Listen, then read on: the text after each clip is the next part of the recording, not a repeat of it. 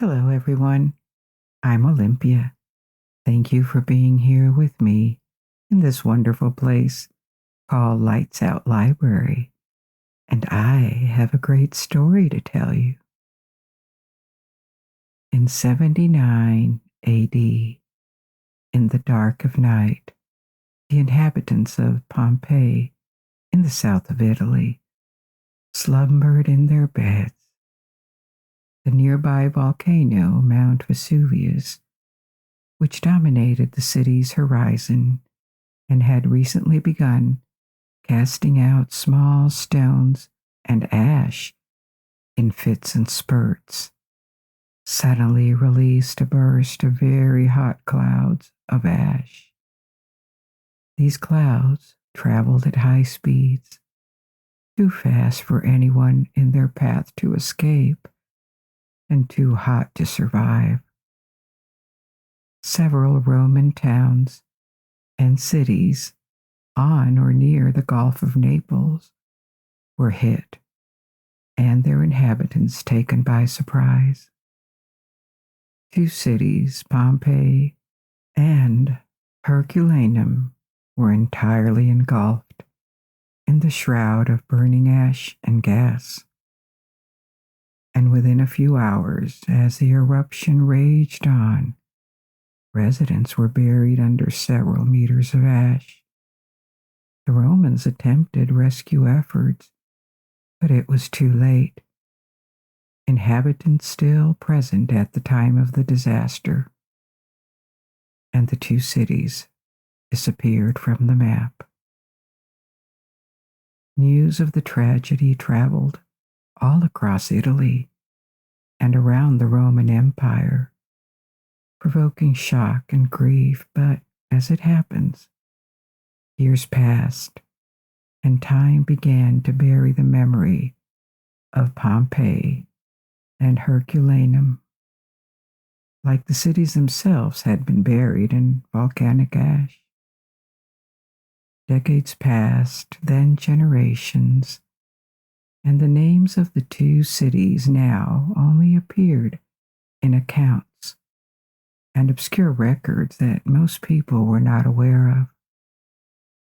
When the Western Royal Empire fell 4 centuries later, all records and memories of that horrible night in Pompeii were lost. A millennium passed. New kingdoms appeared in the south of Italy, and life went on, oblivious to the existence of the dead city that hid under just 20 feet of soil. That is, until it was rediscovered. Better preserved than any other ancient Roman city. Pompeii, in time, came to reveal treasures, troves of information about Roman urbanism and daily life. Tonight, we're going to travel to ancient towns or cities that have known similar faith. They were not always buried underground. Others were overwhelmed by the jungle, forgotten in the sand, or just abandoned in a remote region. And they were rediscovered centuries later. Apart from Pompeii, we will go to Asia and the city of Angkor in Cambodia, to Africa and the remains of Great Zimbabwe, the name given to the ancient capital of the Kingdom of Zimbabwe, and to the United States, to explore a dwelling in Colorado called Cliff Palace, also known as Mesa Verde, after the national park where it is located. It was built by ancestral Puebloans. These places and their history were not always entirely lost. Sometimes the locals living nearby knew about the ruins, but they all rose to fame and their historical significance and the extent or the beauty of the remains was exposed to the world. Each of them has a story that I will tell you. But before we begin, assume a comfortable position. Take a long, deep, relaxing breath. When you exhale, release the tension in your shoulders. Release the tension in your facial muscles and allow the sound of my voice to guide you through this journey. Let's begin tonight's journey by continuing our exploration of Pompeii. I already told you how, in a matter of hours, the city was buried under suffocating layers of ash. This happened in the 1st century, when Pompeii was not a small town. It had a population estimated 20,000 people. This was a considerable figure for a city in the antiquity. It was much less than Rome, to be sure, with its hundreds of thousands of citizens.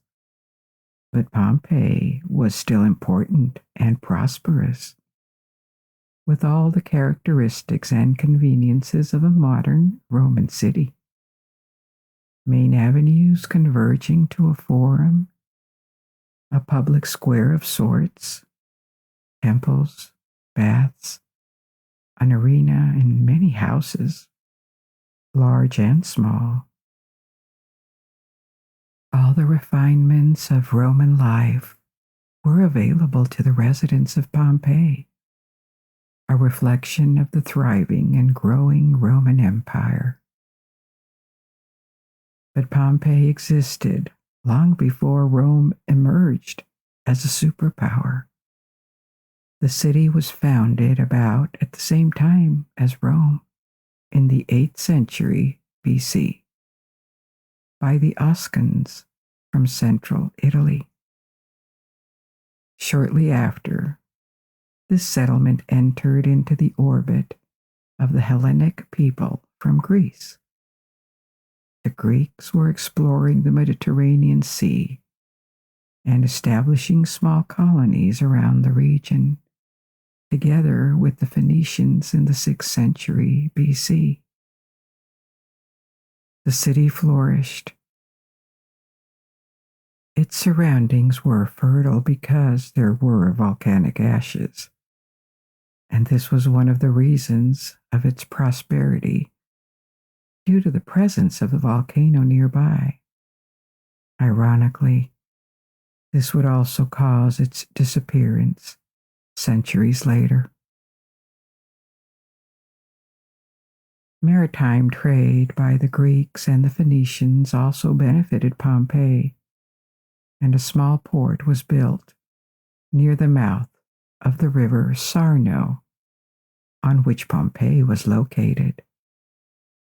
The town was progressively turning from a small settlement into a prosperous little city. In the 6th century BC, the dominant force in Italy was the Etruscans, who rarely conquered cities militarily. They controlled them. And Pompeii entered the Etruscan orbit just as the young city of Rome had. Pompeii had Etruscan kings for a period. The market square that would later become their forum was built, as well as a temple to Apollo, a cult introduced by Greeks. But this early prosperity didn't last. In the 5th and 4th century BC, for reasons that are not precisely known, large areas of the city were abandoned, and control of Pompeii changed hands. The Etruscans had declined, and they were replaced with the Samnites, an Italic people allied to Rome, until this alliance was broken, and a series of wars The Samnite Wars raged in the south of Italy. After these wars, Pompeii fell under the influence of Rome. It still had an autonomy, but became an increasingly Romanized city and was allied to Rome. Under Rome's protection, Pompeii once again bloomed, expanding beyond its previous boundaries. Many public and private buildings were added during this time, including an area for performances, an Odeon. An Odeon in ancient Greek and Roman cities was a separate building dedicated to music. It resembled a theater, but was smaller and had a roof for acoustic purposes. Apart from cultural facilities, a temple to Jupiter was also built, the Basilica. In Roman cities, the Basilica was a large public building for gatherings of all sorts with multiple functions. The term basilica became associated with churches centuries later because many churches in the Roman world adopted the same layout. A central nave flanked by aisles, separated by rows of columns, and some basilicas were later converted into churches. Rome was a republic, and in the 1st century BC, it had emerged as the new superpower of the Mediterranean world.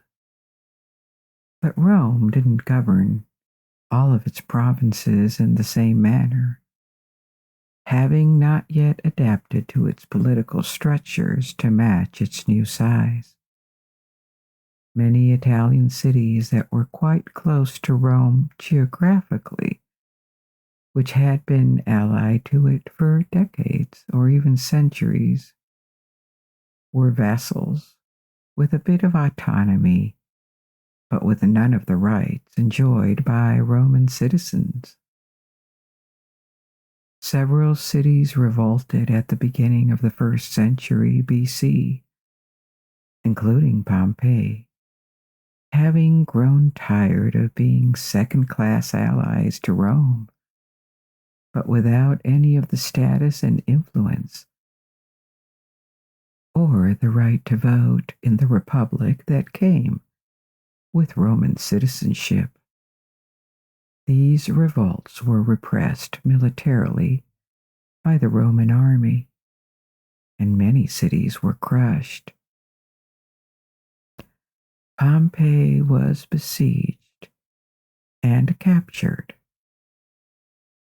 by the army, but ultimately, after prominent rebels were dispossessed of their properties, the inhabitants of Pompeii were granted citizenship. The Roman Republic expanded its citizenship beyond the limits of the city of Rome to the rest of Italy, and these cities were now fully integrated into the Roman world. Pompeii became a fully Roman city. It had already been culturally Roman, but was now politically as well. As an official colony of Rome, Pompeii was similarly socially organized, with the same set of laws and same citizenship, at least for those individuals who were lucky enough to not be enslaved and to have at least a few possessions. That remained true in Pompeii. Like in the rest of the Roman world, at least until Vesuvius erupted. There was also a large population of enslaved men, women, and children, foreigners, and, of course, female citizens who didn't enjoy the same status and privileges as male citizens. This short war at the beginning of the 1st century BC didn't stop Pompeii from growing and becoming a cultural center in the region. The century and a half prior to the tragedy caused by the eruption were probably the best, most prosperous times the city had ever enjoyed. It was an important portal for goods in the south of Italy.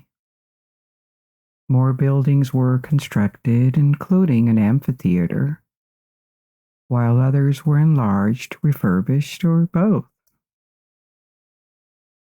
Pompeii had more entertainment venues than any other city in the region, not only for high culture but also for the masses, including taverns or brothels, a common part of daily life for the Romans who lived in cities.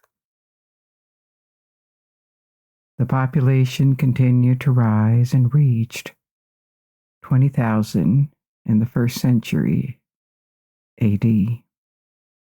The Pax Romana, the Roman peace, was firmly entrenched, and the ravages of war were no longer to be feared.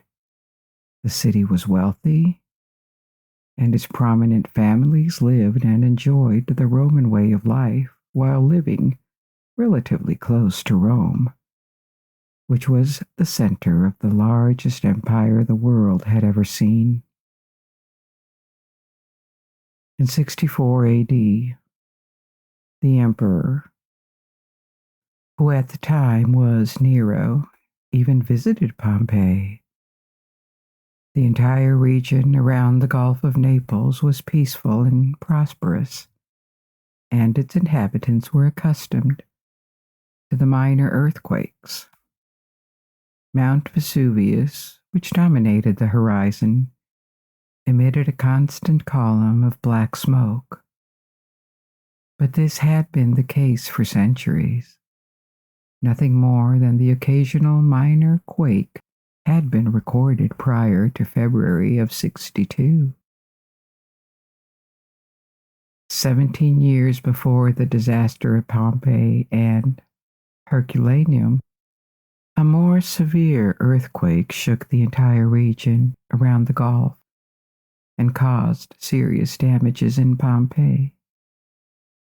Some buildings had to be repaired. Fine frescoes inside the homes of the wealthy were repainted. Broken housewares were replaced. Life then returned to normal or even improved for some, because several wealthy families took the repairs as an opportunity to install the latest Roman refinements like in-home heating systems and window glass. In 79 AD, in the late summer or autumn, Mount Vesuvius woke from its long sleep. That year, one of the most violent eruptions ever recorded in European history began, and it lasted for 2 days. On the first day, for more than 10 miles around the volcano, small rocks rained down from the erupting crater. This lasted for 18 hours and was alarming enough that likely at least some inhabitants decided to evacuate. This is based on the limited number of victims found centuries later under the ashes. But in this early stage, even though the air was filled with ash and small rocks fell everywhere, it was not life-threatening. Many inhabitants likely hoped it would pass and decided to remain. The first phase did indeed end, but sadly, it was followed by even worse events. Overnight or early the next morning, The eruption turned explosive as a cloud of heated gases, dust, and fragments of rock erupted so high into the sky that it reached the stratosphere. Molten rock and hot ash in massive amounts were projected throughout and blanketed the area, more than 1,000,000 tons per second when the eruption reached its explosive phase. The energy released all at once by Vesuvius was equivalent to dozens of exploding atomic bombs. Such violent eruptions, which release massive amounts of energy and quantities of material in a relatively short period of time, have since been dubbed Vesuvian after Mount Vesuvius. Vesuvian eruptions are far more deadly and harder to escape than slower eruptions that release lava over a longer period of time. Worst of all for the inhabitants of Pompeii, though, was the deadly heat and dust wave released by the volcano. This flowing mixture of burning gas and rock fragments, it's called a pyroclastic surge, which reaches on average speeds of 100 miles per hour, but can sometimes travel as fast as several hundred miles per hour. In other words, a pyroclastic surge cannot be outrun. And considering that Pompeii was a mere 5 miles from Vesuvius, the surge would have reached it almost instantly. Those who remained in Pompeii were killed even before they knew what had happened. Their houses, their temples, their whole city and everything in it was covered in a thick and growing layer of ash. Roofs collapsed in heavy rains, and up to 20 feet of volcanic material entombed what 2 days prior had been a vibrant city. In the days following the eruption, once the sky cleared of dust and ash, a relief effort was organized to find any survivors, but it was too late. Maybe a few survivors emerged, those who had evacuated outside the blast zone, or looters had already approached the site, but all that could be seen were the tops of only the higher buildings here and there. But in essence, Pompeii was gone. The once thriving city was buried too deep, its surviving inhabitants too few to clean and rebuild what remained. The site was abandoned and memories of the tragedy began to fade away. Many generations later, in the 5th century, further eruptions of Mount Vesuvius dropped even more ash and rock on the site, making it disappear for good. The Roman Empire had collapsed, and any memories of Pompeii only survived in Roman archives that no one studied anymore. For centuries, hidden under ash that had turned into soil, Pompeii awaited its rediscovery. While the eruption had damaged the city, the quick accumulation of material had protected a lot of fixed elements, including frescoes on the walls and works of art, freezing them in time. Organic elements like foods or the bodies of victims decomposed and, after disappearing, left behind cavities like moles that would later be filled with plaster to reveal their shapes to archaeologists.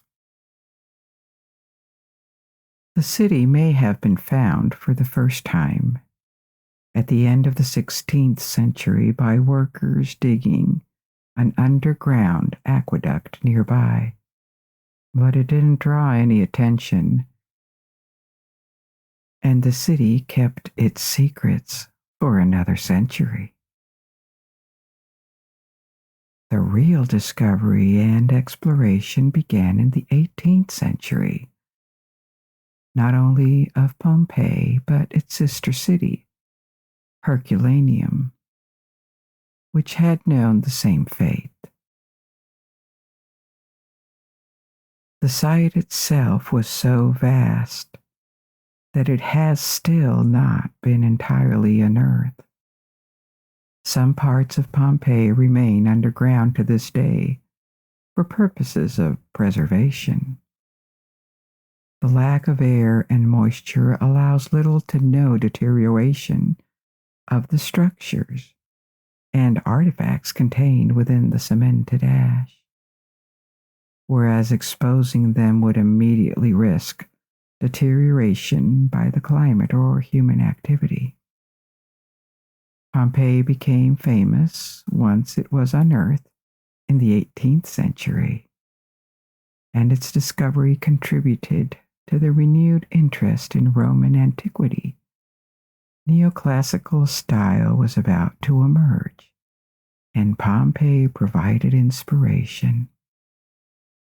The ruins also challenged the idea of antiquity that scholars or the educated had at the time about values of people living in ancient times.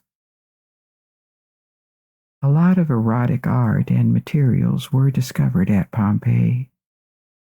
Frescoes and statues that shocked the more prudish mentalities of the 18th and 19th centuries.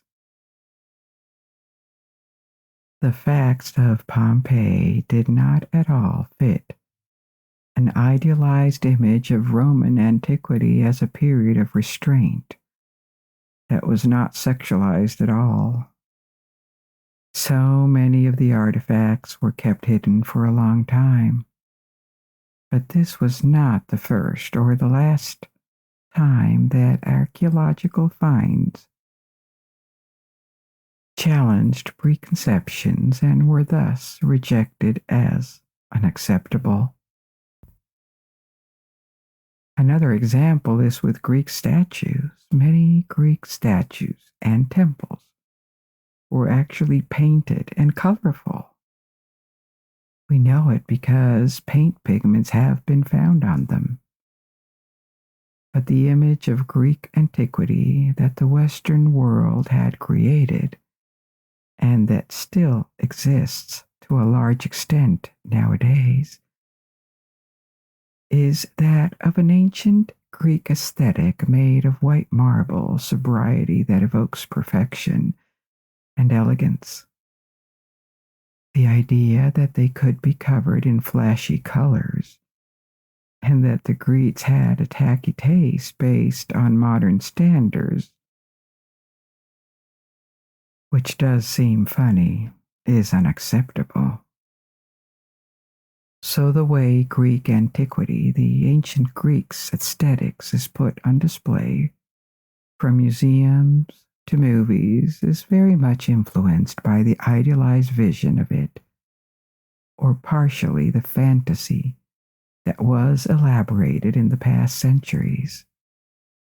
But archaeology has progressed a lot, and conceptions can change. For example, nowadays, the depiction of sexuality in the ancient Roman society has become almost a cliché in films or novels. But in the 18th or 19th centuries, that was almost unthinkable, and it would have been a stain on an idealized past. The ruins of Pompeii are now open to the public, and this provides probably the best place in the world to visualize and experience firsthand what a Roman city was like in the first century. From its monuments and public spaces to private homes, the roofs are missing, but the layout of the streets, the colonnades, the decorative elements that have all been frozen in the past for almost 2,000 years create an extraordinary and moving experience. Our second story of the night takes us far from Italy to East Asia, another wonderful city that was also buried, this time not by ashes, but by the jungle. Angkor. As opposed to Pompeii's 20,000 inhabitants in the first century, Angkor was on a different scale. It may have had 750,000 to 1 million inhabitants at the time of its splendor during the European Middle Ages. This would have made it one of the largest pre-industrial cities in the world. Angkor is located in Cambodia, a small country between Thailand and Vietnam. But the map of this region has changed considerably over time and has been redrawn by the rise and fall of several kingdoms and later by colonization. From the 9th to the 15th centuries, Cambodia was at the center of the Khmer Empire, which extended well beyond its modern borders, and Angkor was its capital. The empire began modestly. It was founded near the site of Angkor as a small kingdom at the beginning of the 9th century, and it expanded regularly with periods of conquest, as well as a few setbacks, until it reached its peak, its golden age, in the 12th and 13th centuries. After that, it entered a long period of decline, the exact reasons for which are not known with certainty and may include religious conflicts. The kingdom began as a Hinduist, but later a growing part of the population and some kings converted to Buddhism, or it could have been due to foreign pressures or an ecological breakdown, by droughts followed by violent floods that decrease agriculture production. The Great Plague of the 14th century could have also contributed. The plague started in China around 1330 and traveled westward all the way to Europe that it reached in 1345. And on its way, it decimated populations all across Asia. In any case, Angkor was progressively abandoned. It fell to the neighboring kingdom of Ayutthaya, the precursor to modern Thailand, and by the 15th century almost no one remained in what was previously one of the largest, most populated cities in the world. Thousands of buildings, including large temples, all the irrigation system and the roads, were overwhelmed by the forest. The gigantic city disappeared, swallowed up by trees and vines. Only its largest and most spectacular temple, Angkor Wat, remained visible and was maintained by a few people until archaeologists began to unveil the scale of the site more than 400 years after it had been abandoned.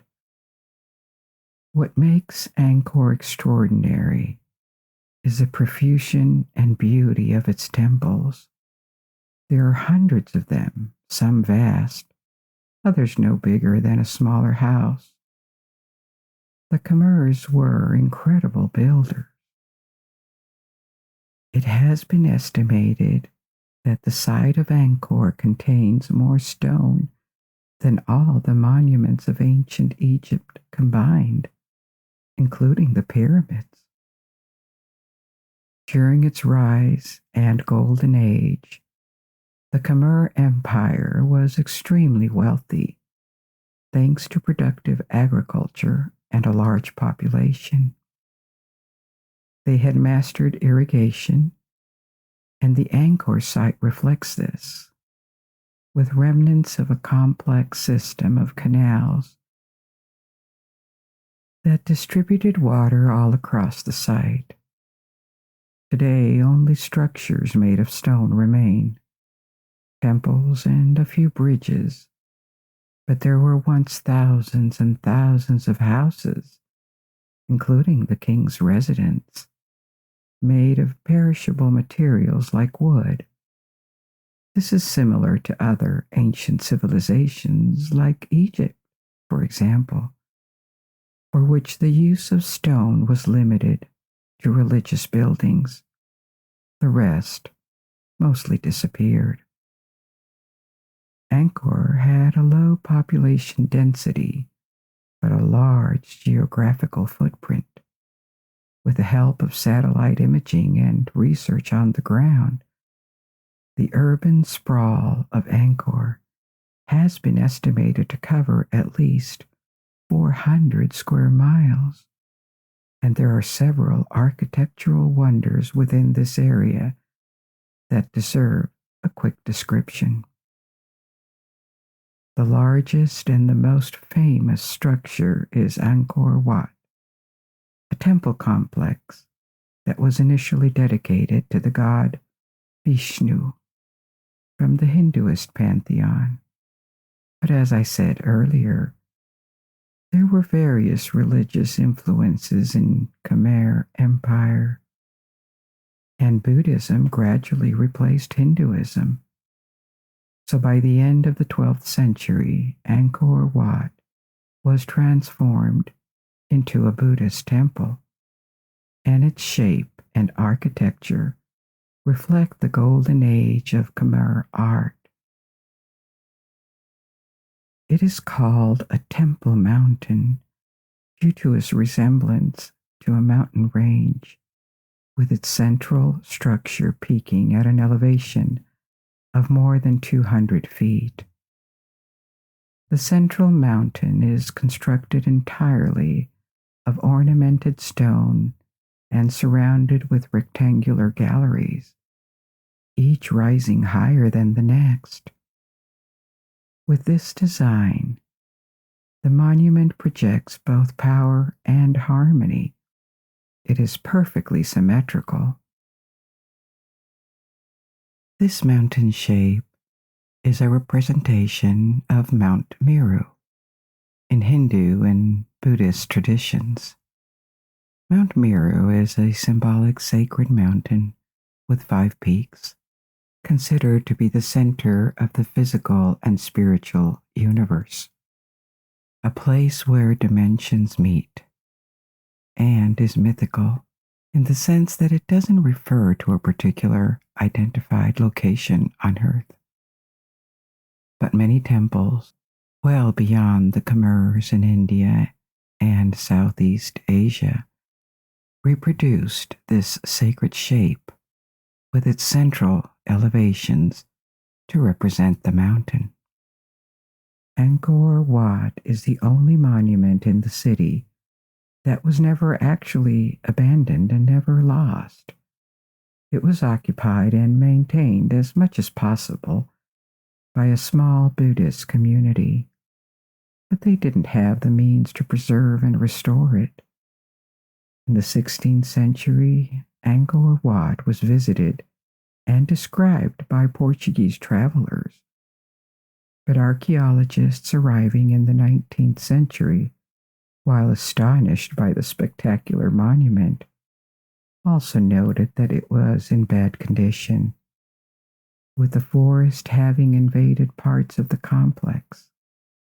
Since then, Angkor Wat has been restored and cared for, and has become a national symbol for Cambodia. Another temple that is spectacular, but for different reasons, is Ta Prohm, founded in the 12th century as well.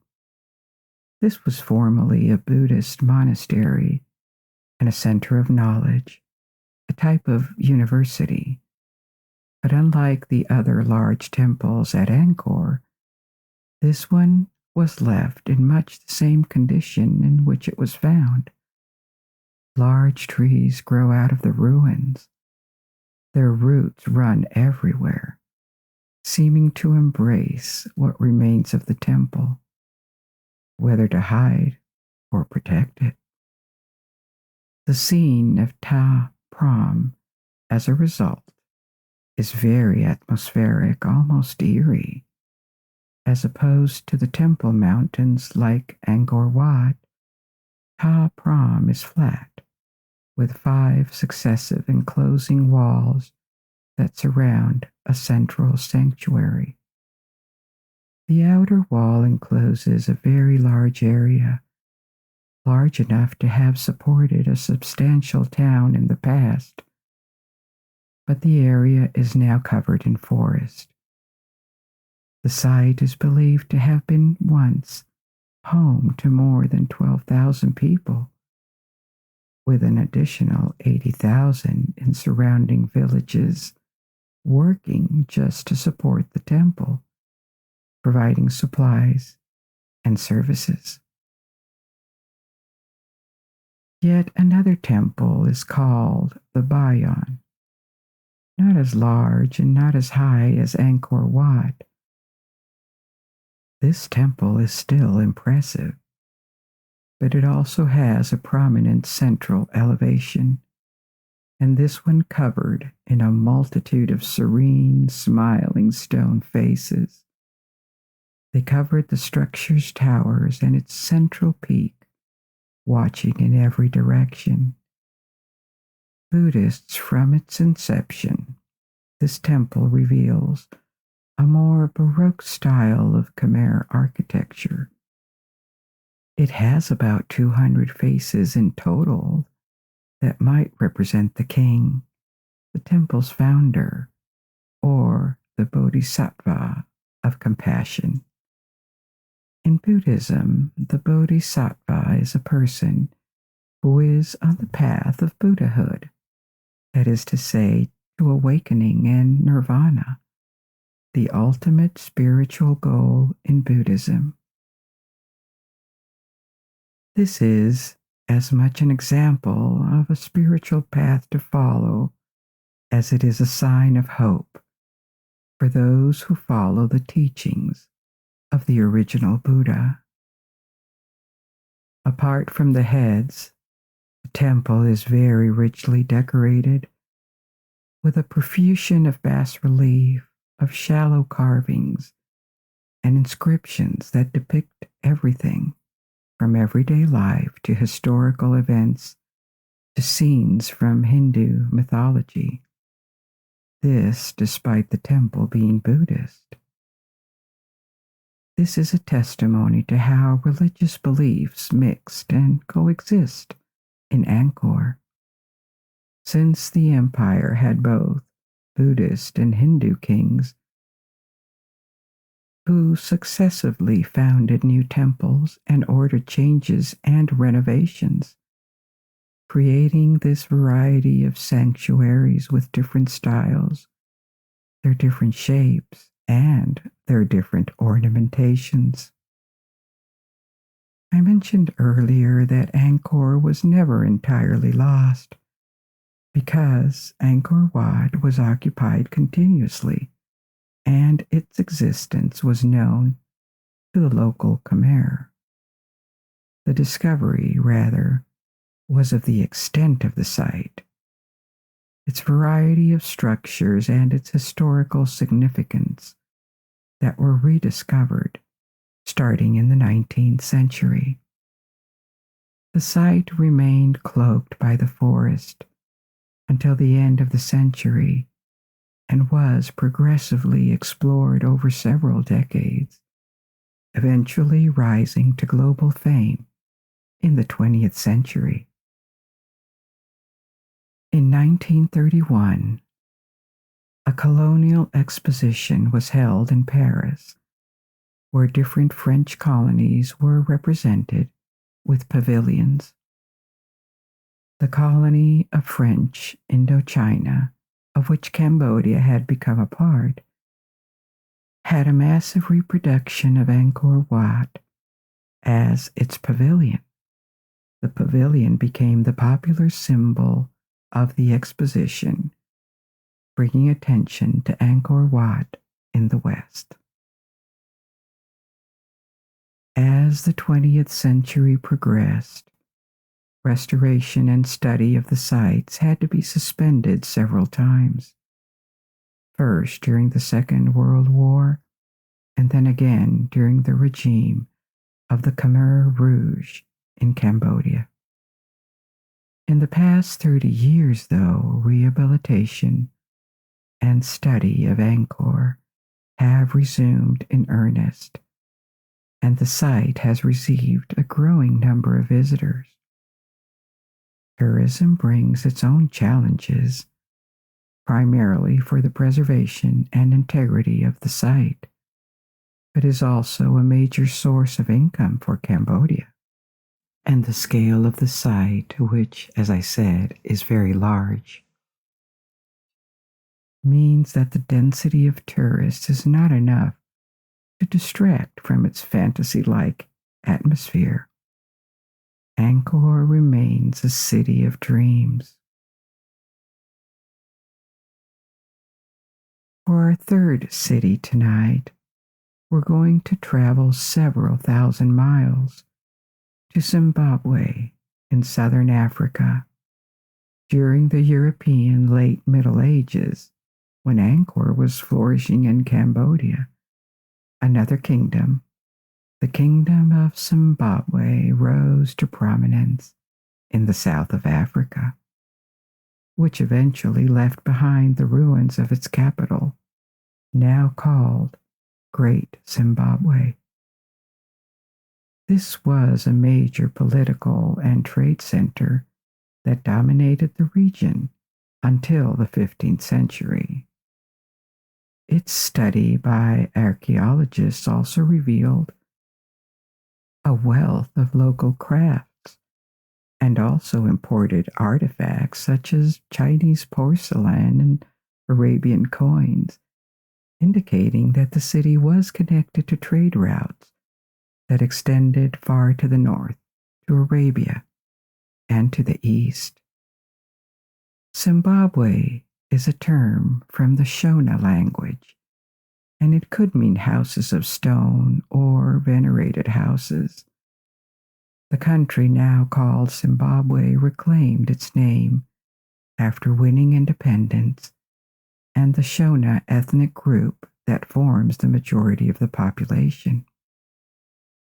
In Zimbabwe, their Shona ancestors founded several kingdoms in the region, and they have a specific language, the Shona language, but are also part of a wider cultural area and group of languages called Bantu.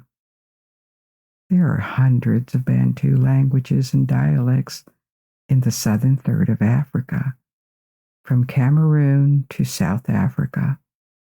Almost a third of the population has a Bantu language as their mother tongue. But this doesn't mean they can easily communicate with each other in their native languages, because each language diverged over time.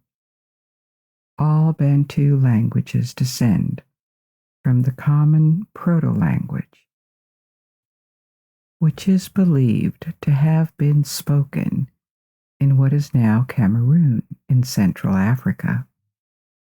At least 3,000 to 2,500 years ago. More exact dates are still being debated. Speakers of this ancient language began a series of migrations to the east and to the south, carrying their culture and architectural practices with them. They had a strong influence in the regions where they arrived, at least linguistically, and Bantu peoples came to occupy a big part of Africa south of the Sahara with a lot of diversity. There are several hundred Bantu ethnic groups that spread from Central Africa to Southern Africa. Bantu languages with the most speakers are Swahili, which is spoken in the East, especially around the African Great Lakes, and often serves as a second language for communication between different nationalities or communities in this region. Followed by Zulu, the east of South Africa, and then Shona.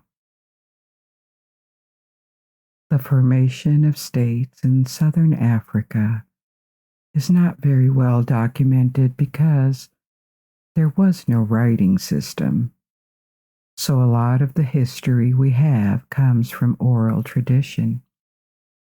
But this is not always reliable after dozens of generations and can make it hard to precisely date events or locate sites.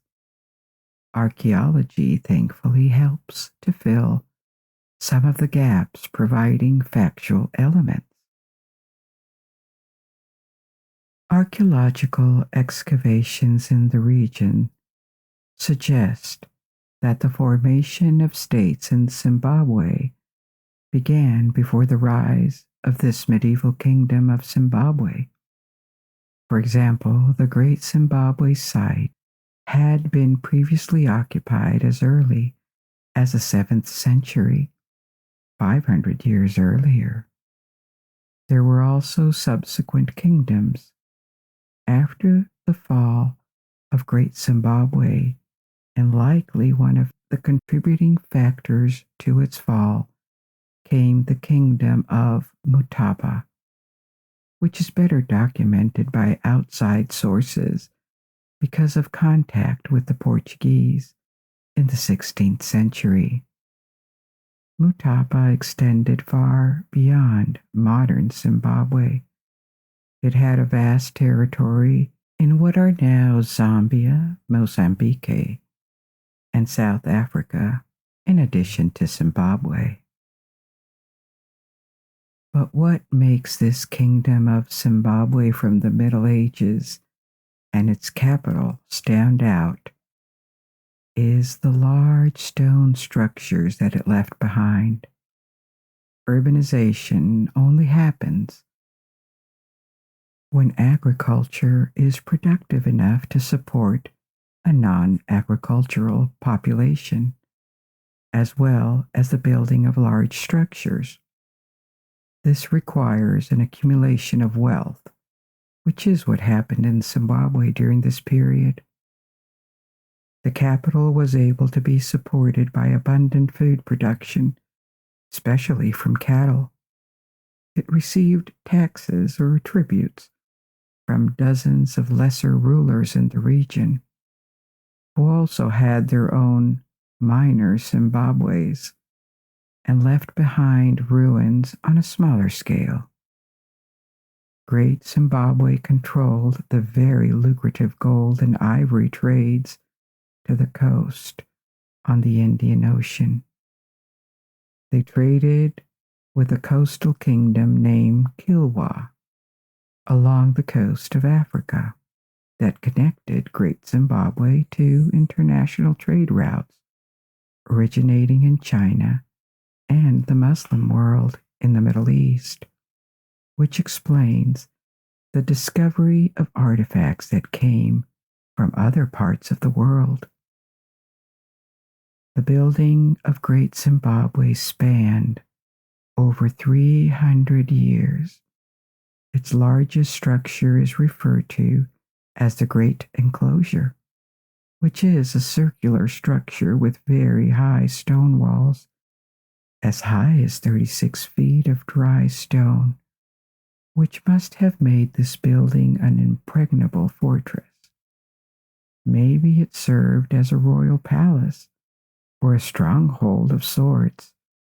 Apart from the Great Enclosure, the site includes an older group of ruins called the Hill Complex, which appears to have been abandoned in the 13th century.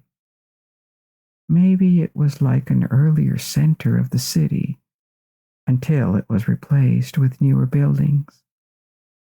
There are also several groups of ruins called the Valley Complex, where apparently the city's center moved in the later period. It is unclear whether these different sectors corresponded to different functions like religious, political, or economic, for example, or whether they were palaces built by successive kings to leave their mark on the city. Among the numerous artifacts found in the ruins, several stand out. There are these imported goods that reveal the existence of trade connections, as well as elaborate items made locally with ivory, iron, gold, or copper, items like weapons and jewelry. The most notable artifacts are 8 statues of birds carved from stone, the Zimbabwe birds, which have become the national emblem of modern Zimbabwe. Their exact function is not known. It seems they were made to be placed on top of a monolith, and it is thought they represent eagles that were protective spirits and messengers of the gods in Shona culture. We'll now leave Africa and continue our tour of the American West. In the state of Colorado, we find a breathtaking city built into the side of a cliff, Mesa Verde, or Cliff Palace. Cliff Palace is the largest of several dwellings built by Native Americans in North America, and it is contemporary to Angkor and Great Zimbabwe. Mesa Verde was built and inhabited in the 12th and 13th centuries by the ancestral Puebloans, 700 years before the founding of the state of Colorado. Who were they? Among the different ancient Native American cultures, the ancestral Puebloans lived between 4 states of the modern U.S.: Utah, Arizona, New Mexico, and Colorado, but only from the 8th to the 14th century, because in the 14th century, ancestral Puebloans who lived in Utah and Colorado abandoned their settlements and migrated south. In the 17th century, they settled mostly in New Mexico, where the majority of their descendants now live, Pueblo peoples, with smaller communities in Texas and Arizona. But the history of the Pueblo people started long before that and can be traced as a specific culture with enough characteristics to separate them from other groups since at least the 8th century. At that time, they had a lifestyle based on agriculture, combined with hunting and gathering, and they developed an early style of architecture with characteristic villages that were crescent-shaped or in straight rows, made of houses with flat roofs aligned close to one another. These villages, called pueblos in Spanish, are the reason they were given this name by the Spanish as they explored North America. From the 10th to the 12th century, Puebloans made their villages and dwellings from stone and mortar, and their architecture diversified. With towers or small dams to retain and use water, villages became larger and houses sometimes gained a second floor.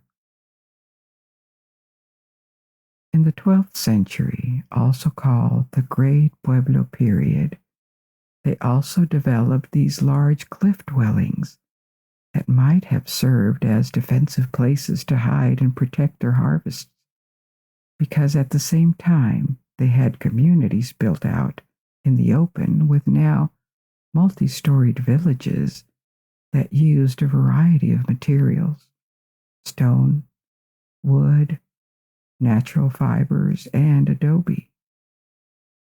These cliff dwellings were built in shallow caves and under rock overhangs and canyons. Puebloans leveled the ground, sometimes removing rock to enlarge the dwelling area, and used the space to build a village inside the cliffs.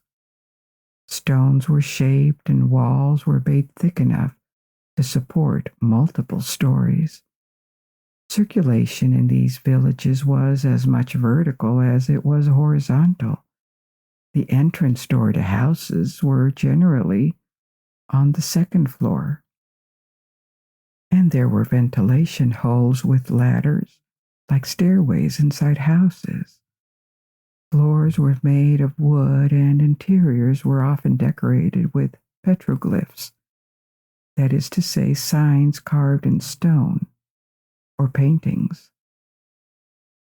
Like villages out in the open, cliff dwellings had a public space, a plaza, in front of the houses where women could grind corn, men would make tools, and children would play.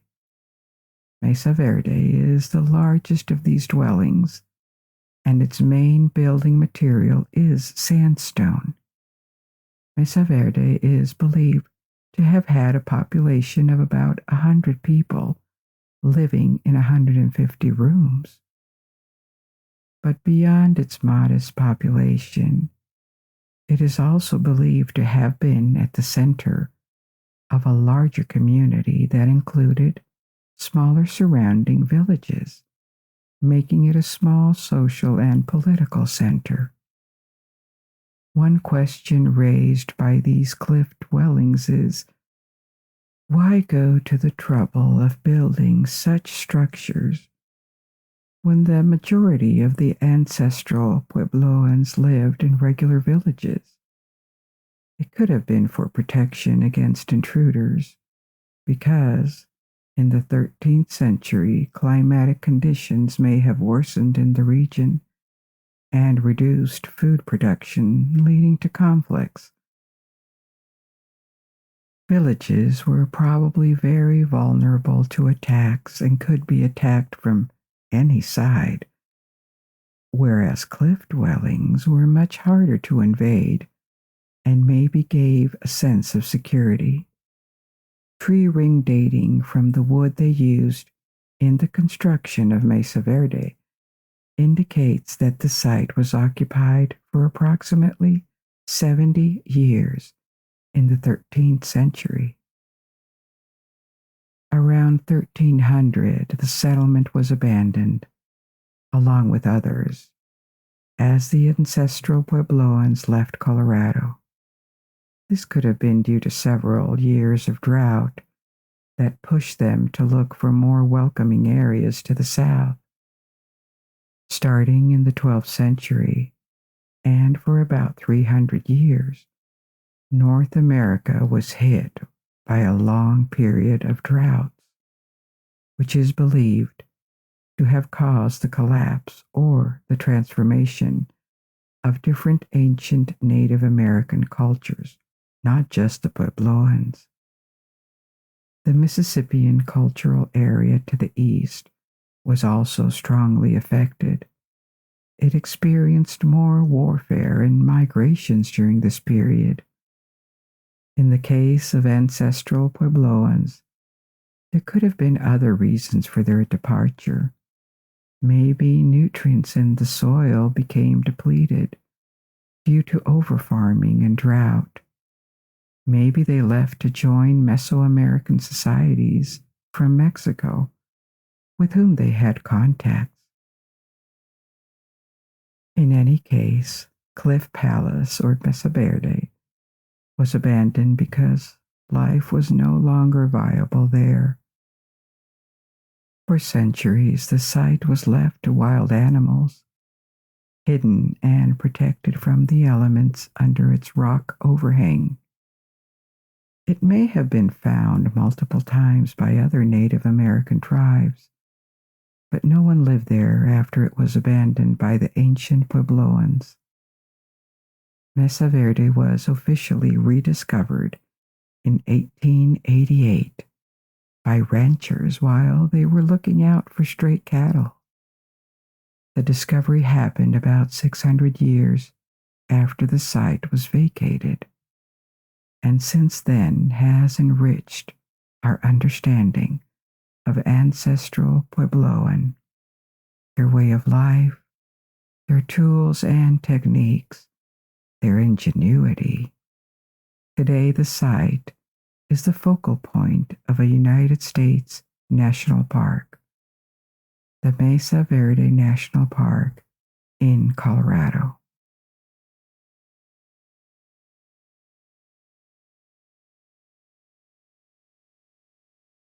For tonight, we have prepared stories that will take us to ancient archaeological sites around the world.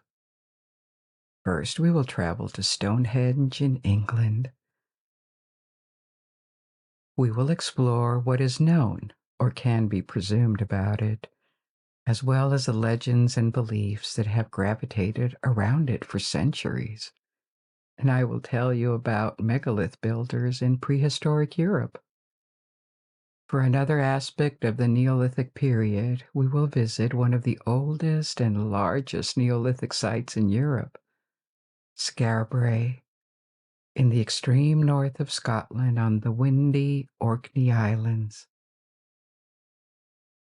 We will walk among the stone houses of a village that was populated 5,000 years ago, even before Stonehenge or the pyramids of Egypt were built. And our first stop is in the green English countryside. Let's go to Stonehenge. You know what Stonehenge looks like. It's an iconic monument. The large ring of standing stones, or more accurately, several rings. The stones are huge. Some of them measure more than 4 meters. That is more than 13 feet. And they weigh up to 50 tons. These standing stones are called megaliths. The term derives from ancient Greek. Megas means great or large, and lithos means stone. We'll come back to megaliths in a minute because they are the most visible remains of the Neolithic and Bronze Age periods in Europe, and there are many megalithic sites. Stonehenge may be the most spectacular and famous, but there are over 35,000 megaliths in Europe alone, from Scandinavia in the north to the Mediterranean Sea in the south. Stonehenge is not an isolated structure. It is surrounded by many more less visible works, especially ancient tombs called tumuli. We are going to explore this. The understanding of Stonehenge, when it was built, by whom and why, has progressed enormously since the 20th century, but it remains rather mysterious. There are many different theories about it. which is yet another thing we need to discuss tonight. Was it a temple, a place for ceremonies, an astronomical observatory? The truth is, there are few certainties, and it could have been several of these things over millennia because long after its builders were gone, Stonehenge continued to be used to fascinate and to raise questions. So let's take one thing at a time and return to the origins, when the monument started to be built. This was around 5,000 years ago, 3000 BC, about the same time when early civilizations in Mesopotamia, China, and Egypt appeared. Stonehenge was built and rearranged several times over a period of 1,500 years by different peoples. The earliest ones were probably from a group of cultures referred to as the Windmill Hill peoples, around 3000 BC. These people practice a semi-nomadic lifestyle during the Neolithic, the new agriculture. They raised cattle, but they were not entirely sedentary. They lived during a period of transition between hunters and gatherers and agrarian societies, doing a bit of both, and they built structures, especially tombs. They built, or more precisely, they dug large circular furrows like trenches or hilltop enclosures, and they also created collective tombs. They have left remains in different locations in England, and it seems their structures show a taste for symmetry and circles. Now, how do we know it was around 3000 BC? Mainly thanks to radiocarbon dating. Ancient tools and other remains were found in trenches, not only at Stonehenge, but also at different sites, pointing to approximately the same period of time, 5,000 years ago. But what the Windmill Hill peoples made in Stonehenge is a trace of an external ring.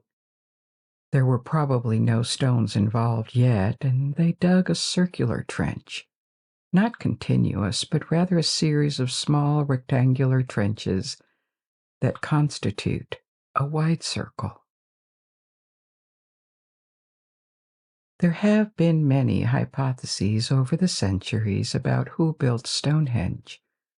The Celts, the Romans, the Saxons, and even the Greeks. This includes more exotic ones like people from Atlantis or aliens. The most popular of these beliefs is that the Celts built it as a sanctuary or a sacred place for their druids to gather, and this theory made sense in the 19th century. The Celts were some of the most ancient known inhabitants of England, and they had a culture and technical knowledge that seemed compatible with the construction of Stonehenge. But the problem is that there were no Celts in Britain or anywhere else in 3000 BC. The Celts arrived much later. They are first and foremost a linguistic group, sharing similar cultural traits and descending from waves of Indo-European peoples. These Indo-European peoples came probably from a large region north of the Caucasus and in Ukraine, from which they spread in many directions to the north of India, to Persia, and almost all of Europe over centuries and centuries. They didn't find empty land where they arrived in these regions. They probably mixed with the locals, or replaced them, or they shared space. It's hard to know exactly how things unfolded in every region.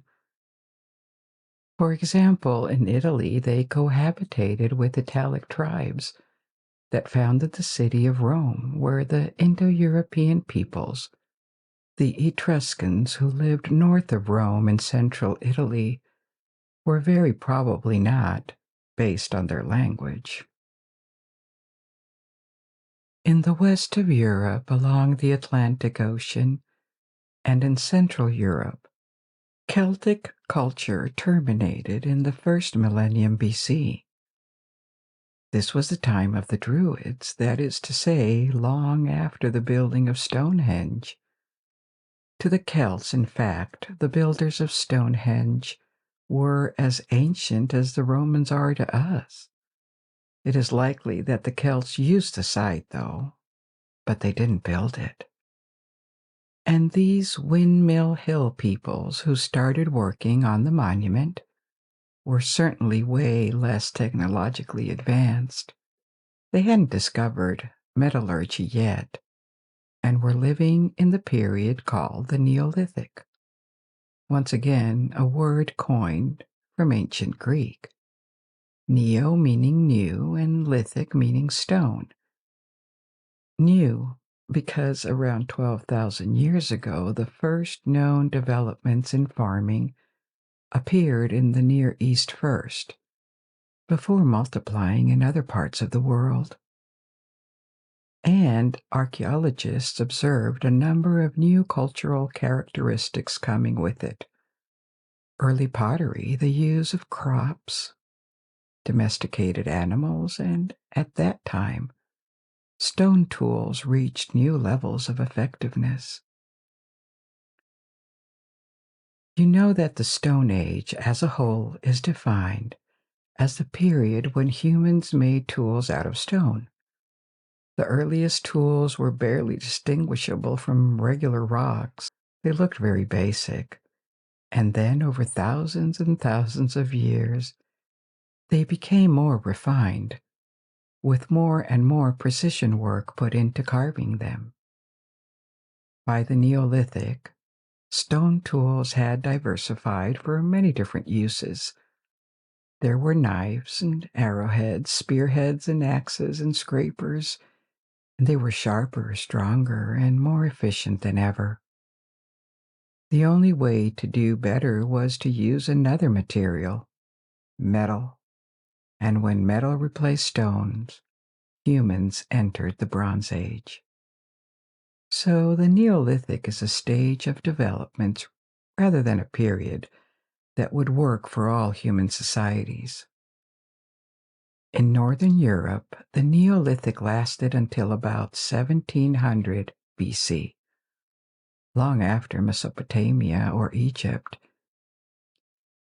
And in certain remote parts of the world, the Neolithic lasted until European contact in modern times. European explorers met peoples who hadn't developed metallurgy, so the Windmill Hill peoples lived during the Neolithic. And they didn't have metal, but it doesn't mean they didn't build. Actually, the oldest stone construction tradition that we know of in the world is not from early civilizations in the Middle East, India, or China, but it is in the Neolithic societies, especially in Western Europe, in the 5th and 4th millennium BC. That is to say, more than 6,000 years ago. In Portugal, Spain, France, and a bit later in the British Isles and the south of Scandinavia. Neolithic people built chamber tombs, also known as long burrows or tumuli. And as I told you at the beginning, Stonehenge is not isolated in the middle of the countryside. The area was populated for thousands of years, and Stonehenge is surrounded by the highest concentration in Britain of Neolithic structures. So what is a tumulus? Tumuli may be found throughout much of the world, so it seems it is a kind of monument that tends to appear spontaneously in Neolithic societies, maybe because it is simple. a tumulus mound of earth and stones, often raised over a grave or even several graves, but not always. In Western Europe, they are often called long burrows, and there are thousands of them that have been excavated. They contain one or several chambers. The chambers may be dug underground or built above ground with standing stones. The length of such monuments reveal a degree of social organization because they required the cooperation of different individuals over a period of time, and they would have represented an investment in time and resources. We are considering societies that were not only focused on surviving. Apart from earth, other materials were used, like timber and stone, apparently depending on the availability of building materials in the area where they were built. Archaeologists are still debating their purpose. One theory is that they were religious sites, maybe dedicated to the veneration of ancestors, or they could have been territorial markers. They appeared in societies that were transitioning towards farming and a more sedentary life. So maybe they delineated areas controlled by different communities. But very often they were also graves where one or several persons were buried, probably persons of some importance, which also suggests that there was a social hierarchy in place within the groups that built them. There are long burrows in many different kinds of environments, some in wooden areas where they remained hidden, and others in visible locations like on hilltops. So it is difficult to know exactly what the intention was. Maybe they had different purposes. Many tumuli used large stone blocks, megaliths, without mortar. The structure is called megalithic when it is made of such rocks, just standing near each other or put on top of each other without mortar. Stonehenge is an archetypal megalithic structure. There are different types of megaliths in Western Europe. A single upright stone is called a menhir, and other single stones placed horizontally above a burial chamber are called capstones. There are also more elaborate multiple stone structures.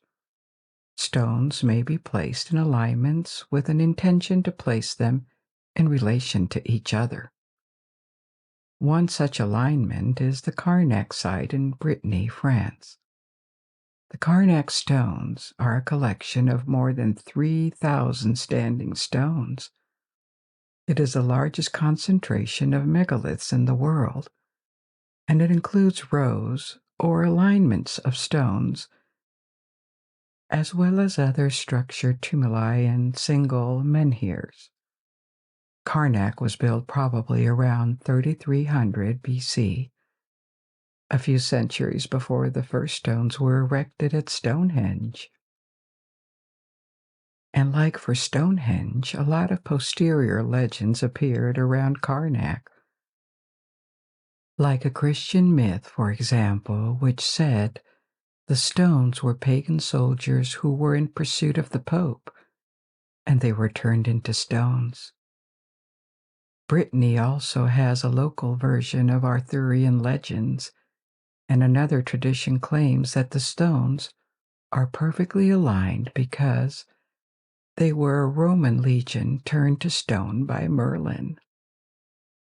Apart from alignments, another type of megalithic structure is stone circles. When we take a closer look at the various parts of Stonehenge, we will see that it contains such a circle. But there are other examples in the Arabs and in Poland and France and in Britain, like the rollright stones of Oxfordshire. The rollright stones are a complex of 3 monuments from different periods, from the 4th to the 2nd millennium BC. One of them is called the King's Men from the late Neolithic. The rollright stones also comprise a dolmen, which is a form created by placing a large capstone on two or more support stones. It creates a sort of artificial megalithic cave with a chamber that was often used as a tomb. The oldest known megalithic construction in the world was found in Turkey, and it was dated from even before the Neolithic, in the intermediary period of the Stone Age called Mesolithic. It was dated from the 10th millennium BC, 12,000 years ago, and that makes it probably the oldest known religious structure in the world. Megalithic remains multiplied in Europe starting around 5000 BC. The oldest ones are in Portugal.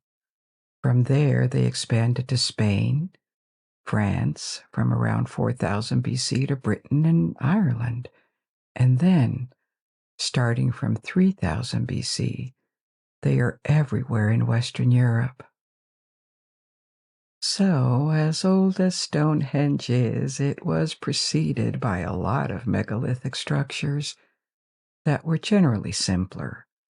In particular, they didn't have the type of gates that are distinctive of Stonehenge. But Stonehenge happened in the middle or late period of megalithic construction in Europe. Substructures are several centuries more ancient, and the creation of monuments in the area around Stonehenge is also anterior to Stonehenge itself. The oldest traces of occupation discovered nearby date back to the Mesolithic, from 8000 BC. 1 mile from Stonehenge, so very close, there is a spring called Blickmead, and its particularity is that its temperature is constant all year round. It never freezes.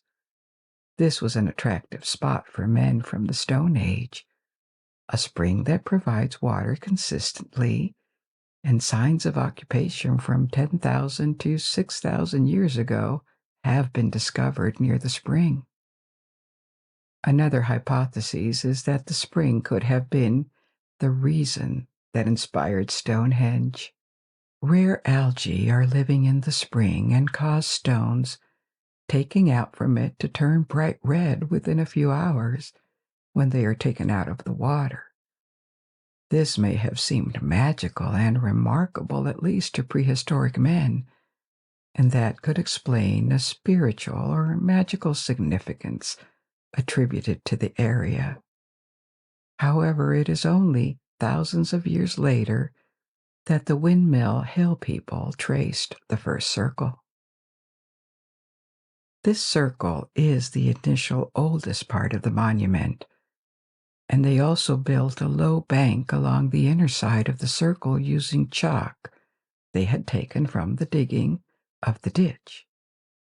There were 2 openings along the circle, a large entrance to the northeast and a smaller one to the south.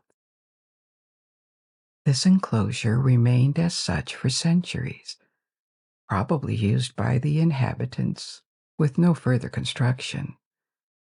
The exact purpose of this enclosure is not precisely known, but it must have had a religious or sacred significance because inside the ditch they placed stone tools, flint tools, and bones of deer and oxen that were discovered at the bottom. Interestingly, radiocarbon dating indicates that these bones are much older than the picks used to dig the ditch, suggesting that they must have looked after them for a long time before burying them. Perhaps these bones were just left at the bottom of the ditch and they were progressively buried when the ditch started to fill up. Along the circle, they also excavated more than 50 pits, which may have contained standing timbers. So, at some point around 3000 BC, Stonehenge might have looked like a timber circle, but this isn't sure because there are no remains of them. In these pits, the cremated remains of individuals were found, including men, women, and children. We don't know if they were built here to be honored, to look after the circle, to be protected by it, or if they were sacrificed for an unknown reason. Other bits discovered inside the circle indicate the possibility of more timber inside, at the entrance, and at various locations within the ring. This outer circle, which still stands today, is quite large. It measures about 360 feet in diameter.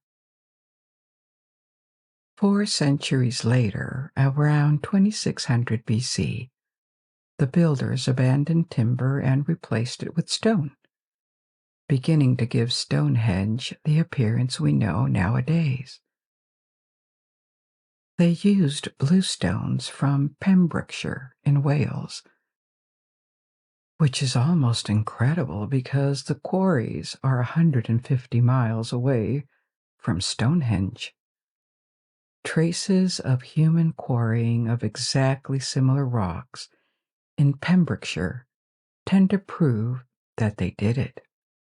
It is believed that they brought the stones by lifting them on rows of logs so that they could make them roll thousands of miles to the site. It is also likely that stones, smaller stones, from other monuments were taken to build Stonehenge.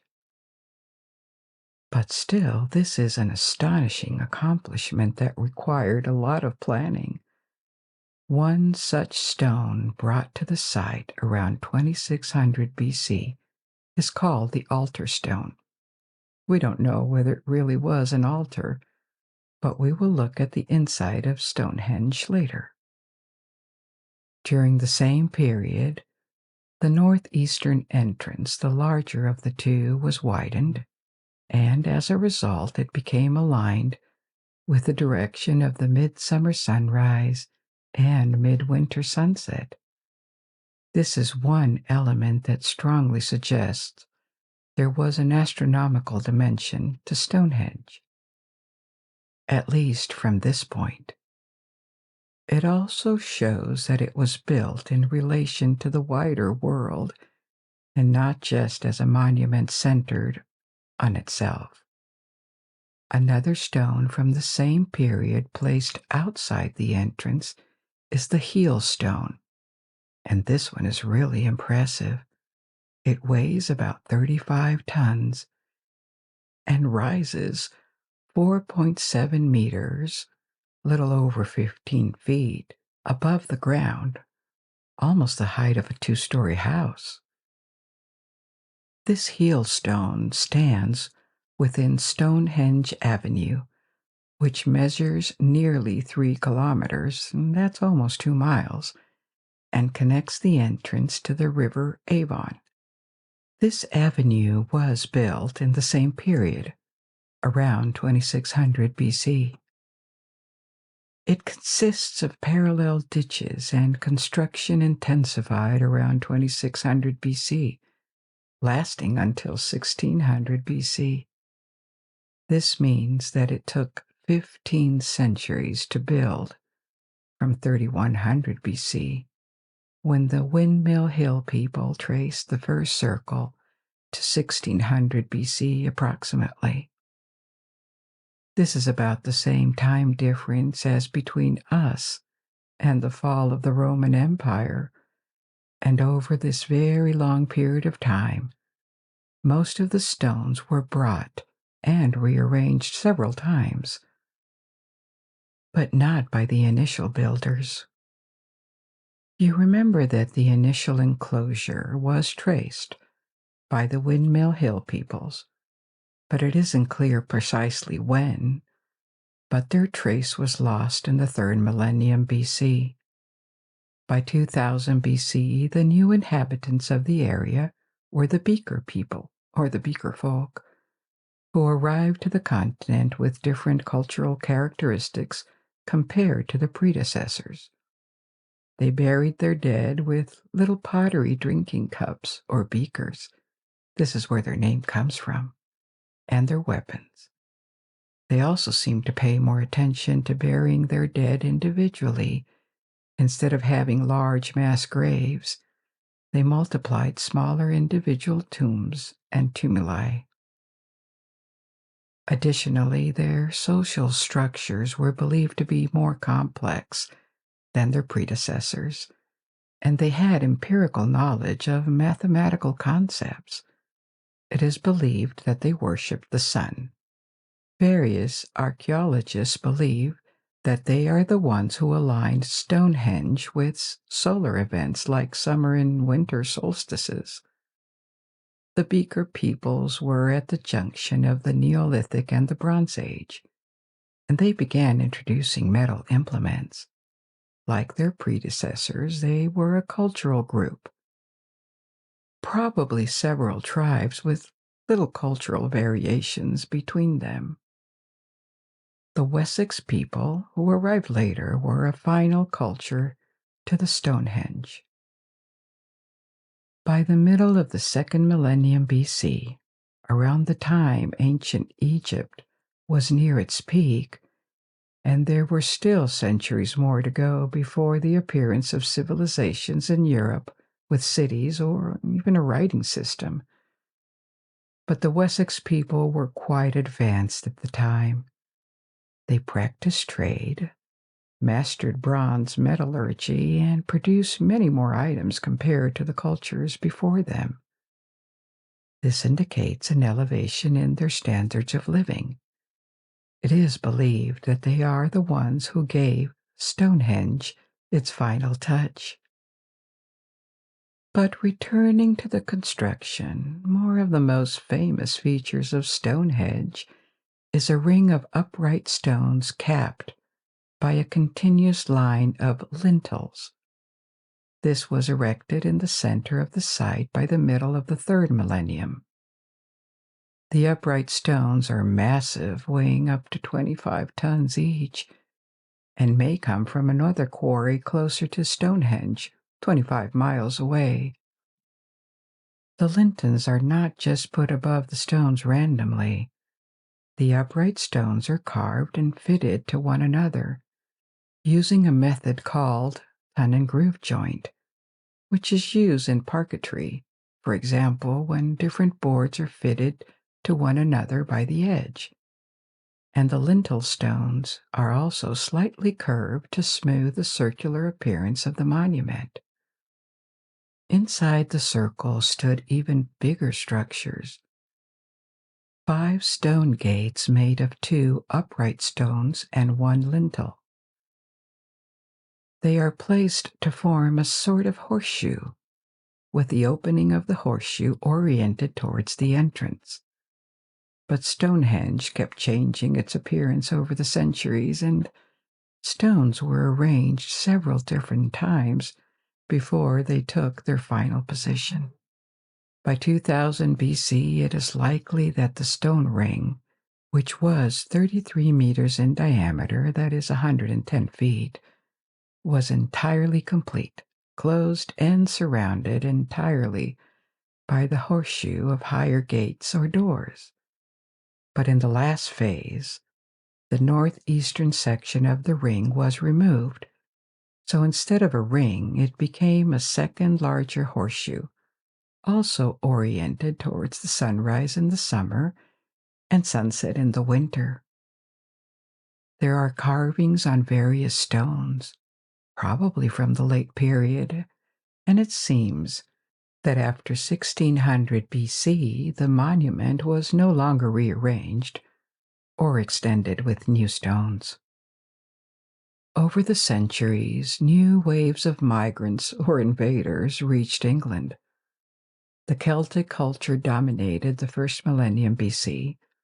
Then came the Roman Empire, Germanic tribes like the Saxons and the Normans in the Middle Ages. And Stonehenge was obviously not forgotten because it's unmissable. and it developed a life of its own over the centuries, being adapted and studied by different groups. None of the cultures that built it had a writing system, so there is no testimony available. And the only way to learn about it is to study the site itself, the peoples who built it, and other megalithic structures. To the followers of this Neolithic and Bronze Age builders, Stonehenge must have appeared extraordinarily impressive. To the Celts, who didn't have a writing system either, and lived there 1,000 years after the end of the construction, it must have looked like remains left by the gods.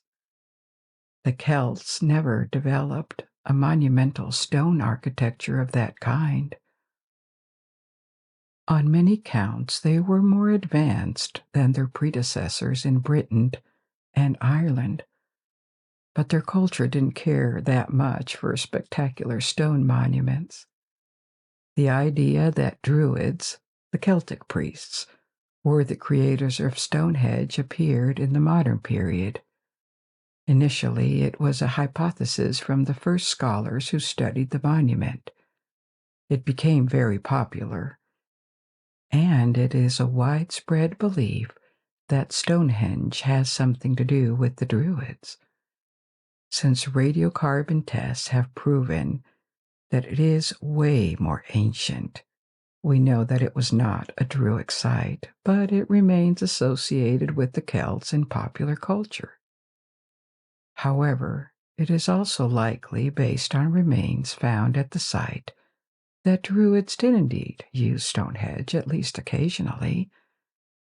They generally worshipped in forests or marshes, but they would have turned Stonehenge into a temple of worship and sacrifice.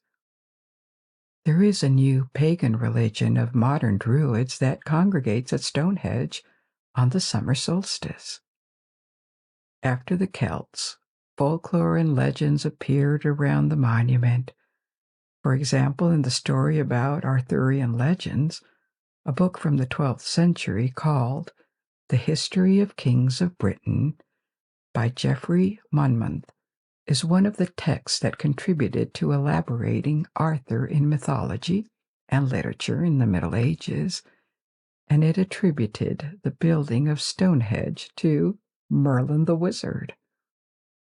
Another unrelated legend from the Saxons says that Stonehenge was built by a Saxon king in the 5th century AD to show his remorse because he would have invited enemy warriors to the site for a feast, and then, as they were defenseless, he would have ordered his men to draw their weapons from concealment and fall upon the guests, killing more than 400 of them. The site started to be studied in the 17th century. This was the moment when the association with the Druids began, and research intensified with a lot of new major discoveries in the 20th century and, until recently, thanks to excavations. This is how the history of the building was gradually uncovered and became the basis for most of the theories we talked about regarding the building periods and the people who worked on the site. The introduction of radiocarbon tests was very important because it finally revealed how ancient Stonehenge really was. A lot of remains have been found, including charcoal, bones, tools, and human remains from different periods. I told you about the remains that the early builders left all around the original circle. Another body was discovered in 1978, the Stonehenge Archer. It is the body of a Bronze Age man who died around 2300 BC. During a time of active construction on the site. He is known as the Archer because flint arrowheads were buried with him, and several of them were located in the skeleton's bones, suggesting that the man was killed by arrows. We don't know the significance of his burial, but this raises the question of the function or functions of Stonehenge for the various cultures that built and used it.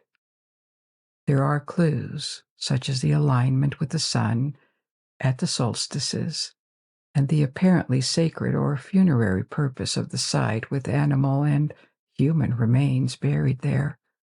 However, none of this is very precise, and various theories coexist about what Stonehenge was really about. Let's take a look at them, shall we?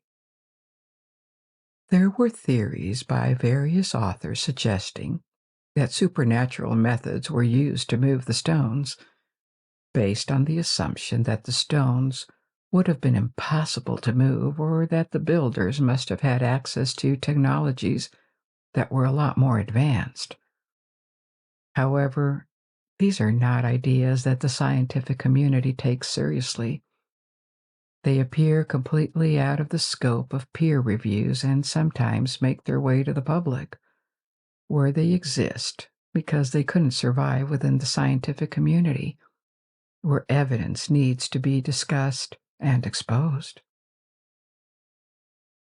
In any case, there were tests made to check whether such heavy stones, some of them weighing 50 tons, could be transported and lifted to an upright position.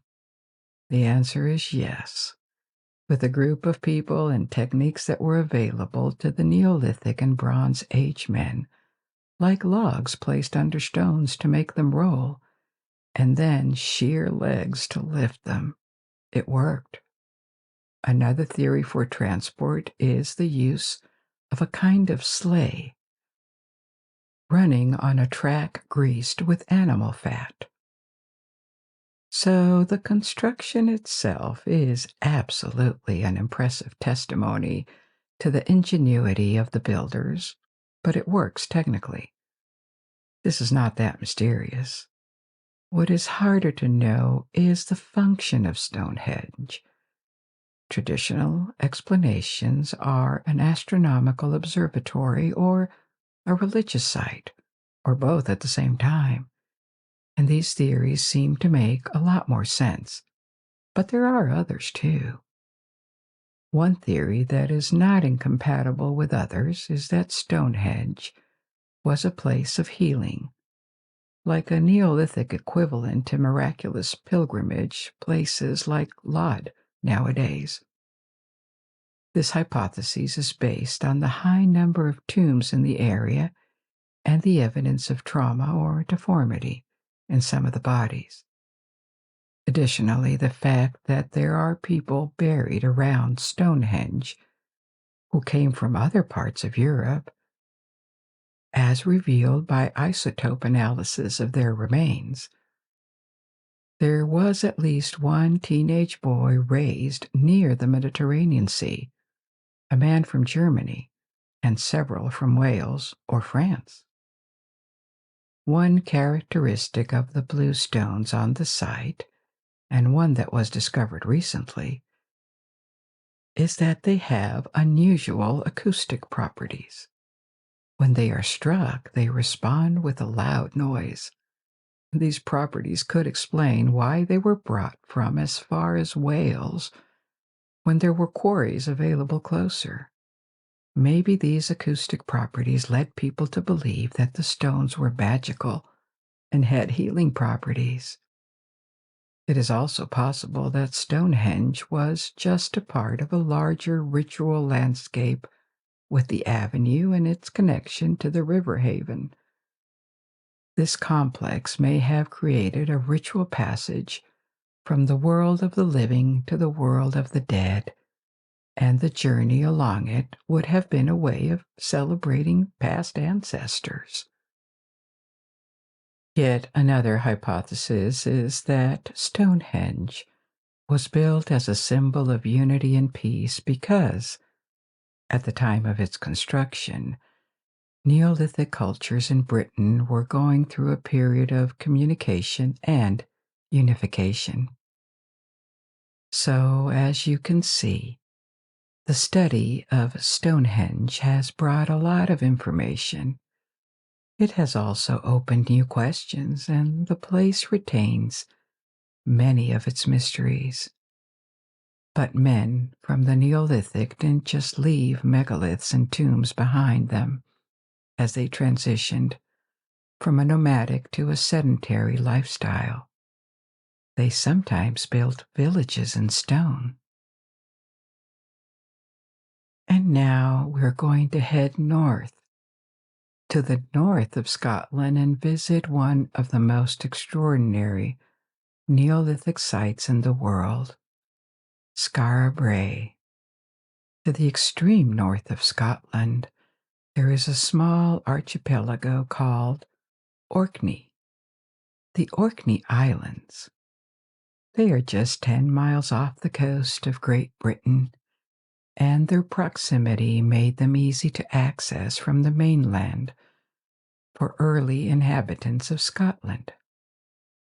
The Orkney Islands have about 70 different islands, and on the main one, long before the first stones were brought to Stonehenge, the Neolithic community built a stone settlement, a village that remains very well preserved 5,000 years later.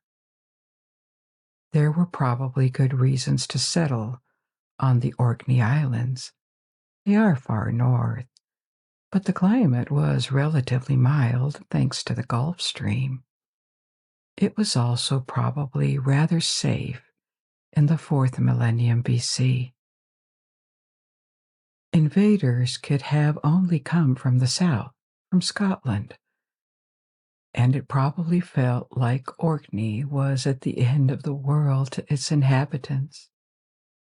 There were no forests and little wood available, but on the other hand, they could fish and hunt on an island that was large enough to support a small community of a few dozen people.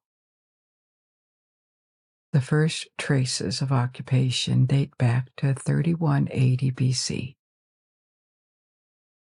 1 or 2 centuries before the initial circle of Stonehenge was traced by Windmill Hill people.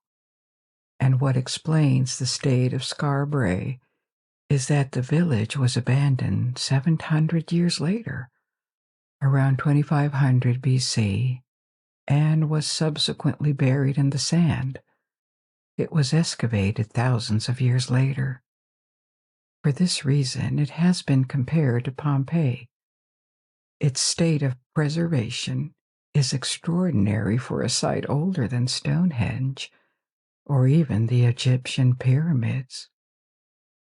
The site was initially rediscovered in 1850 after a big storm removed enough sand to reveal the village's outline. The village had a number of small houses without roofs. The site remained unstudied and unprotected for a long time, making it vulnerable to thefts and storms that threatened its destruction. In the 1920s, efforts were made to secure and investigate the site. Initially, it was believed that the village belonged to the 1st millennium BC, around 500 BC, which made it important but not extraordinary, as there were plenty of villages from the Celtic period. The reality appeared in the 1970s. Radiocarbon tests revealed that Skara Brae dated back to the 4th and 3rd millennia BC and was abandoned around 2500 BC. This discovery changed the understanding of the site.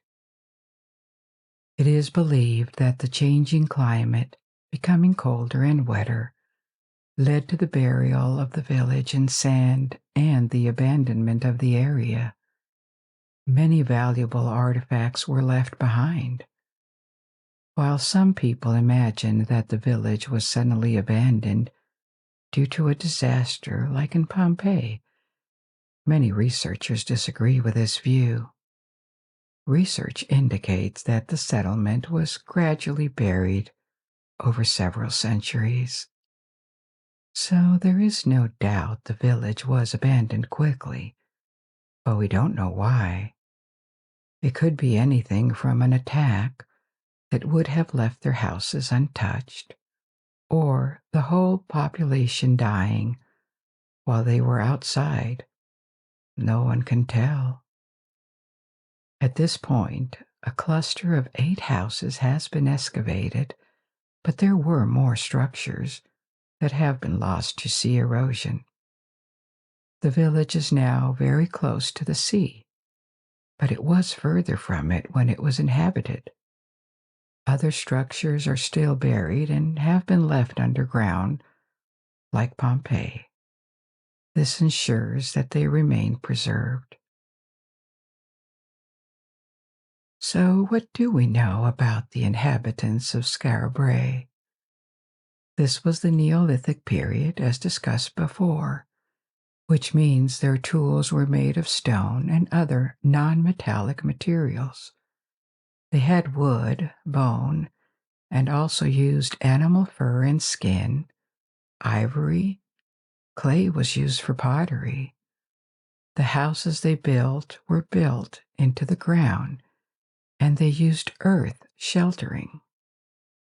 This is to say, they were sunk into the ground like hobbit houses. But this kind of earth sheltering existed in many different countries and can be found in Iceland and Ireland.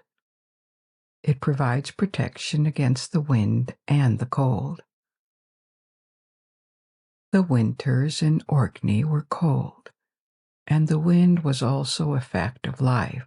It blows constantly, and storms were frequent. The houses that are half buried and covered in earth are very stable and also well insulated, even though the inside may be a bit dark when there are no windows. Each house was relatively small, measuring around 40 square meters, which is 430 square feet, and consisted of a single square room with a stone hearth for heating and cooking. There was close to no wood in Skara Brae, and it isn't clear what people used as fuel. This is also probably the reason why the village was built with stone and left such remains. Neolithic villages were almost always built with wood in other parts of Europe, and this is why houses left only traces. So for fuel, they may have used turf or driftwood or maybe even dried seaweed. Not only were the walls made of stone, but they also had pieces of furniture. They had cupboards and seats, storage boxes and beds, and the village had a draining system including primitive toilets in dwelling. The community was very small, maybe around 50 individuals at any time, and apparently it was very egalitarian too, because 7 of the 8 houses had exactly the same furniture in the same place. It suggests that the inside arrangement of houses had to follow very strict and specific rules. The 8th house, however, is different.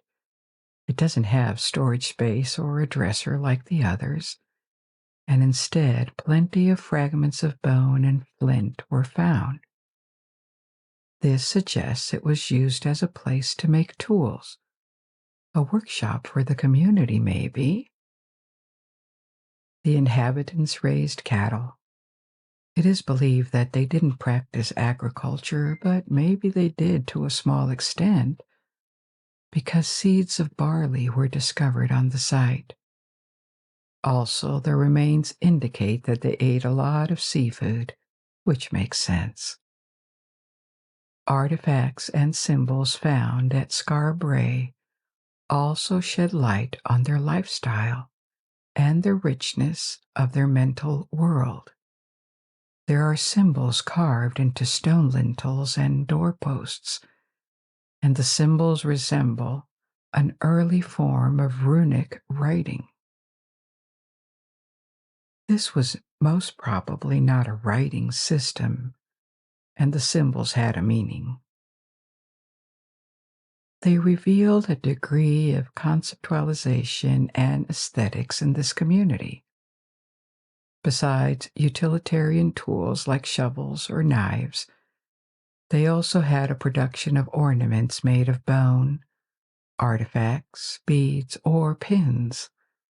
They probably painted their bodies too, a tradition that was widespread for centuries in Britain until the Roman conquest. They could have used red ochre, which was found in lumps in the village. Life was probably harsh compared to our modern lifestyle, but by the standards of the European Neolithic, it seems Skara Brae was a good place to live. The level of comfort and the longevity of the settlement that lasted for tens of generations indicate that they had found a way of living that worked, and they made the best out of the Neolithic technologies and their environment.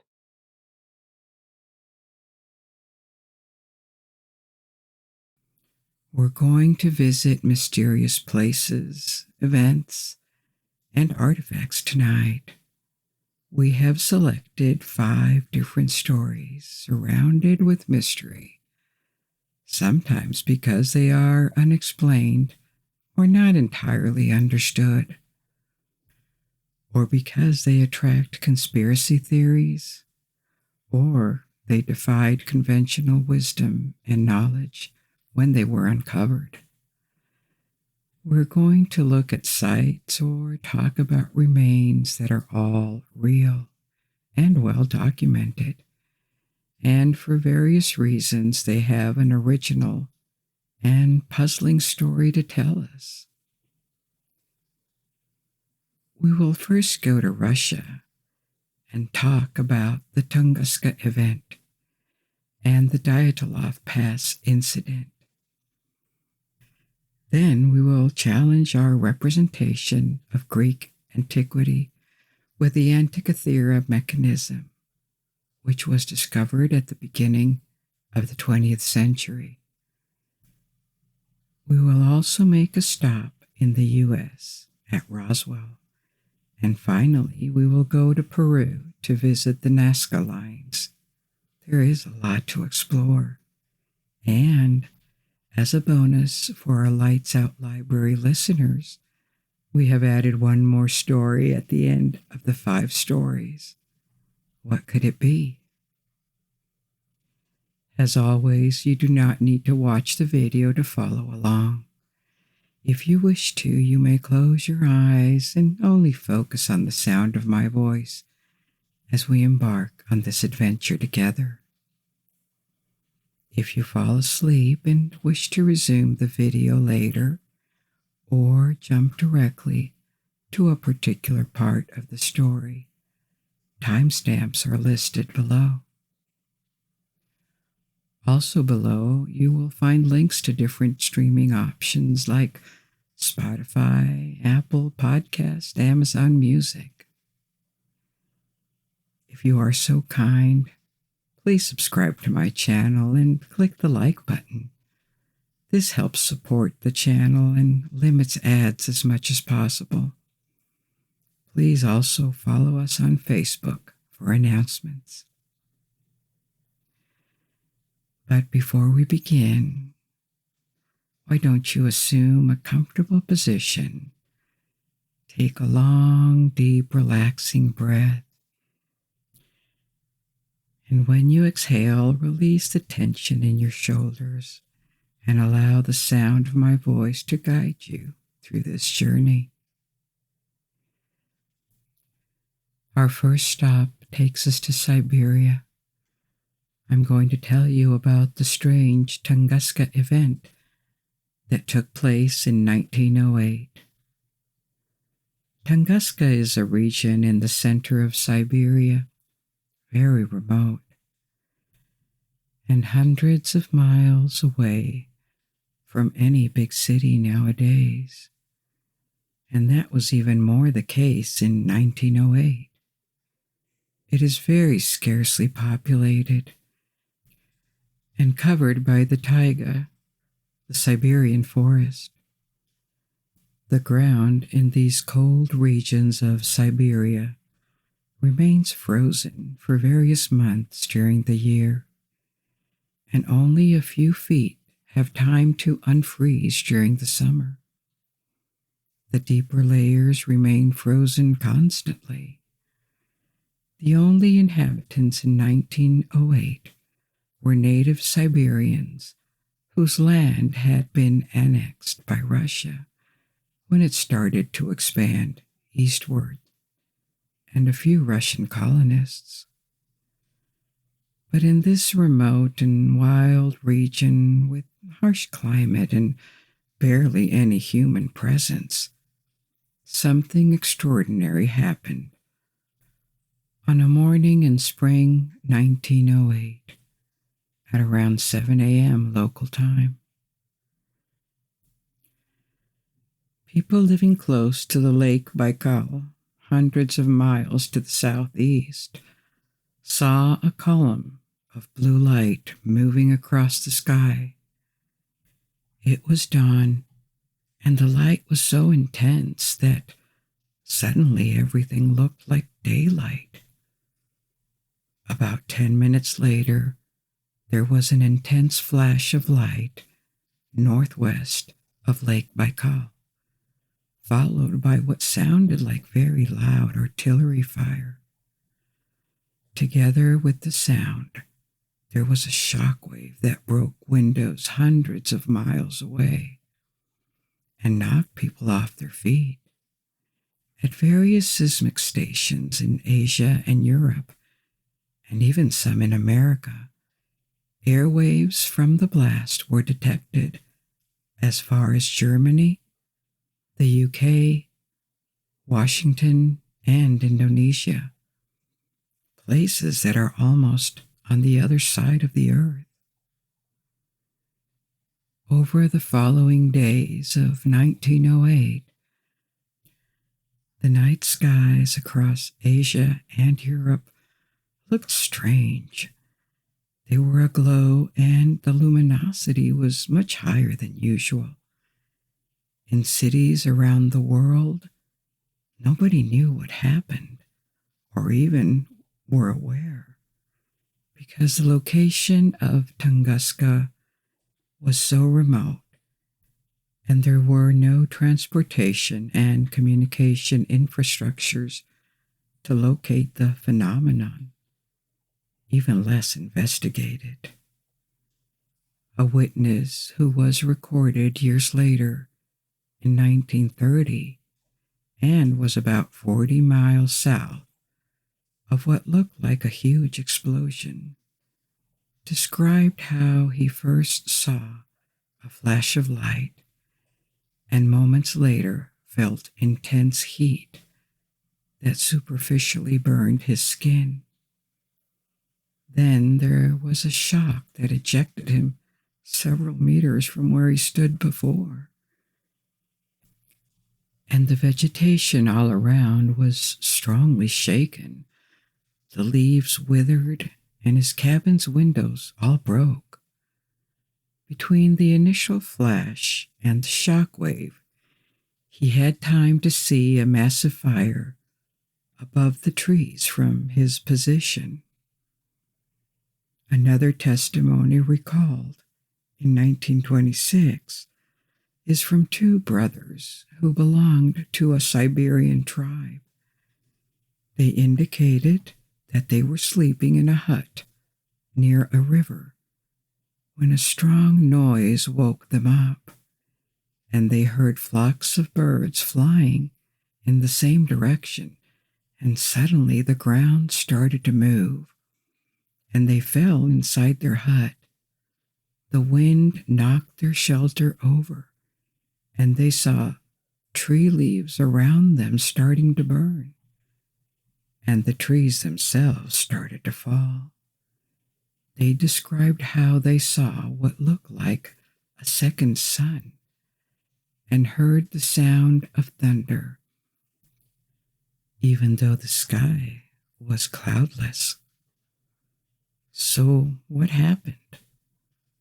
Scientists in Russia and around the world, and the press too, suppose that a meteorite or an asteroid had fallen from the sky and disintegrated, possibly leaving a huge crater in the center of Siberia.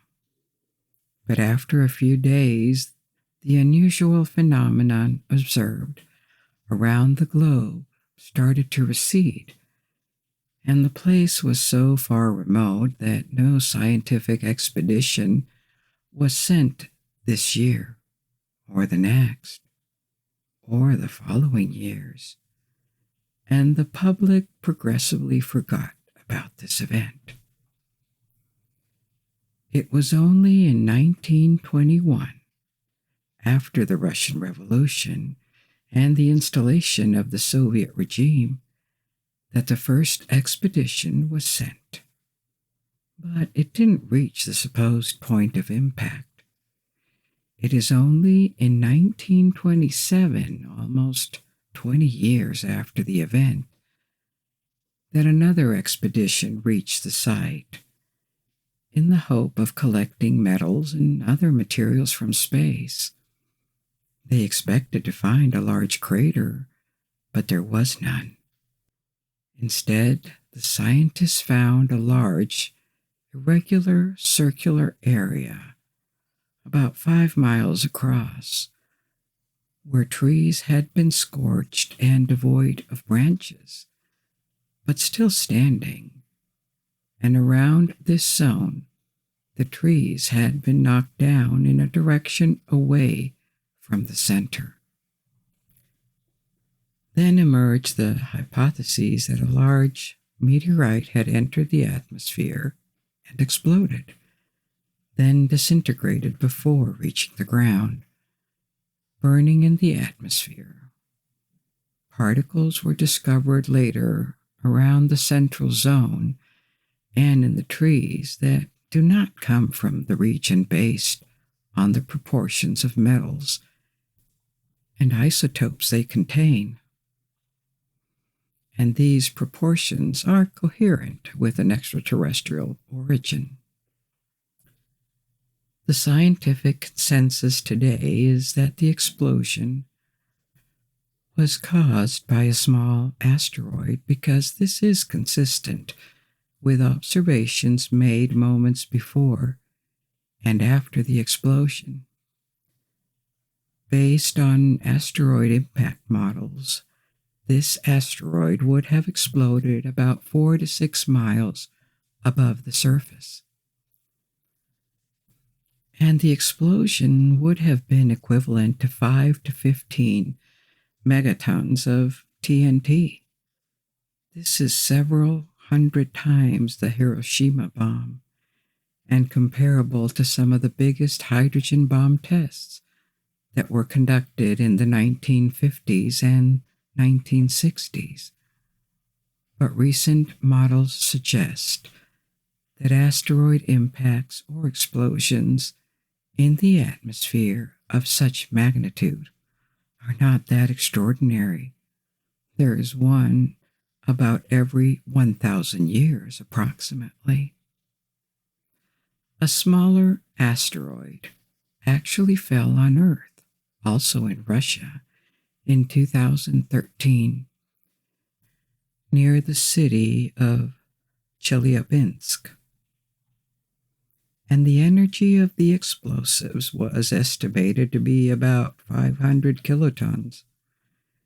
This is 10 to 50 times less than the Tunguska asteroid, if it is one, but it was still enough to cause damage at the surface. However, given the lack of information, nothing here is 100% sure. For example, we don't exactly know if it could be another phenomenon that caused the explosion. And if the case is that it was an impact, what fell through the atmosphere exactly? It could have been a regular asteroid or a comet.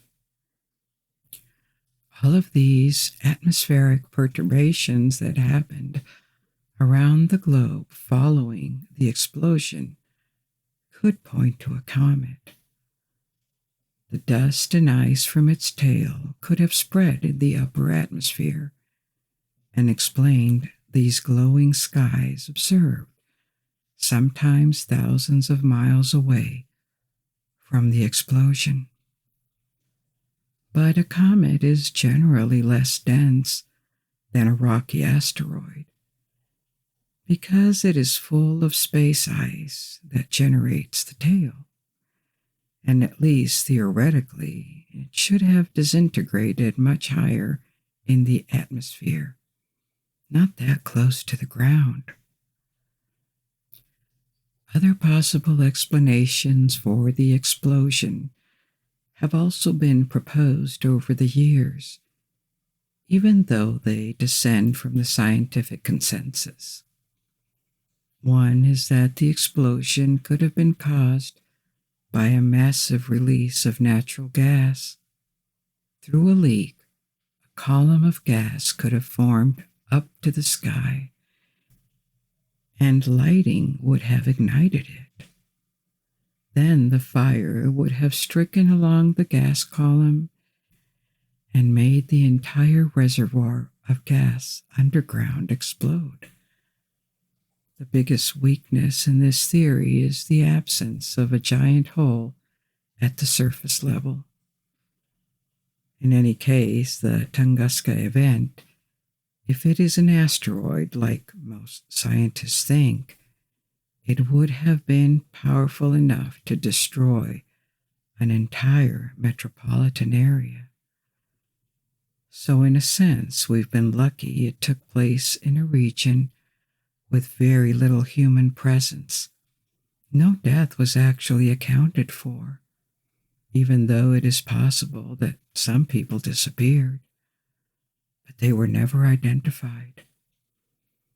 With further research in the 20th century, this event has drawn attention to the risk of a catastrophic asteroid impact and what could be done to avoid it in the future or limit the consequences. We are going to stay in Russia for our second story of the night.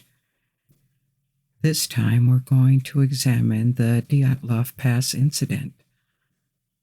The Tunguska Event may have found a plausible and coherent explanation, but to this day, the Dyatlov Pass incident remains extremely mysterious and open to interpretations.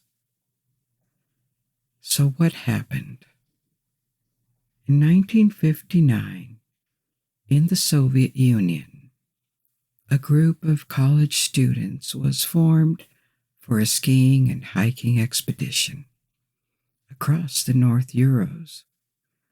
The students lived in the Ural region, in Yekaterinburg, where they studied at the Ural Federal University. There were 10 students in their early 20s, and the group's leader was Igor Dyatlov, a radio engineering student. There were 8 men and 2 women, and every single member of the group was an experienced hiker and skier.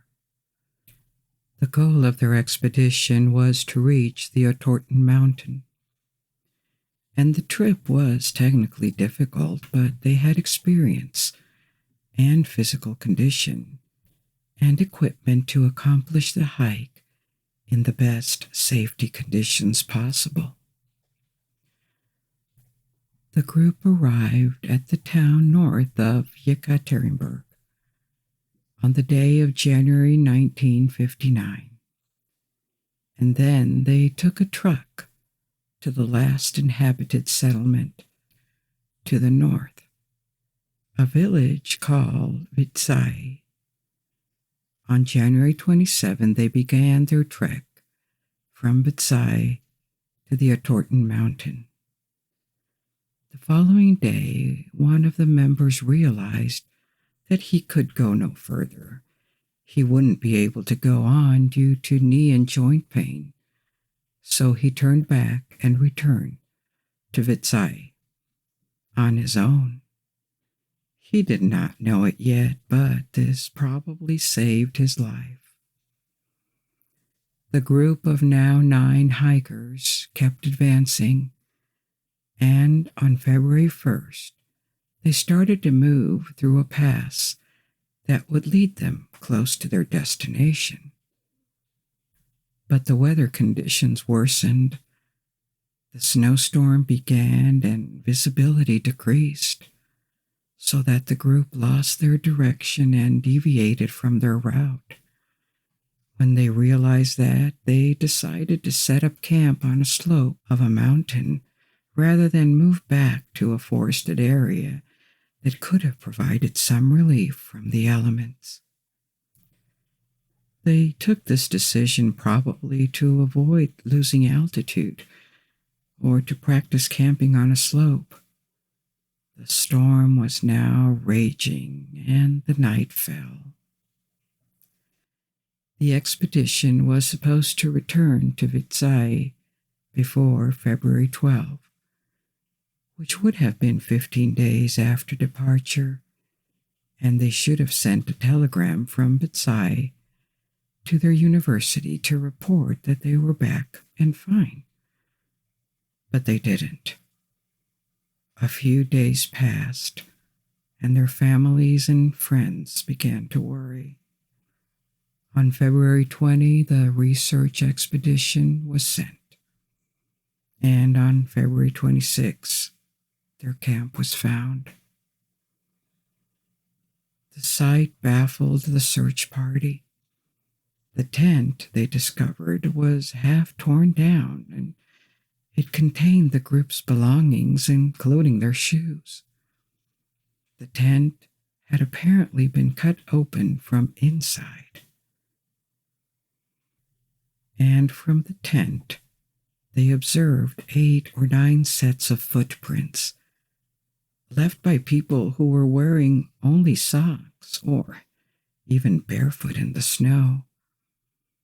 The footprints led down to small roads nearby, and at the edge of the forest, the researchers found the remains of a small fire under a tree, with the bodies of 2 persons who were identified as members of the group. They were in their underwear and shoeless too. The branches of the tree were broken or damaged, suggesting someone or something had climbed up. Between this tree and the campsite, 3 more bodies were uncovered under the snow, in a position suggesting they tried to return to the tent. But they were separated and at various distances between the tree and the campsite. 4 people out of the team of 9 were still missing, and it took 2 more months to find their bodies. They were under 12 feet of snow in a ravine, a bit further into the woods from the tree. An investigation was immediately opened, and after the discovery of the first 5 bodies, it was quickly concluded that they had died because of the cold, so of hypothermia, because they had no injuries. However, it was a different story with the 4 other bodies that were uncovered in the ravine. 3 of them had mortal injuries to their skulls and their chests, but they had no external wounds associated with the bone fractures. as if they had been exposed to a high level of pressure, like a car accident, which obviously couldn't be the explanation here. The only external injuries on one of these four were found on a woman who was missing her eyes, tongue, and part of her face. However, this could be explained by her position, because she was found lying face down in a small stream, and after more than 2 months, so the missing tissues could be a consequence of putrefaction or scavengers and not directly linked to a mutilation or her death. The whole situation looked impossible to understand. So various hypotheses were found, but none of them seemed to explain what happened in a satisfactory way. They could have been attacked by a native tribe for stepping on their land. Like in Siberia, natives lived and still live in the Ural and remain relatively separated from the rest of Russian society. But this explanation does not really work because of how they died, and no other footprints other than the expeditions were visible. Also, the temperature was very low on the night they died, around at least minus 25 Celsius. That's minus 18 degrees Fahrenheit. And the storm was blowing. Yet they were only partially dressed, and apparently some of them who died later had taken the clothes from the dead to try and dress up. No indication of other people nearby was ever discovered, apart from the 9 hikers, and with the tent ripped open from within, it seems they went out in the storm by their own volition. Also, the injured bodies could not have been harmed by another human being directly, given the absence of external wounds. Given that, guilt could not be attributed to anyone. The investigation was closed in May of the same year, without providing any explanation other than a natural force that would have driven the group to act uncontrollably to their death.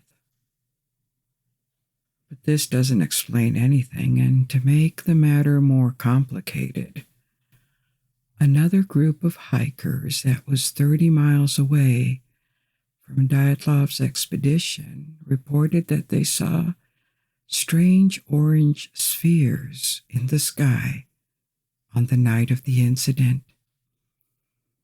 But they did so years later, and more testimonies of these flying orange spheres from people in the region surfaced too, but also several years later, which doesn't mean they are not believable, but this is strange. Nobody mentioned it earlier. Another theory that sounds reasonable at first sight is an avalanche, but it becomes questionable under scrutiny. The group could have woken up in a panic and tried to cut their way out of the tent because the entrance had been blocked by snow, and they feared an avalanche was going to bury them alive. That would explain why they were half naked and why they ran to the safety of the woods. Given the dark and the storm, they got separated into 2 or 3 groups. One of these groups made a fire, but they ultimately all froze to death because of how cold it was. At some point, the group that had the internal injuries would have been caught in an avalanche, and that would explain their fractures. Now, the problem with this theory is that apparently no avalanche took place. An avalanche would have left certain patterns and debris, over a wider area. There was nothing of the sort here. Also, the first bodies to be uncovered had very little snow on them, and an avalanche able to inflict the injuries observed would have also damaged the tree line. But there was no damage visible at all. Actually, no avalanche was ever reported in this pass, and it is considered very unlikely because of the topography. And even more surprisingly, the footprints between the tents and the woods were consistent with people walking rather than running because of the distance between the steps. A more recent investigation revisited this hypothesis and suggests that they may have escaped the tent because they feared an avalanche that never happened. They reached the woods and separated. Some of them tried to return to the tent for equipment, but died of exhaustion. Others stayed around the fire, but as no one returned with clothes, they eventually died. And another group of 4 would have tried to establish another camp in the woods, but they fell in the ravine. This still does not explain their internal injuries very well, though, because they didn't fall from a very high position. Another theory is that the topography of the location would be such that wind could have produced infrasounds capable of inducing panic attacks. That would explain how experienced hikers would have started running naked in the dark. They would have been separated and would have been unable to return to their shelter, leading to their deaths. This theory is hard to prove. Another one that could better explain the injuries is that the group would have been taken in the middle of military tests, and that would explain maybe these flying orange spheres that witnesses reported years later. Speculation exists that the campsite accidentally fell within the path of a parachute mine exercise by the military, and of course, this explanation could not have been made public nor studied in the investigation that followed the incident. According to this theory, the hikers would have woken up in the middle of the night because of a loud explosion and were shell-shocked, completely panicked, and that would be the explanation for both their escape from the tent and their injuries. They would have been caught in the middle of explosions detonating in the air. This kind of bombardment was intended to be used against infantry moving in the open or in the forests. What gives credibility to this theory is that there are indeed recalls of parachute mine testing in this area in the Ural. But the military never acknowledged it had anything to do with this incident, and there is no obvious proof. You could even wonder whether the military would have let an investigation happen in the first place if they knew they were responsible for accidental deaths. Yet another theory, which is a bit similar, uses radiological weapons, and it is partly based on the discovery of radioactivity on some of the clothing, which was strange. But in the case of radiological weapons, everything should have been contaminated, not just part of the equipment. So the possibility of later contamination after the fact looks likely. All of these explanations look possible from a scientific and rational viewpoint, but many others have appeared over the years and are considered pseudoscientific because they use unproven phenomena or creatures such as a Russian Yeti to explain the incident. By construction, you cannot really prove that something does not exist, but the intervention of such a creature does not really tell us much about what happened to the hikers. It just adds to the mystery instead of explaining it. To this day, investigators keep studying the scene and various documentaries have been made. It remains impossible to say what happened with certainty. The pass where these events took place was renamed the Dyatlov Pass after the leader of the group, and this story remains very present in Russian contemporary culture. Our next story may challenge a bit your vision of what ancient Greeks were capable of. We are now going to talk about the Antikythera Mechanism, maybe the first computer ever built, but it was back in antiquity.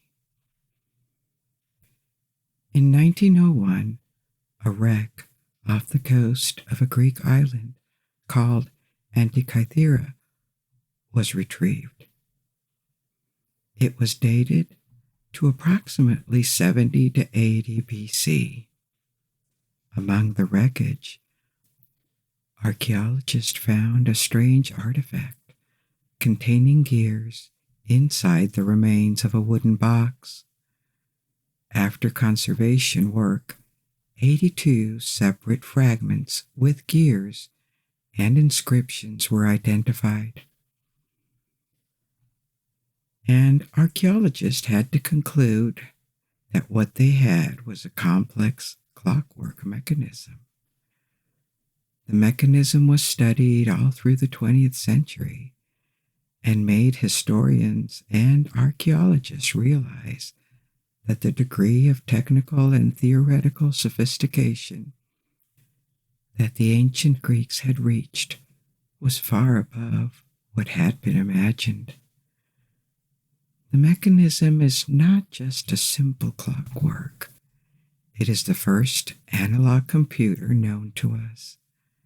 But given its complexity, it must have had predecessors, and it appears likely that several of these machines, which are now lost, were manufactured in the centuries BC, more than 2,000 years ago.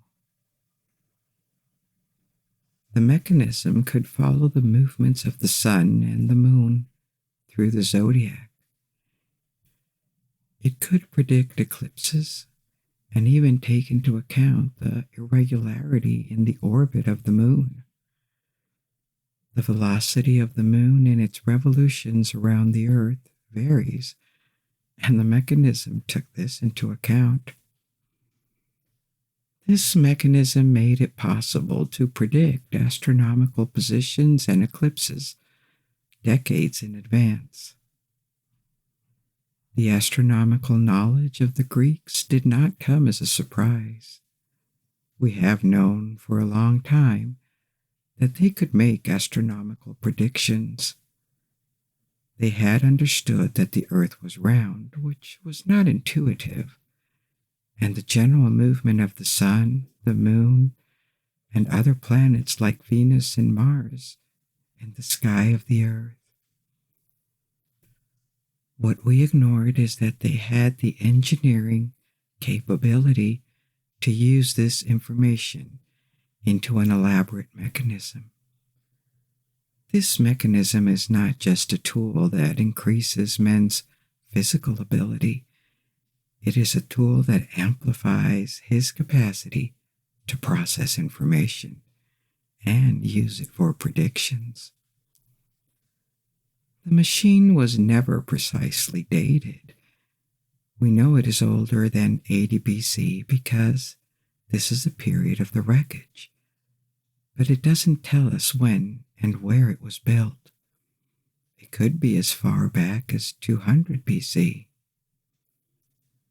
Apart from the theoretical knowledge and the engineering that went into its conception, the mechanism is remarkable for the level of miniaturization of its parts. Not all of them have been retrieved. Actually, many parts were lost. But this level of complexity was lost during the antiquity and was not reached again before the 14th century with astronomical clocks made in Europe during the late Middle Age. It is likely that the mechanism was not perfectly accurate.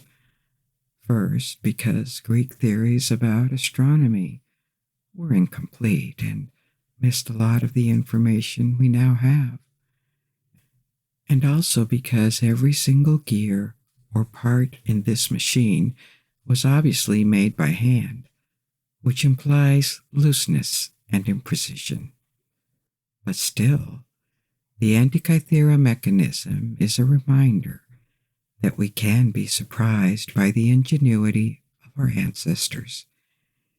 It was such an immense surprise when it was discovered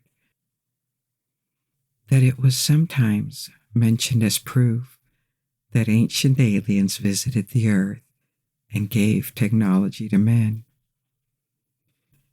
Actually, what we know of this machine strongly suggests it is only man-made. It is coherent with the astronomical knowledge the ancient Greeks had acquired, and however elaborate it is still very basic compared with modern computing machines. So these aliens would not have been that advanced and certainly enabled to travel between planets with the kind of engineering and technology in this mechanism. As I said, this level of complexity in clockworks was lost after the antiquity, but the tradition of making elaborate mechanical devices survived, and it was passed to the Byzantine Empire and later to the Islamic world. Both produced geared calendars, and the transmission of this knowledge may have helped Europe catch up in the late Middle Age and then keep refining these technologies in clocks and astrolabes, which were the ancestors of computers until electronics revolutionized everything. Our next story takes us to America. In 1947, something crashed at a ranch near Roswell, New Mexico. This was the beginning of one of the most famous, probably even the most famous story about UFOs in popular culture. Many theories and hoaxes even have been debunked, including a fake alien autopsy video. But the name Roswell keeps ringing bells and evoking stories of alien contacts and government cover-ups. Again, by definition, it is impossible to prove that no alien flying saucer crashed at Roswell, or that the U.S. government and the military told the truth. Any effort to explain things or evidence presented by authorities can be taken with suspicion or disregarded by those who want to believe anyway. But I'm going to leave this aside to focus on what we know about the facts and how the myth of Roswell appeared. Roswell is a city of about 50,000 inhabitants today. It was about 20,000 in the 1940s. In June 1947, a foreman working 30 miles north of Roswell noticed clusters of debris. There were rubber strips, sticks, paper, and tinfoil. According to an interview he gave to a local newspaper in July, shortly after this, he heard reports about flying discs and began to wonder whether what he had sighted could be the remains of one of these vehicles. The first reported sightings of flying saucers or flying discs that could be alien vehicles or advanced and secret military prototypes appeared in the 1940s, and their golden age was in 1950s. They were popularized by movies and novels. Photos appeared with these flying objects, and this all started the craze about UFOs. Nowadays, there are still alleged sightings of UFOs, especially in America, but their shapes tend to be more varied than they were back in 1950s. The flying saucer did not come out of nowhere. They were already evoked in science fiction novels before and during the Second World War, and also a project called Discopter was patented in 1944 by a Dutch-American engineer. An artist called Alexander Weigers. He made multiple drawings of an aircraft able to lift off vertically and sent these drawings to all of the branches of the U.S. military. This project was not developed further, but it inspired ulterior designs of vertical lift-off planes or projects that were abandoned, such as the Avro car.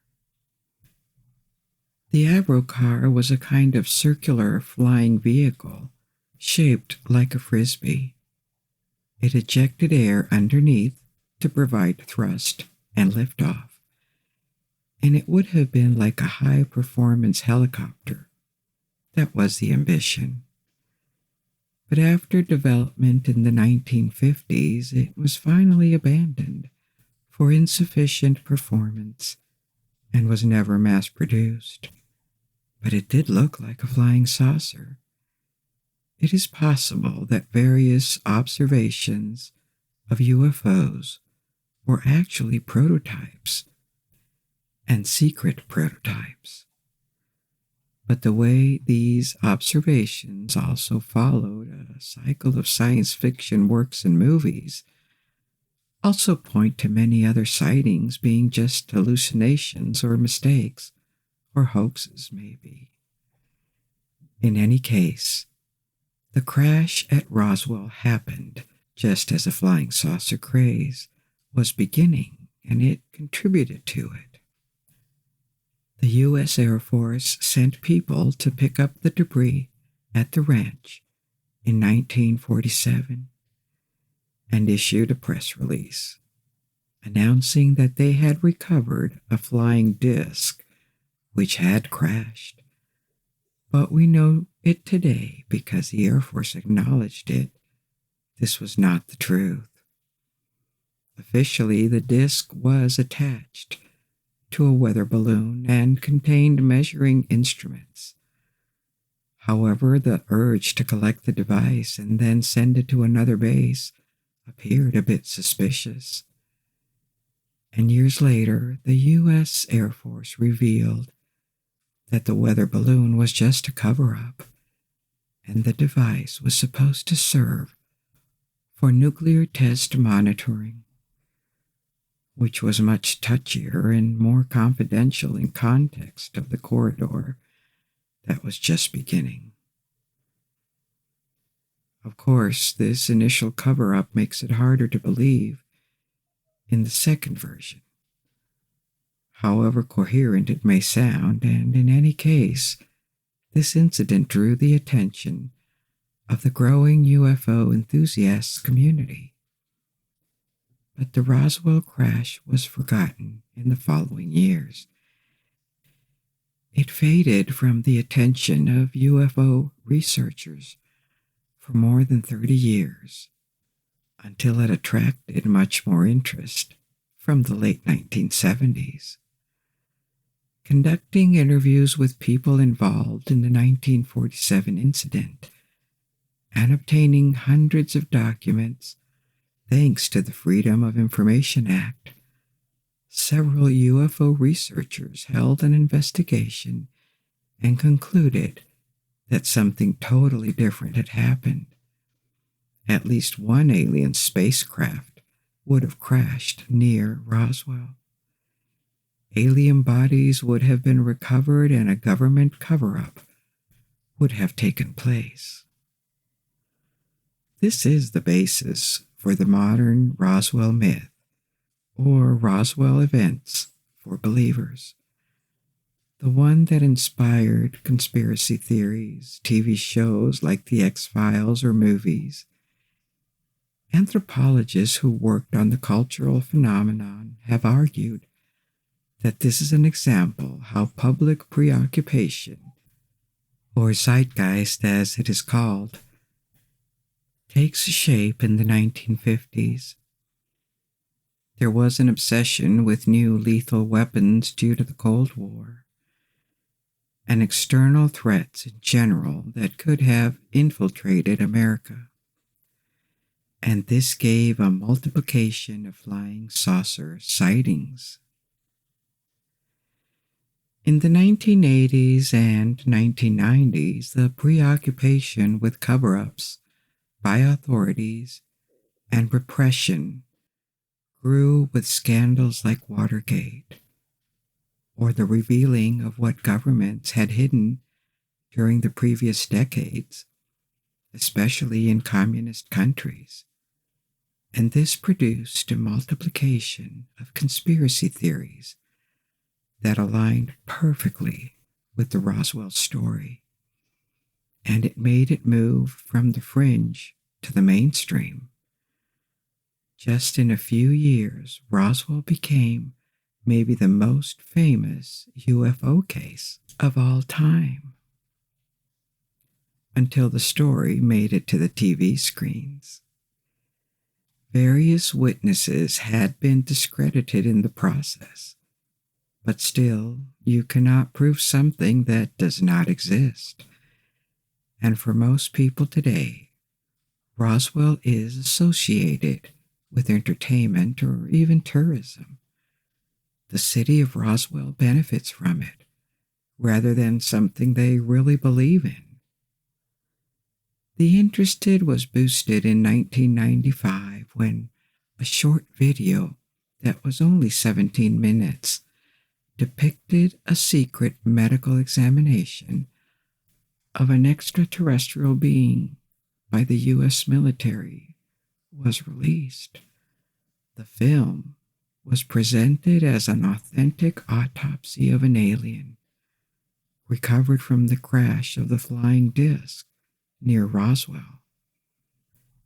It was, of course, met with skepticism, and 10 years later, the person who released it admitted that it was a fabrication. Anyway, Roswell has become a mythical location at this point, like Area 51.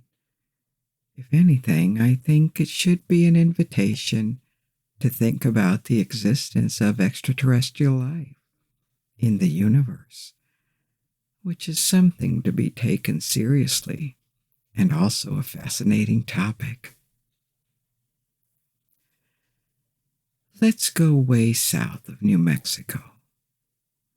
This story takes us to Peru and the extraordinary Nazca Lines, another location that some have considered as proof that ancient civilizations were in contact with aliens. But in any case, the significance of these man-made creations remains very unclear. When Spanish conquistadors invaded Peru, the core of the Inca Empire in the 16th century.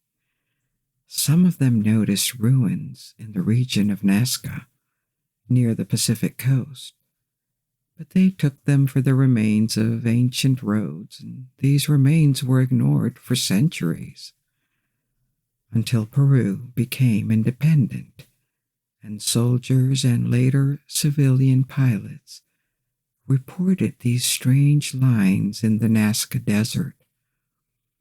Finally, an archaeologist spotted them from nearby hills in 1927, and the lines were studied from the 1940s.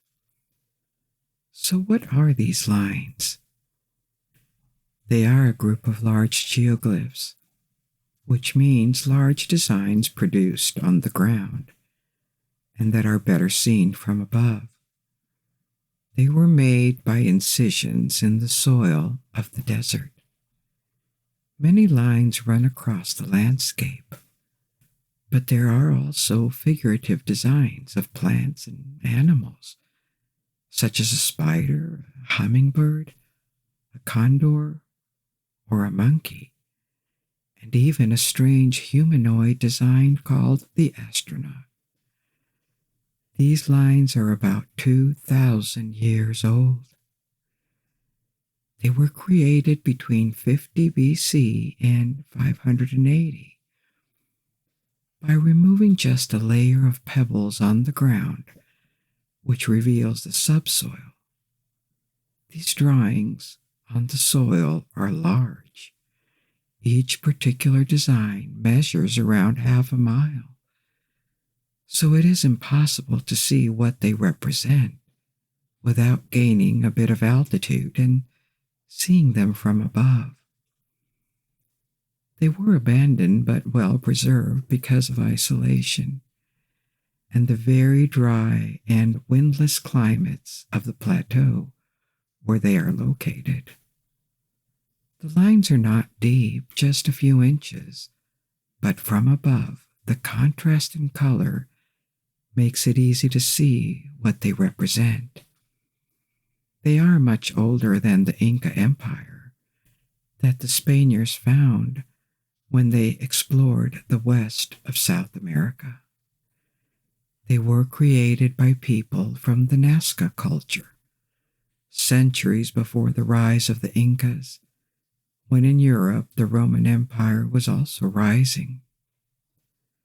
This region was inhabited by people who developed their own culture and political organization in the south of Peru. We don't know what they named themselves, but we do know they found ways of surviving in this very arid region. They practiced intensive agriculture by irrigating valleys around a few rivers, thanks to an elaborate system of wells and underground aqueducts. Some of them are still in use today. They lived in huts at the fringe of arable land and the desert to maximize food production, and these huts formed villages with a very small sanctuary in the middle. They left many ceramics and textiles that also remained well preserved thanks to the arid climate, and these artifacts show a high degree of sophistication and aesthetics for the time.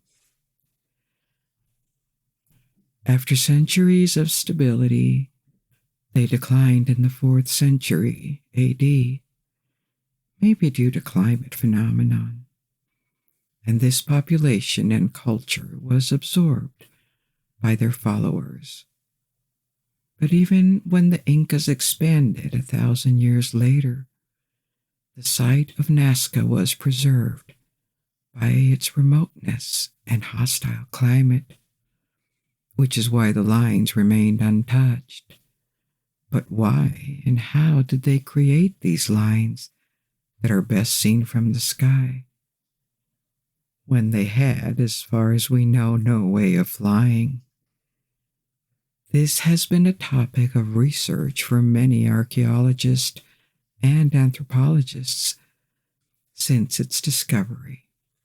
One hypothesis is that the Nazca people created them to be seen from the sky by deities, by their gods, as a gift to them, or as a way to draw their attention, or maybe it could be related to astronomy.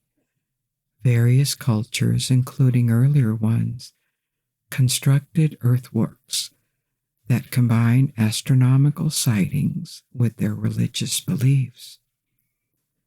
There are some in North America at Cahokia by the Mississippian culture, or Stonehenge in England is another example of this. Or maybe they could represent constellations. There is no consensus on their purpose, but almost all archaeologists agree that they must have had some sort of religious significance. The mysterious nature of lines and their originality also generated plenty of less conventional theories, that they could be a landing site for aliens or a way to communicate with them, and obviously the astronaut has attracted speculation. Now it could just be a human figure with large eyes, but some have seen it as a clue of a contact with the extraterrestrial beings, or maybe time travelers. The evidence lacks, obviously. What may feed these theories about the lines being more than archaeological remains, among others, is their style. It strangely speaks to us because of the stylization of the figures that makes them look oddly modern or even futuristic. There is this combination of simplicity and geometry. These patterns are not unique to the site. They can also be seen in ceramics and textiles produced by the Nazcas. There is a permanent mission studying the Nazca Lights today, and the site has been designated as a World Heritage Site by the UNESCO. New hypotheses keep being made about its purpose, so maybe the Nazca site will deliver more secrets in the future. There's going to be one more unpublished story for those of you who are exploring the stories again. We are going to talk about a story that has baffled many for the last 50 years or so. The story of D.B. Cooper. We should mention that the name D.B. Cooper is really a media epithet of an unidentified man who hijacked Northwest Orient Airlines Flight 305, a Boeing 727 aircraft on November 24, 1971. The hijacker identified himself as Dan Cooper, but a reporter confused his name with another hijacker, and thus subsequently he became known as D.B. Cooper. Flight 405 departed Portland, Oregon to Seattle, Washington, when Dan Cooper boarded the plane carrying a black attaché. He had purchased a one-way ticket.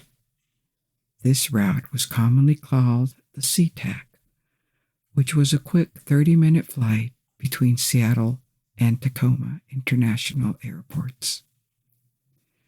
On his ticket, his name appeared as Dan Cooper. Eyewitnesses described him as a white male in his mid-40s, wearing a business suit with a black raincoat, a white shirt, and a thin black tie. In addition to his briefcase, he also had a brown paper bag. Cooper boarded the flight and sat on seat 18E, which was the last row on this type of plane, and he ordered a bourbon and 7-Up for his flight. This airplane had a crew of 6, 3 in the cockpit and 3 in the main cabin. A total of 37 passengers had boarded the plane, which departed on time at 2:50 p.m. Pacific Standard Time. Since Cooper was sitting in the last row, there was a jump seat directly behind him, where a flight attendant was seated. Cooper handed the flight attendant a note, and she assumed the passenger was handing her his phone number. Because of this, the flight attendant simply dropped the note in her purse. But then Cooper whispered to her that she better look at the note, because he had a bomb. The note actually said that he had a bomb in his briefcase, and that he wanted the flight attendant to sit by him. After the flight attendant sat by him, Cooper opened his briefcase and showed the flight attendant what appeared to be dynamite. There were 2 red cylinders with wires attached to them and a cylindrical battery. It was then that Cooper told the flight attendant what his demands were, and she wrote them down on a note, which she took to the cockpit. He demanded $200,000 in ransom. This is the equivalent of $1.5 million in 2023. He also wanted 2 front parachutes and 2 back parachutes. He wanted the money in negotiable American currency. And because he requested 2 parachutes, it was assumed that he planned to take a hostage with him. He also made other demands, like when landing in Seattle, the fuel tanks were to come to the plane, and the passengers should remain seated. He said he would release the passengers after he had the money. The flight attendant would later relate that Cooper did not seem nervous, and that he was actually rather nice. He also seemed like he was familiar with the territory they were flying over. He engaged in small talk with the flight attendant and asked her where she was from, to which she replied that she was from Minnesota, which prompted him to say, "Very nice country." The flight attendant, in turn, asked Cooper why he had chosen Northwest Airlines to hijack, and he replied that it was not because he had a grudge against the airlines. It was just because he had a grudge. He then explained that this flight simply suited his needs. After they landed around 5:46 Pacific Standard Time, and with Cooper's permission, the pilot parked the aircraft on a partially lit runway that was away from the terminal. While the passengers remained seated, Cooper demanded that only one representative was to bring the money and the parachutes, and that it would all be through the front mobile stairs. The flight attendant exited the cabin through the front door to collect the ransom money.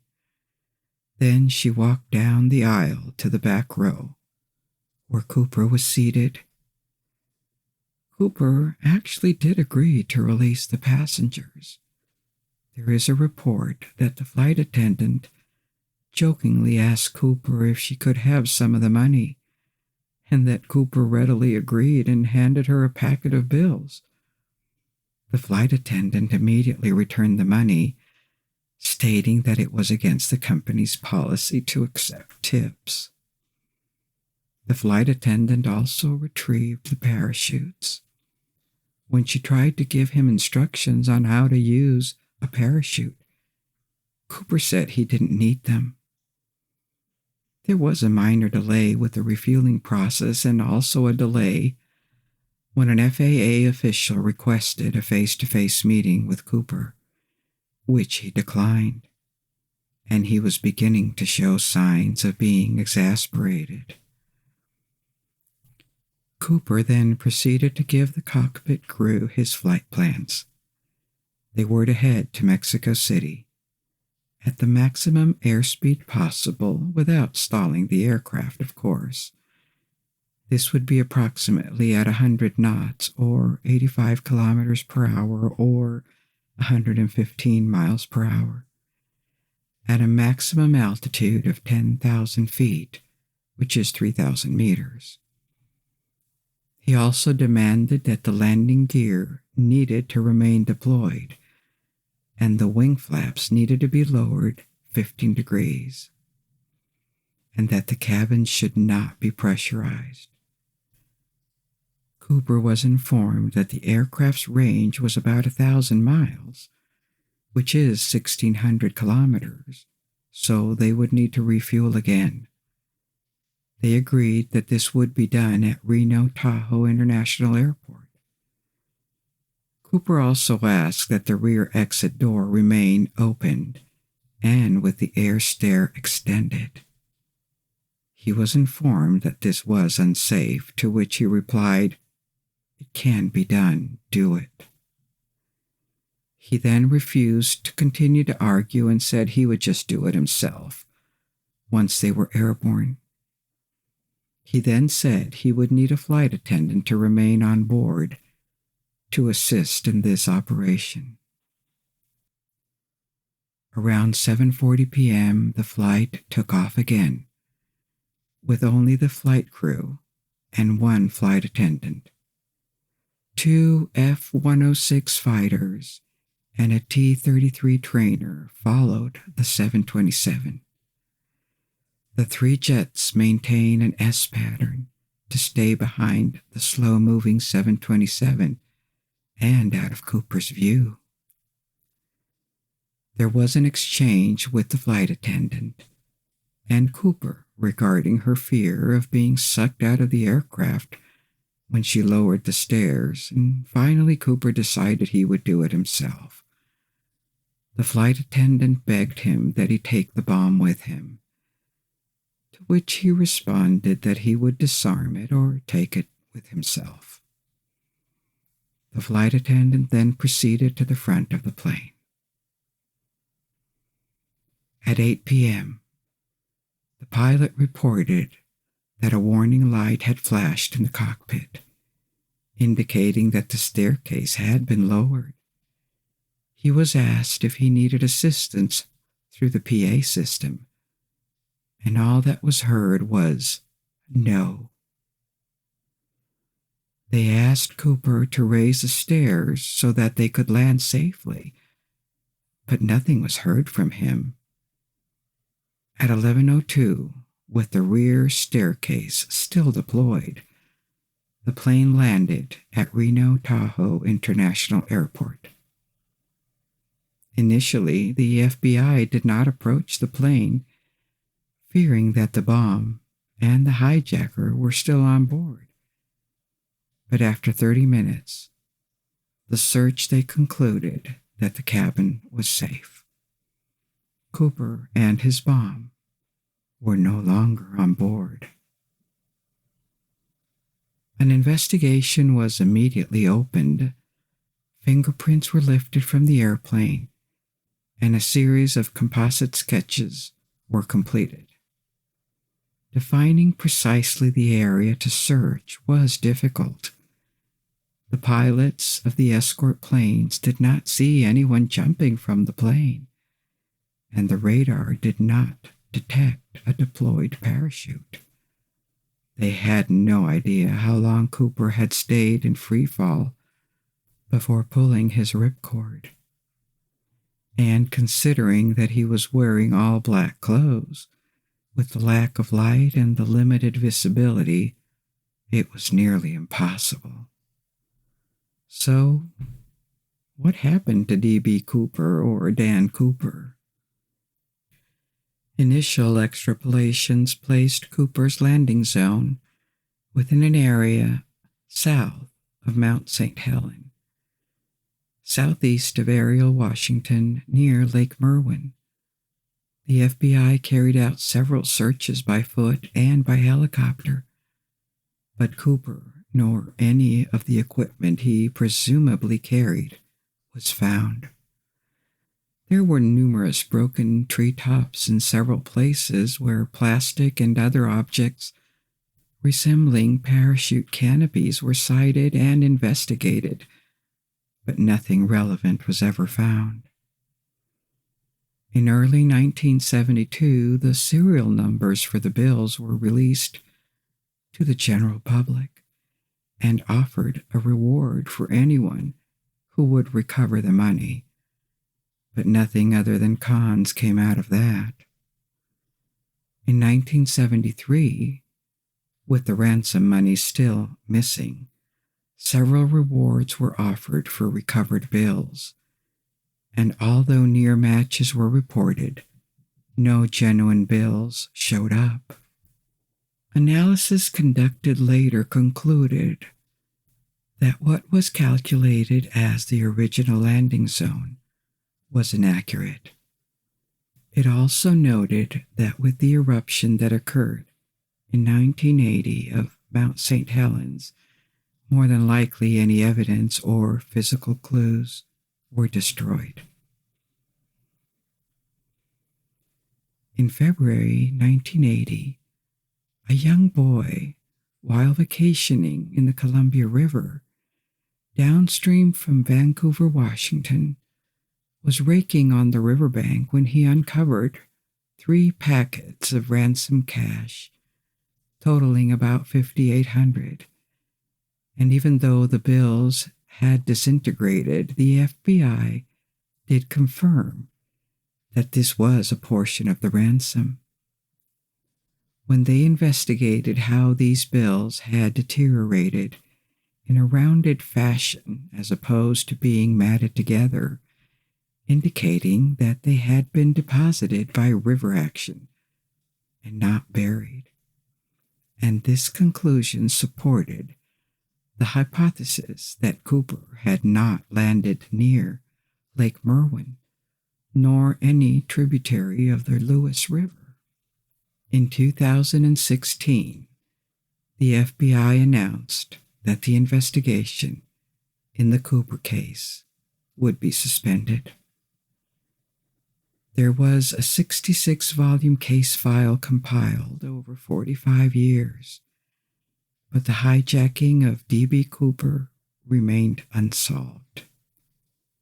The FBI from the beginning did not think that Cooper survived the jump. They attributed this to his lack of skydiving experience and also his lack of knowledge regarding parachutes, and adding the inclement weather on the night of the hijacking, plus the unused ransom money. They admitted that initially they thought he was an experienced jumper, but then they concluded that no experienced jumper would attempt this at night, and furthermore without jump boots. Also the fact that the ransom money seems like it was never spent, and that a portion of it was found unused, further supported this hypothesis. But conclusive evidence of Cooper's death has not been found to date.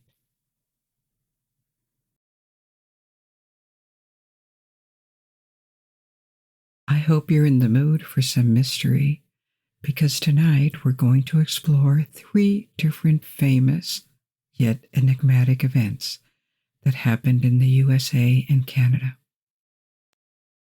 We're going to try to distinguish fact from fiction. Even though many of the details of these stories have never been proven and require some speculation. First, we will visit Salem, Massachusetts, and tell you about the infamous Salem witch trials. Then we'll travel to North Carolina's Piney Coast to parse the mystery of the Roanoke Colony, also known as the Lost Colony, that vanished without a trace. And finally, we will look north, far north, to the icy waters of Canada's eastern seaboard and follow the tracks of the lost Franklin expedition aboard two ships, the HMS Erebus and the HMS Terror. As usual, you don't need to watch this video to understand our stories or to follow along. You can close your eyes if you wish to at any time and just focus on the sound of my voice. If you fall asleep and wish to resume the video later, or to jump directly to a particular part of the story, timestamps are listed in the first comment under the video. If you are so kind, I ask you to subscribe to the channel and click on the like button. This helps me keep the stories from being interrupted by ad breaks. So, now it's time to get comfortable. Allow yourself to relax. Take a deep breath and release slowly, and begin our new adventure. Our first story takes us to Salem, Massachusetts, at the end of the 17th century. What follows is the most famous witch hunt in American history, and maybe even in the world. In February 1692, in Salem Village, which is now a town called Danvers, near the city of Salem, two young girls started to have extreme fits, screaming, throwing things, contorting their bodies, and making strange noises. This was according to one witness, a local minister, while another described their behavior as beyond the power of epileptic fits or natural disease to affect. The girls complained that it felt like they were being stuck with pins or being pinched. But a doctor who examined them found no evidence of injury. After a few days, more young women in the village started to exhibit the same symptoms and behaviors.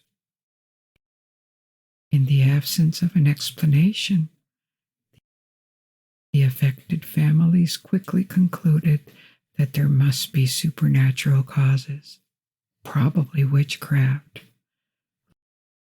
leading to some sort of demonic possession of the girls. 3 women, all of whom happened to be outcasts in this small society, were accused.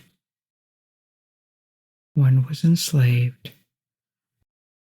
another a homeless beggar, and the third famous for rarely attending church meetings. Rumors began to spread that the enslaved woman, Tituba, who came from South America, attracted and entertained young girls with stories of enchantment or with fortune-telling, even sharing tales of sexual encounters with demons.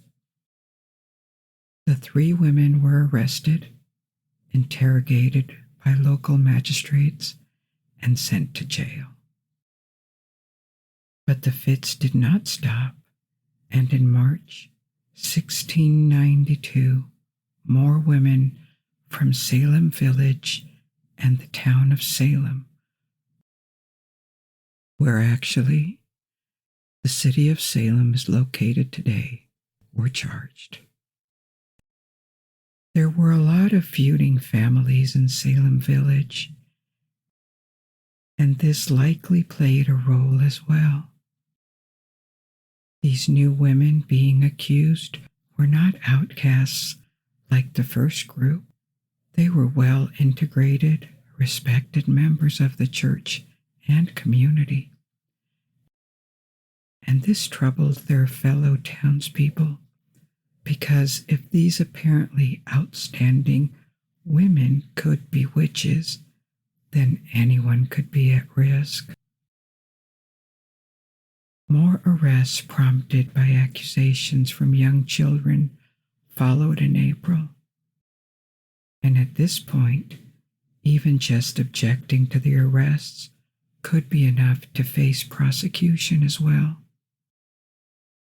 Some people confessed during their interrogations and named their accomplices. Many declared that they had been influenced by others in their spectral form, which we will talk more about later.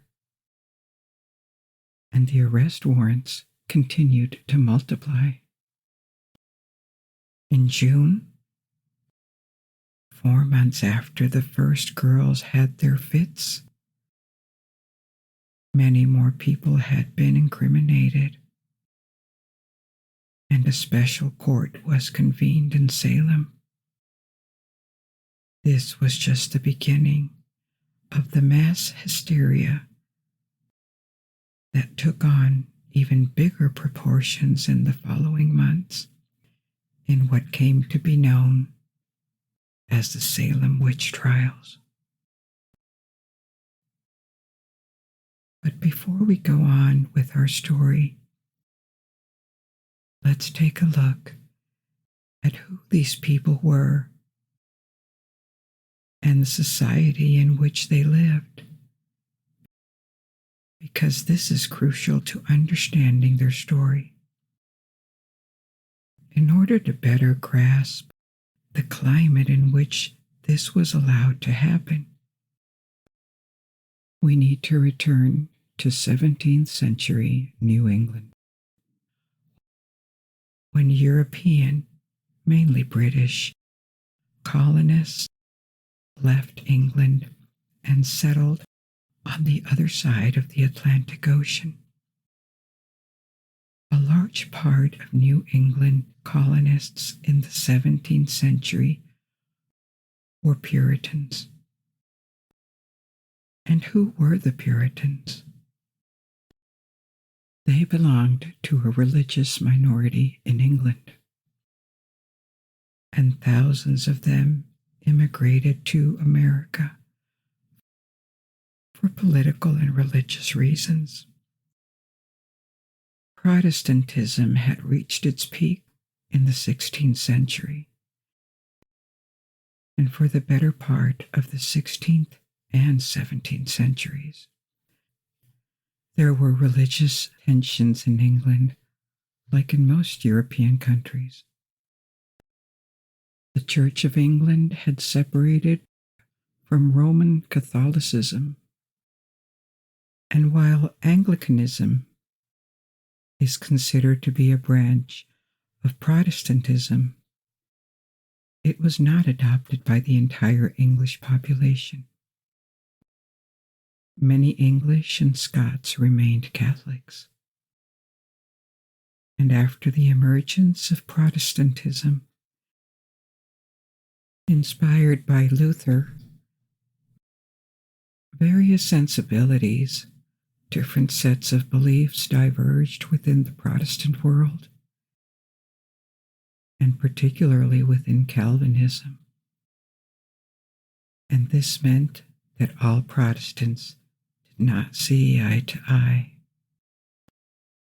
The Puritans were Calvinists, and their beliefs did not align with mainstream Protestantism in England.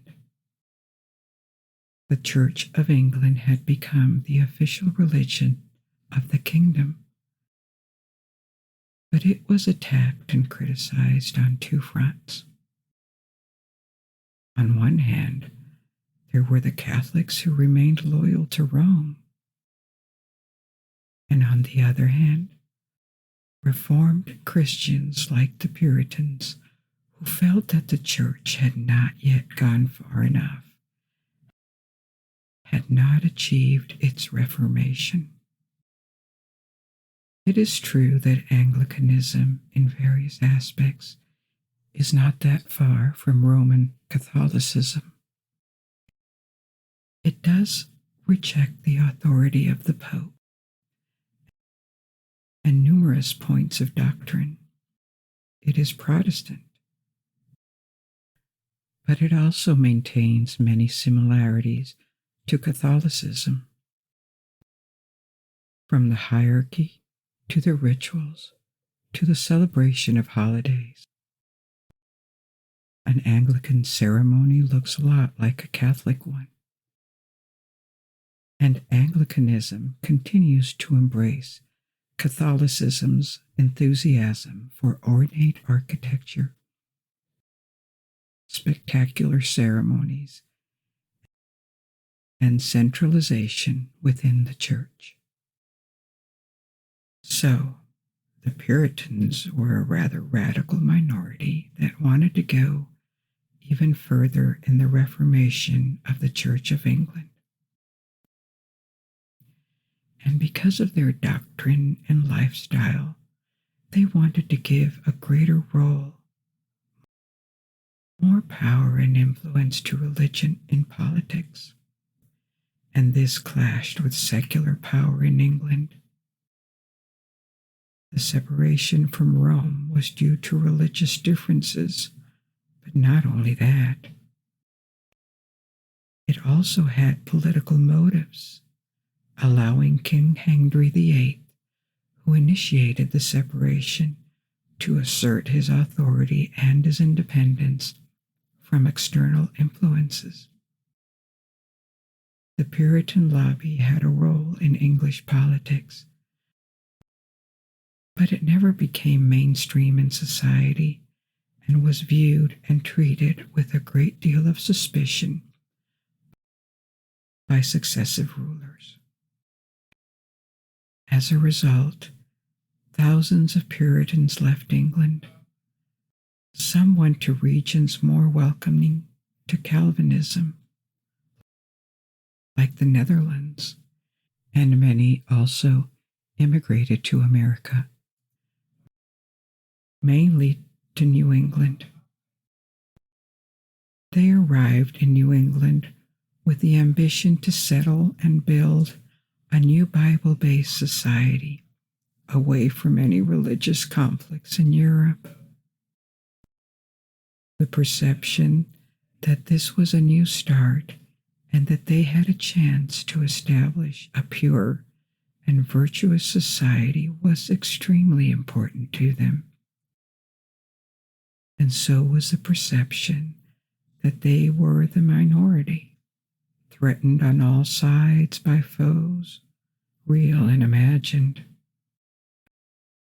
There was always the faraway but persistent threat of European kingdoms. Their colonies, after all, still depended on England through the charters granted by the king. There were also other European powers in North America, such as the Spanish in the south, or the French in Canada. There was also the much closer threat of Native Americans who lived near Puritan settlements and who regularly raided what they considered to be their land, where these Puritan intruders had settled. And from within, there were the spiritual threats, spiritual malaise. Like other Christians in the 17th century, the Puritans believed that supernatural powers lurked everywhere. Demons could possess people who let them in. The devil was always close, and the existence of witchcraft was seen as a reality, as a fact. These communities were also relatively small and very isolated. Life was hard. The Puritan lifestyle was very severe, very strict, and austere. There was almost no entertainment allowed, and very little luxury. Any pleasure that served no functional purpose was seen as a dangerous temptation and was frowned upon. Colonists were supposed to live perfectly virtuous lives of work, discipline, and self-control, in the hope that they were predestined to be saved. It was also a society where religion was central and held to be above any secular authority. So, together with their faith, these settlers brought from Europe their belief in the supernatural, and in particular, in the practice of witchcraft. For centuries, witch hunts and trials existed in medieval Europe, where religious authorities questioned and sometimes condemned individuals, mainly women, for their practice of magic and their supposed dealings with the devil. But these trials were relatively rare, very uncommon, and were marginalized. At the end of the Middle Ages, from the end of the 15th century until the mid-17th century, witchcraft became a much bigger preoccupation. This was a period of about 150 years, when an epidemic of witch hunting spread in Europe. And it was not limited to witchcraft. There was a general concern about the supernatural and the influence of demons. But by the middle of the 17th century, the practice of witch trials was waning in most of Europe. It lasted a bit longer in Eastern Europe, and in the New World, as European settlers who brought this practice along with them. For example, in 1647, a woman was convicted and executed for witchcraft in Hartford, Connecticut. There were other flashes of witchcraft panic in New England during the 17th century, but on a much smaller scale than what happened in Salem. However, every community in New England knew about witchcraft and could quickly turn to it as an explanation. When something weird or unexplainable happened. Of course, perceived threats from outsiders, especially from the Native Americans, could have contributed to a sense of paranoia within these communities. In the years prior to Salem witch trials, the coast of Maine, north of Massachusetts, was raided intensely by native tribes, and there was a flow of refugees from abandoned settlements who moved to the south communities like Salem. So this was the general background in New England. And on top of this, as I mentioned before, the Salem village community was plagued by internal disputes between families.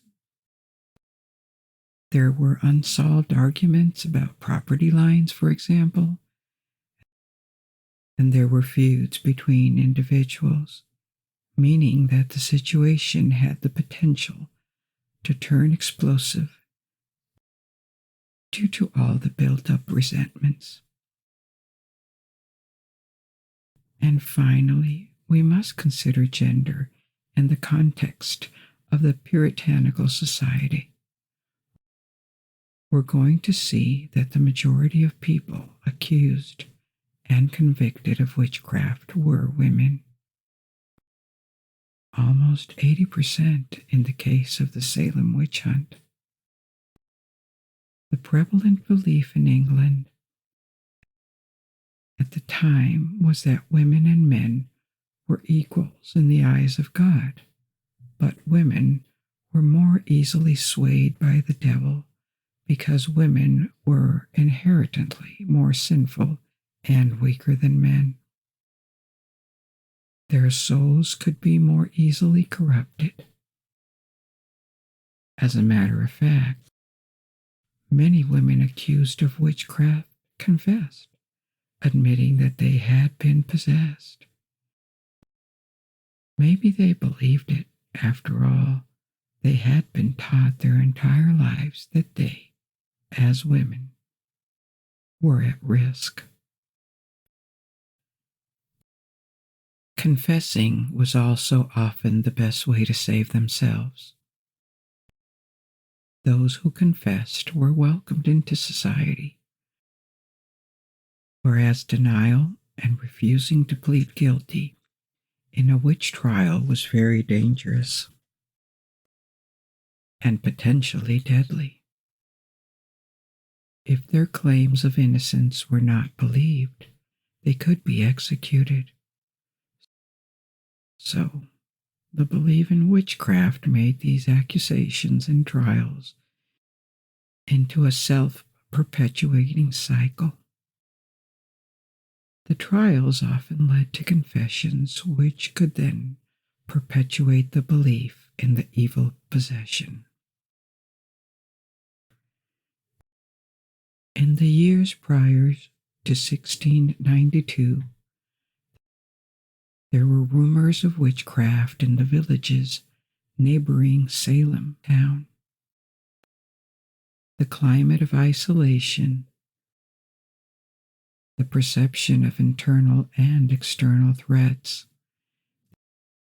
the aspiration to a pure and homogeneous society, belief in the supernatural, and on top of this, resentments and quarrels between members of the community all combined to create a favorable breeding ground for paranoia.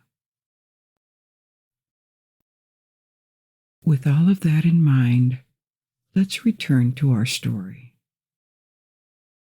In June 1692, 4 months after the first girls began to have their fits, trials began for dozens of people who had been indicted following the propagation of possession symptoms and denunciations in the community. The first woman accused was sentenced to death by the court for witchcraft. The conviction was based on her perceived immoral lifestyle. She wore odd clothing and did not follow the Puritan way of life. The court admitted as evidence so-called spectral evidence, and 3 visions were accepted as fact in that first trial. Spectral evidence was testimony in which an accuser claimed to have been visited in a dream or vision by the spirit or spectre of the accused. This means that witnesses, who also happen to be the accusers most of the time, could testify against anyone without providing any material evidence to save their testimony. In practice, accepting spectral evidence as material evidence defied common sense, because it could send anyone to a conviction just on the basis of someone's statement. These so-called visions These visitations were enough in these trials to convict several people. People learned to stop speaking out against these practices for fear of being indicted themselves. In July, the first people to be arrested were judged and sentenced to death by hanging.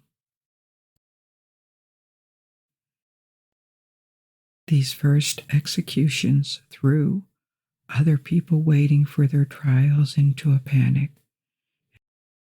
and they fabricated even more accusations against others in order to save their own lives. From this moment on, a trial acquired its own internal logic. More prosecutions led to ever more confessions,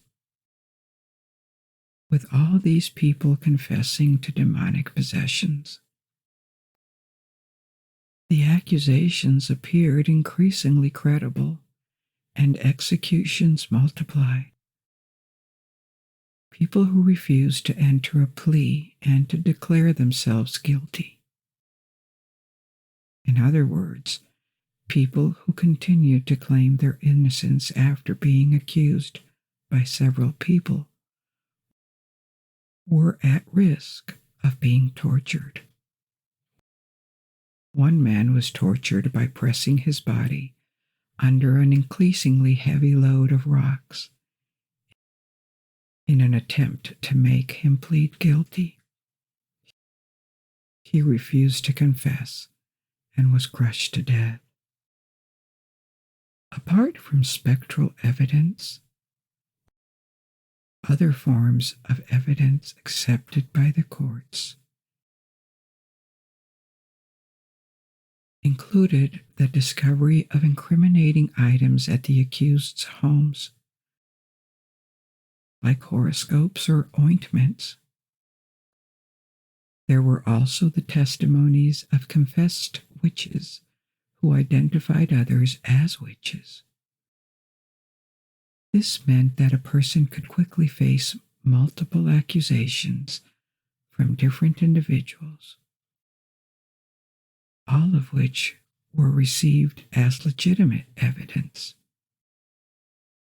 The executions reached their peak in September 1692, 8 months after the beginning of the fits. 8 people were executed in September, for a total of 20 deaths in 8 months, including 14 women and 6 men. At this point, 200 people had been accused, and 5 more died in jail, awaiting their trials. After September, the first court was closed and replaced with a superior court, also in Salem town. This court found the majority of people to be not guilty and spared the lives of those who were found guilty, progressively putting an end to the cycle of trials and executions. Bit by bit, life in Salem town returned to normal in the years that followed. But the trials will never be forgotten, and the families affected by death sentences started a long fight for recognition of the condemned's innocence. In the 20 years immediately following the trials and executions, most people in New England acknowledged that the phenomenon of collective hysteria, although the term did not exist, had affected Salem and been the direct cause of the witch trials. But what could have brought such a phenomenon? In the intervening years, various theories have been put forth to try and explain the fits that started the whole event. Because those girls really did have episodes of extremely odd behavior. Enormous stress, especially for children, and the physical reaction to the psychological hysteria, or even a stress response to violent native attacks, like PTSD, are one possible explanation. This could also be the cause of spectral visions that people claimed to have experienced. Another, more biological explanation could be ergotism, which is when humans consume rye and other grains infected with the fungus ergot. Consuming grains infected with ergot could have produced similar symptoms and episodes of collective madness when people in a community ate the same foods. Another theory points to a form of encephalitis and sleep paralysis transmitted by birds.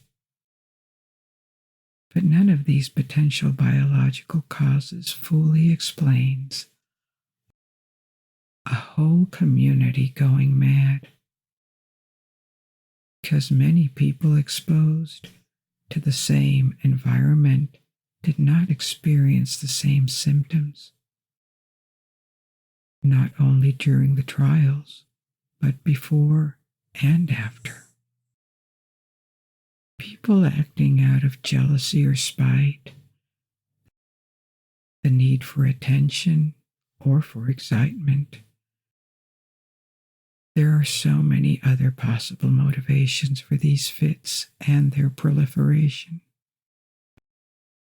Maybe children and others lied and faked their symptoms, and then, once others started taking them seriously, didn't know how to tell the truth for fear of the consequences.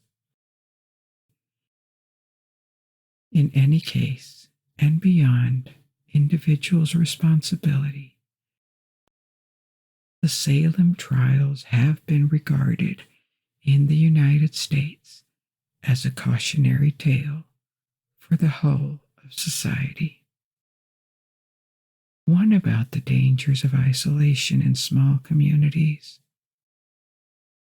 of religious extremism, of false accusations and lapses in due process. It is also because of the Salem witch trials that the term witch hunt is now so commonly used in American English to describe a mob attacking an individual with false accusations. Overall, I think it's probably a good thing to keep the memory of Salem alive as a form of protection against the scapegoating of outcasts and minorities, as a reminder of the need for evidence-based justice, and maybe even more importantly, as a testament to the need to maintain a healthy distance from the inclinations of the masses, and to use critical thinking to avoid the mob mentality that is so easy to fall prey to, especially in times of social or economic unrest.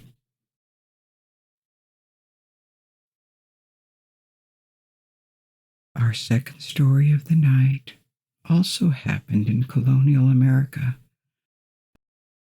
but farther south in North Carolina and deeper in the past, a century before the events in Salem.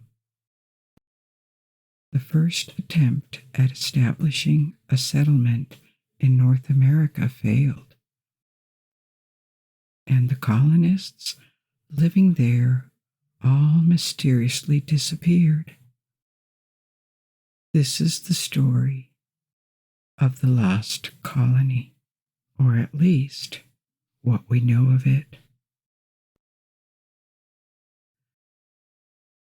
Our story begins in the 1580s. By the end of the 16th century, the Americas had already been explored by European navigators and scouts for nearly a century. But for the most part, North America remained an unknown continent to them. The Spanish and the Portuguese had been the first to create settlements in America, but they had focused their attention mainly on South and Central America and the Caribbean.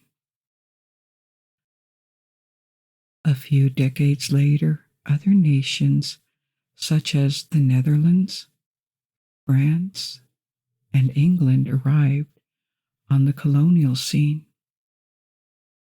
They saw the advantages and wealth that Spain and Portugal had gained from establishing colonies,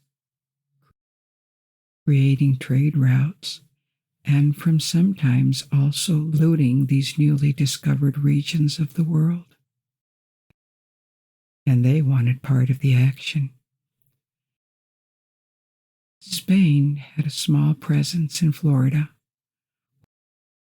while the French were more interested in the northern parts of what is modern-day Canada, and England established itself in what is today the east coast of the United States.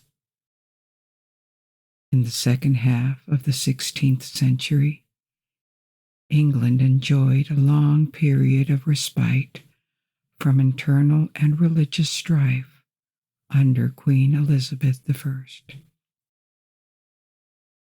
And this is when the first attempts at creating permanent settlements began. The first charter was granted by the Queen in 1584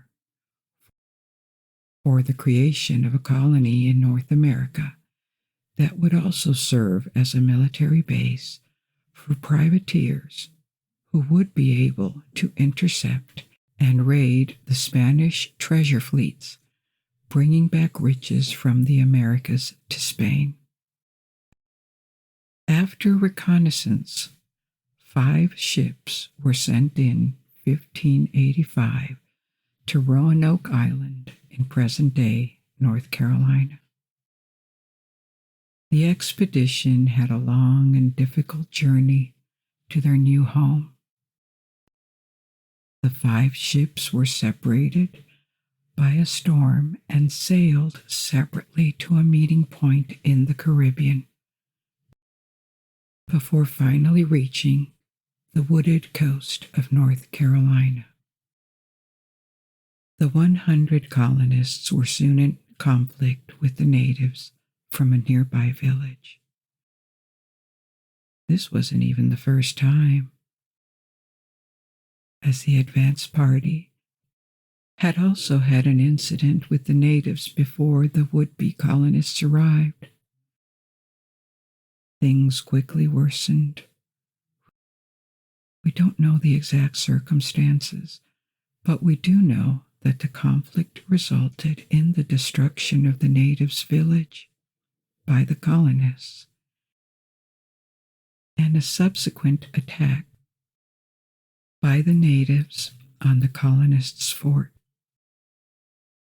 The native attack was repelled, but soon after all this fighting, an English expedition returning from the Caribbean stopped at Roanoke Island and offered to take the colonists back to England.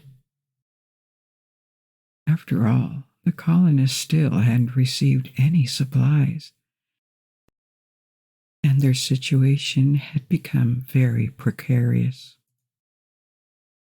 With the now openly hostile natives so close to their settlement, Several of them accepted that ride home, and the colony decreased in size to the extent that, when the relief fleet finally did arrive later in 1586, it found the colony mostly abandoned. The relief fleet decided not to disembark and to instead just leave behind a small detachment of 15 men to maintain a presence. Another expedition hoping to establish another colony in the Chesapeake Bay arrived in the following year, in 1587. Intending to pick up the small group left at Roanoke Island the previous year and to continue their journey to their final destination. They instead found nothing and no one upon their arrival. Only a single unidentified skeleton remained. The group made the decision to establish the colony here instead of in the Chesapeake Bay. This time, 115 colonists were left behind, even though nobody knew what had happened to the 15 men who had stayed the year before. This group of 150 settlers was not sufficient either. They would need fresh supplies and more people to create a self-sustaining colony.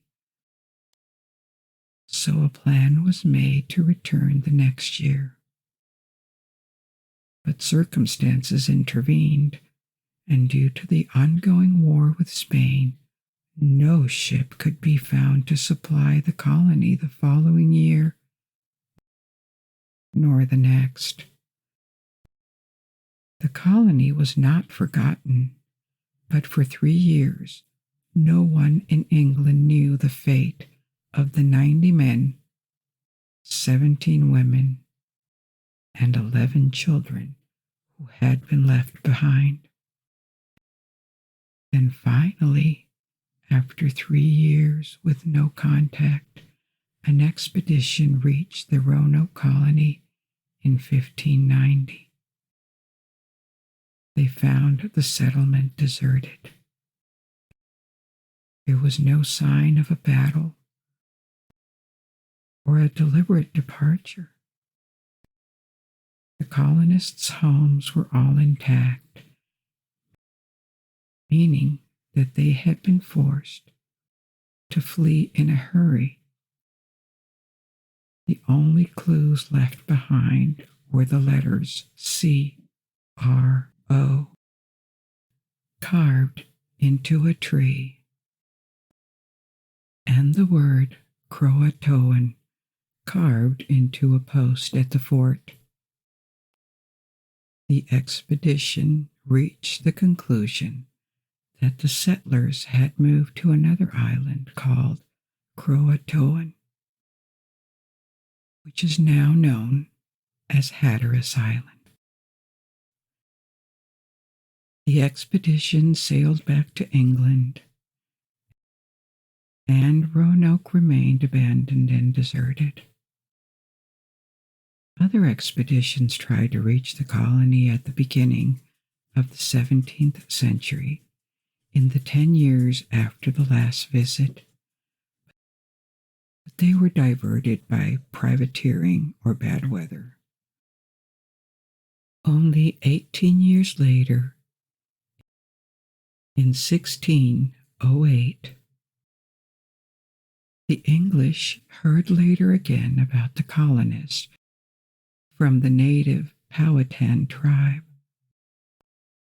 According to their chief, the colonists would have moved and lived peacefully among another group of natives for years until they were eventually massacred. Because of a prophecy from Chief Powhatan's priest declared that he would be overthrown by people from this area. He would have preemptively ordered the massacre of everyone out of an abundance of caution. But this again was just a claim, and no evidence was ever found to support it. No archaeological remains, no direct testimony, and no noticeable human remains. The only certainty is that there were more than 100 people living in the colony in 1587. And 3 years later, they were all gone without a trace, leaving behind no evidence of violence, no remains or any indication of where they might have gone, save the carvings in the tree and post. So what could have happened to this lost colony?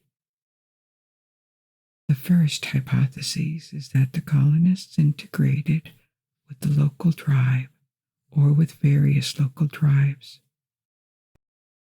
They could also have gone to live in another location close to a native tribe and progressively been integrated with them. Or the colonists could have separated into various smaller groups and then assimilated with native tribes. What gives credibility to this explanation of the disappearance of the lost colony is that several testimonies in the following decades reported sightings of Native Americans with blonde hair or wearing European clothes, or even the existence of two-story houses with stone walls at an Indian settlement, which, based on the architecture, would have very probably been the work of Europeans. There were also oral traditions among some native tribes in the 18th century about their white ancestors, but there is no definitive proof of any of this, and it can be hard to distinguish legend from fact. Another theory is that the Spanish destroyed the colony. This is not completely out of the realm of possibility, because the Spanish knew about the attempt to establish the colony and the intention to use it as a military base against Spain. They also had a history of destroying colonies and all evidence of their existence. They did so at the French settlements in South Carolina, such as Fort Charles, and in Florida too, near present-day Jacksonville. But what makes this hypothesis a bit unlikely is that there is no record of the attack in Spanish archives, and the Spanish were apparently still looking for it several years after it had been abandoned. Other theories are more unconventional and are considered to be pseudoscientific or based on forgeries. For example, from 1937 to 1941, a series of inscribed stones, later called the Dare Stones, were discovered that, were they authentic, would have been written by Eleanor Dare, one of the women from the colony. The stones told the story of the colonists' travels and of their ultimate death. The stones are considered by most historians to most likely be fake based on linguistic and chemical analysis. But the first stone that was discovered was different from the others and could possibly be genuine. More tangible archaeological evidence has appeared in recent decades. In 1993, hurricane unearthed relics on Hatteras Island,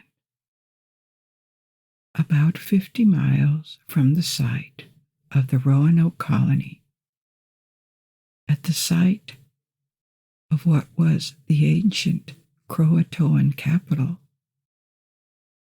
Among the items found were an English seal, gunflints, and coins that could be from the 16th century. This doesn't prove that the colonists lived there, but it does prove at least some kind of contact with the Croatoan tribe. So, there is no single explanation today that would allow us to close the case. We don't know what happened to the lost colony, even though it now appears likely from the artifacts that the colonists did not die soon after they disembarked. They at least established contact with one or several native tribes before, at some point over a period of 3 years, vanishing. None of them ever re-emerged to tell the tale of the lost colony.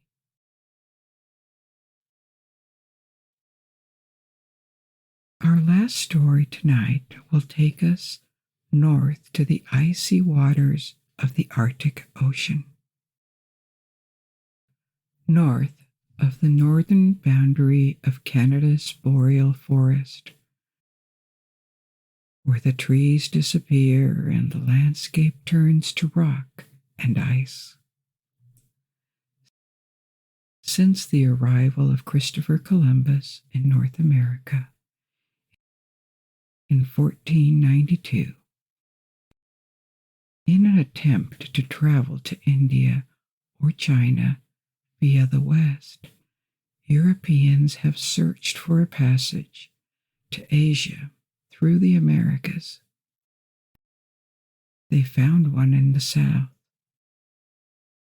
Cape Horn, that Magellan used to complete the first circumnavigation of the Earth. Centuries later, one was built in Panama with the Panama Canal, but for centuries explorers also searched for one in the north, hoping that another passage existed somewhere between Canada and the North Pole that would connect the Atlantic and Pacific Oceans.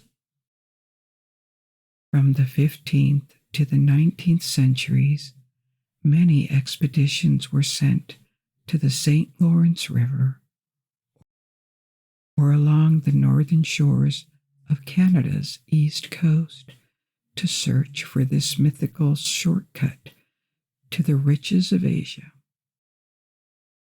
Many expeditions never returned from this highly hostile environment, where the waters are frozen for the best part of the year. The dark of night can last for months. The cold is deadly, and close to no food can be found.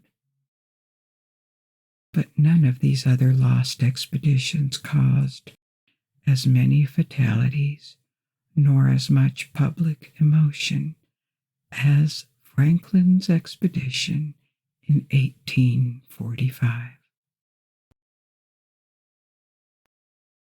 Enjoy the sweet comforts of home and the warmth of the room or bed you're in, because you are lucky enough to have just what these men craved and never felt in the months before they met their icy fate. By the middle of the 19th century, the northern coasts of eastern Canada had already been explored and mapped. Well known, too, were the months of the year when they were frozen in solid ice. But successive expeditions towards the west had failed to reach the one last area that could contain a potential passage to the Pacific Ocean. To explore this final region, 2 British ships were sent, HMS Erebus and HMS Terror. The expedition was under command of and named for Sir John Franklin, an experienced officer and explorer. He also had direct command of one of the ships, the HMS Erebus. Both ships, Erebus and Terror, were at the vanguard of naval construction at the time. They were wooden ships, but reinforced with iron plates. And even though they relied primarily upon wind propulsion, they had also been equipped with steam engines. They offered a degree of comfort to the crew that we would find very rudimentary today, but that was remarkable at the time. The steam engines also created an interval steam heating system. There were libraries with hundreds of books available for the crew, and the ship contained 3 years' worth of food supplies, a lot of it in cans. In total, the 2 ships comprised a crew of 144 men, including officers, seamen, cooks, surgeons, engineers, carpenters, and soldiers. The expedition set sail from England in May 1845. It reached Greenland and later made a stop at Disco Bay on the west coast of Greenland before continuing westward. The expedition was seen sailing west in late July of 1845. This expedition was expected to be long and would not necessarily be able to send news home from the icy region of North Canada, as there were no European outposts nor prisons there. For families left behind in Britain, it was clear that no sign of life and no return were to be expected any time soon, especially given the possibility of the ships getting stuck in ice and having to wait for the following summer to continue their journey. So the families and British officials waited to receive word. The days turned into weeks, then months, then years. After 2 years, no word from Franklin had arrived. His wife, and then the newspapers and members of Parliament started to question the Admiralty as to the expedition's fate and urged authorities to send a search party. After downplaying any worries, the Admiralty finally launched 3 expeditions to search for Sir John Franklin and his ships. 1 by land toward the north of Canada and 2 by sea. 1 from the Atlantic side and the other from the Pacific side. they didn't find anything. Due to the involvement of the press and public's interest in the story, other ships searched for the expedition in the years that followed. In 1851, 6 years after the expedition set sail, the first few relics of the expedition were found on a small island. The expedition had apparently established an encampment there during their first winter, 8 to 9 months after departing. The graves of 3 members of the expedition were discovered on the island. But back then, they were unable to determine the cause of death.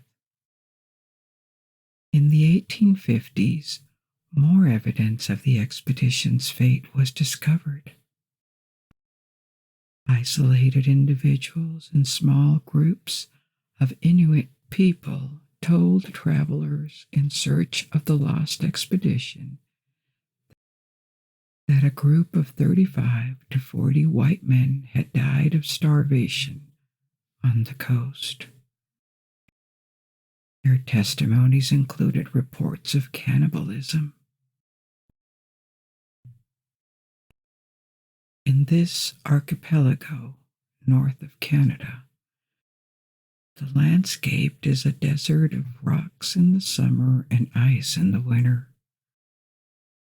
Survival is impossible for anyone other than the locals who know how to hunt and fish in this extreme and hostile environment. Otherwise, there are no plants, and variations in temperatures are extreme. In 1854, the crew was officially declared deceased. Even though the cause of their deaths and the location of their bodies remain unknown. In 1859, 2 messages left by officers from the expedition were discovered in a cairn on King William Island. A cairn is a pile of stones that can be used to signal something or to leave a message, as in this case. The first message was dated from 1847 and said that the 2 ships had wintered near King William Island for their second winter, and that all was going well. But a second message was written later in the margins of the same sheet of paper, and it was much more worrisome. It said that the Erebus and Terror had stayed trapped in the ice for a year and a half, and that the crew had abandoned their ships in April 1848, 3 years after departure. It indicated that at this point, 24 men had already died, and the remaining 105 had headed south by land, intending to return to civilization on foot. More discoveries were made in the 1860s on the same island. Various skeletal remains, a lifeboat, and multiple relics from the expedition, including books, clothing, boots, and handkerchiefs, were found.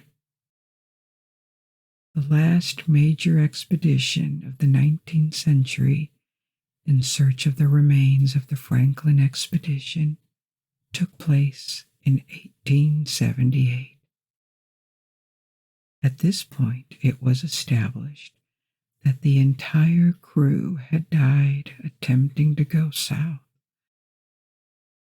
carrying their equipment and food, and using their lifeboats as sledges.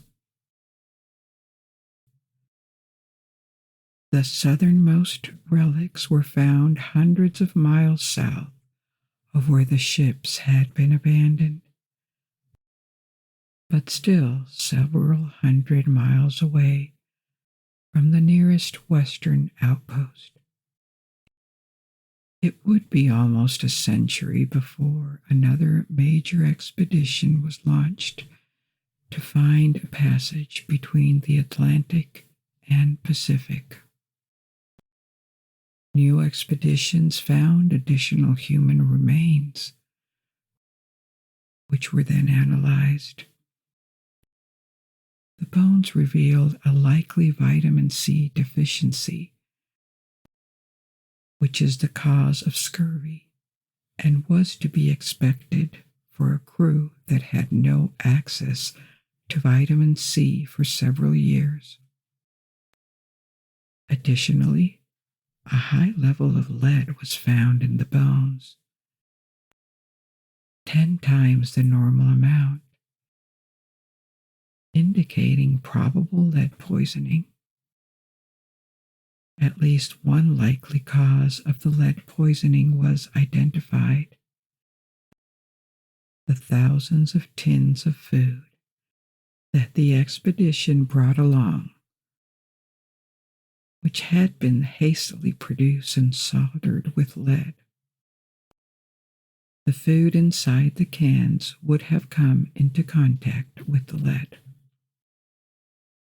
which is an extremely toxic substance to humans.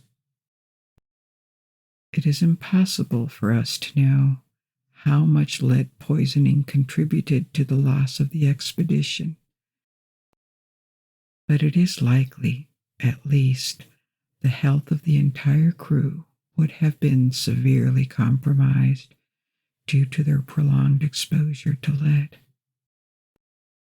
Plus, they may have been exposed to an additional source of lead poisoning, as the ships had desalination systems that produced water meant to be drinkable, and the fresh water it generated probably had a very high lead content.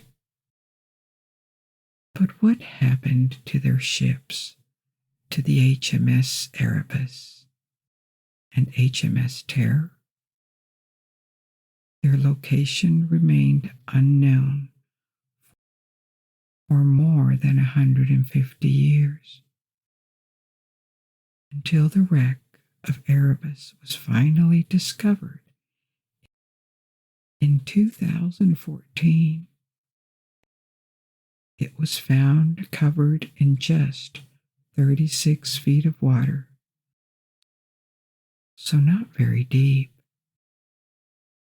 But the wreck had deteriorated significantly due to storms and the movement of the ice that affected the structure, given its shallow depth. The wreck of Terror was also discovered in 2016, located 80 feet beneath the surface. Ironically, the loss of the Franklin expedition probably contributed more to geographical knowledge of the North than its return ever would have. The various search parties that explored the island in the 1850s and 60s allowed for more mapping of the region. And what about the much sought-after Northwest Passage to the Pacific? It did not exist back then. And even if it did, the conditions were so extreme that no merchant ship could have used it. But here, again, there is irony. Such a passage did not exist in the past, but now, increasingly, one does. The ice of the Arctic Ocean tends to recede with rising temperatures, and the Northwest Passage, north of Alaska and Canada, between the Pacific and Atlantic Oceans, seems to have a promising commercial future in the coming decades, thanks to a warming climate. The passage, along with its equivalent north of Siberia, could become the preferred route for ships connecting East Asia, mainly China, with Europe. This would mean that the Suez and Panama canals would become less relevant.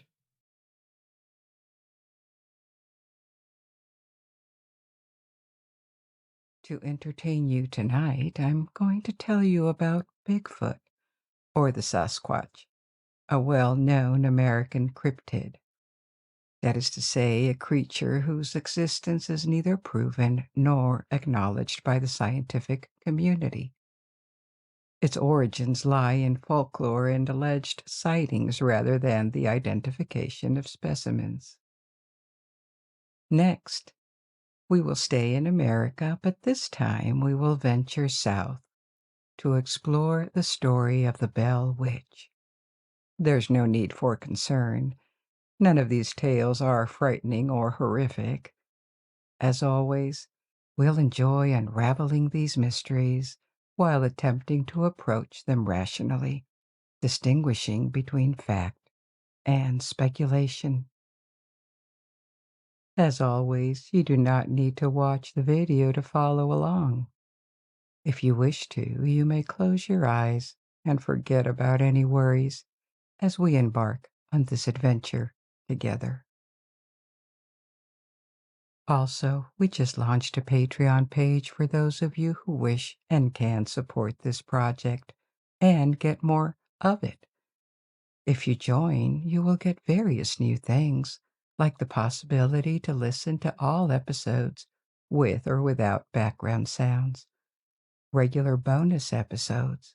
We already have 2 exclusive stories for our patrons, one about the history of glassmaking and stained glass, and one about the mysterious man in the iron mask, and we are already working on our 3rd story. You will be able to download all these audios, and you will also have your say on the choices of topics, advance releases, and updates on upcoming episodes. We hope to see you there soon so that we may continue developing Lights Out Library, which we enjoy so much. You will find links in the description box and the first comment pinned under the video. If you fall asleep and wish to resume the video later or jump directly to a particular part of the story, timestamps are also listed in the description and pinned in the first comment, as well as links to different streaming options like Spotify, Apple Podcasts, and Amazon Music, which may be better suited for you. You can listen to our stories in Spanish at La Biblioteca de los Sueños. We have included a link to it as well. But before we begin, assume a comfortable position. Take a long, deep, relaxing breath. When you exhale, release the tension in your shoulders, your neck. Release the tension in your facial muscles too, and allow the sound of my voice to guide you through this journey. Let's begin with our first story of the night, shall we? Bigfoot. Is it real? The creature is also known as the Sasquatch, and some may be familiar with the Yeti, its Asian cousin. We'll return to that topic later. Many know Bigfoot as a creature reputed to inhabit the forests of North America, particularly in the Northwest, an area that boasts some of the largest densest and wildest forests in the United States. However, sightings have been reported all across the U.S. and in Canada. Interestingly, it seems that Sasquatch has very old origins, at least as a legend. In many indigenous cultures of North America, both ancient and contemporary, there are tales of mysterious creatures living in the forests. Descriptions of their appearance and behavior varied. They weren't necessarily ape-like, like Bigfoot, but most of the time these creatures had an ape-like or human-like appearance, only larger and hairier. For instance, in California, there are petroglyphs, carvings in rock, left by the Yokuts, an ethnic group of Native Americans native to Central California. These petroglyphs depict a group of large creatures, possibly in a threatening posture, that some believe to represent a group of Bigfoots. These glyphs are estimated to be at least 500 years old, and possibly up to 1,000 years old, which indicates they were created before the arrival of Europeans in California. Interestingly, among the first European Spanish settlers and explorers that arrived in California from Mexico in the 16th century, there were tales of so-called dark watchers, or vigilantes oscuros, who were said to stalk their camps at night. Meanwhile, far to the east, in what is now the state of Mississippi, there were stories among the Natchez people and other Native American groups in the 18th century about a hairy creature in the woods known for screaming loudly and stealing livestock. These accounts were reportedly documented at the beginning of the 18th century by a French priest. Yet in another corner of America, in the Northwest, the Lumi tribe told tales about creatures known as semiques. These creatures were described as living in the woods, resembling apes or humans but bigger, wilder. These creatures were not necessarily malevolent, but possibly dangerous, so it was generally advisable to avoid them. To cite another example, this time from the Northeast, there's the Iroquois tale of an aggressive, hairy giant with rock-hard skin. These examples are only a few of many from across the United States and Canada. These stories come from everywhere and were not necessarily specific or more common in the Northwest of the United States and the Pacific coast of Canada, which are the regions generally associated with Bigfoot today. Actually, if we broaden the scope a bit, it could be argued that such tales are not specific to North America. Other cryptids, for example, include the Yeti from the Himalayan folklore. The Yeti, also sometimes called the abominable snowman, is often described as a large creature, similar to a gorilla but standing upright, with brown, gray, or white hair and large, sharp teeth. Supposedly residing in the Himalayan mountains, the Yeti bears a striking resemblance to Bigfoot. The Himalayan Yeti is quite famous around the world, but it also has lesser-known relatives in Asia. For example, China mentions a creature called the Yeren, dating back to the Warring States period, over 2,000 years ago. In Mongolia, there's Alma or Almasti, said to live in the mountains of West Mongolia, even extending as far west as the Caucasus Mountains. In Australia, there's the Yowie, a creature emerging from Aboriginal traditions, purported to inhabit the Australian outback, If we relax the criteria a bit, it appears that many cultures around the world harbor tales about strange creatures living in the wild, stronger and more savage than humans, uncivilized, less intelligent, but better adapted to life in the wilderness. In other words, these are larger than life creatures.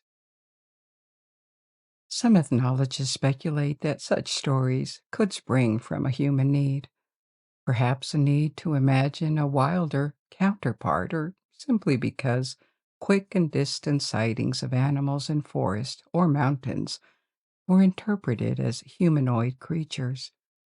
Because people were constantly checking for the presence of intruders, they might have seen what they were looking for. These are just hypotheses to explain why these mythical creatures seem universal.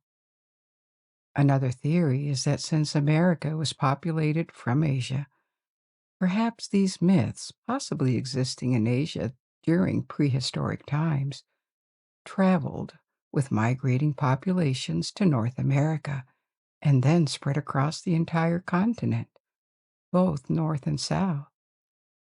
There are, without a doubt, many mythical creatures whose existence remains unproven around the world. The difference with Bigfoot is that it has become a phenomenon and is a part of popular culture, not only in the United States and Canada, but well beyond. It is probably one of the most famous cryptids, along with the Loch Ness Monster. How did Bigfoot become so popular?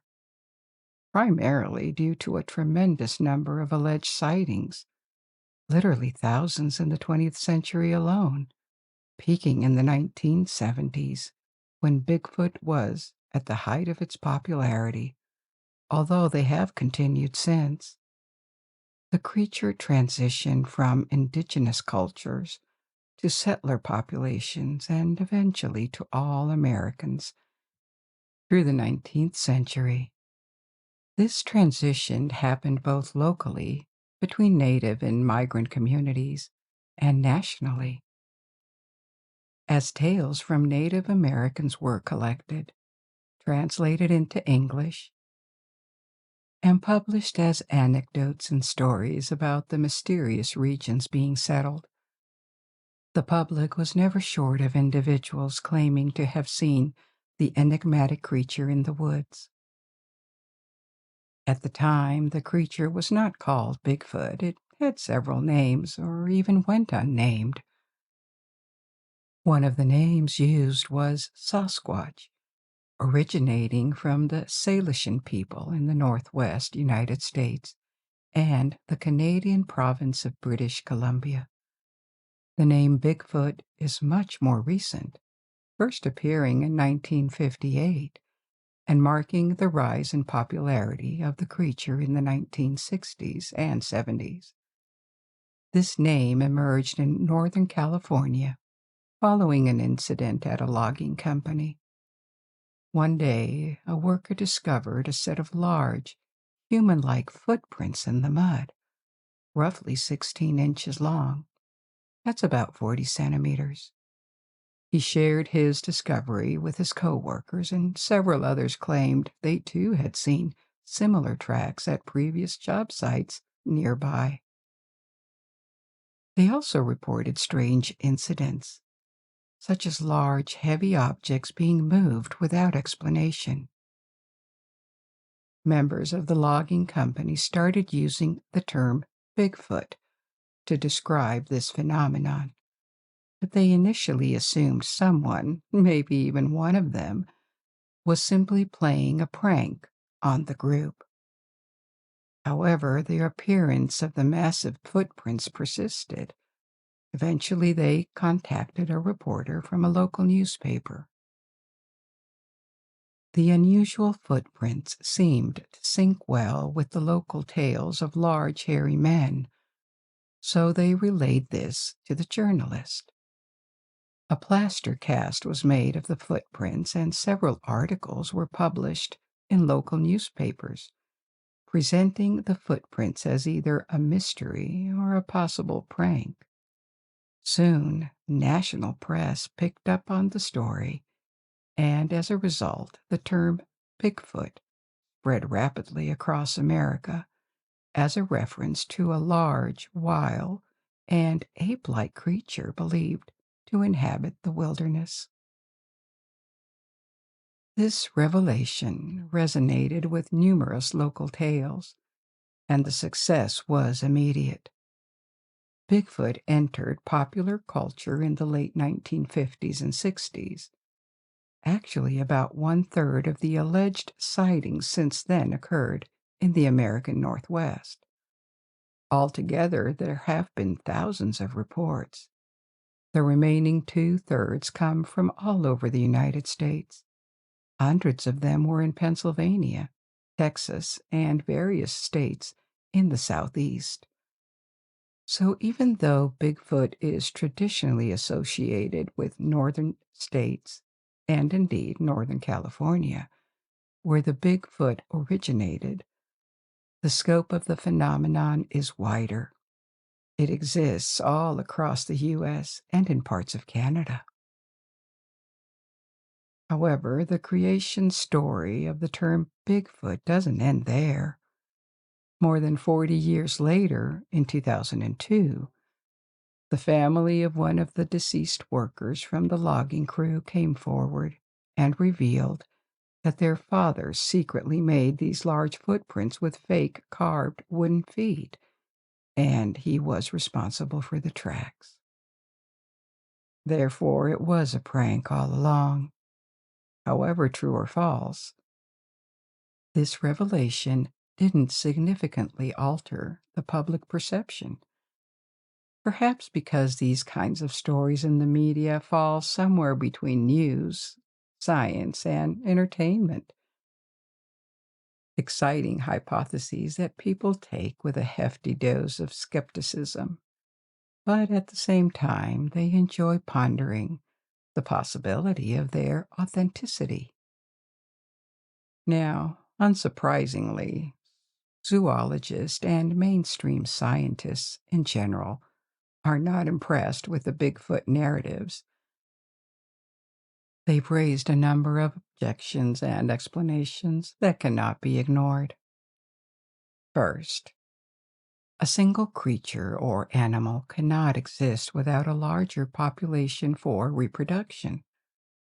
Therefore, there couldn't be just one Bigfoot.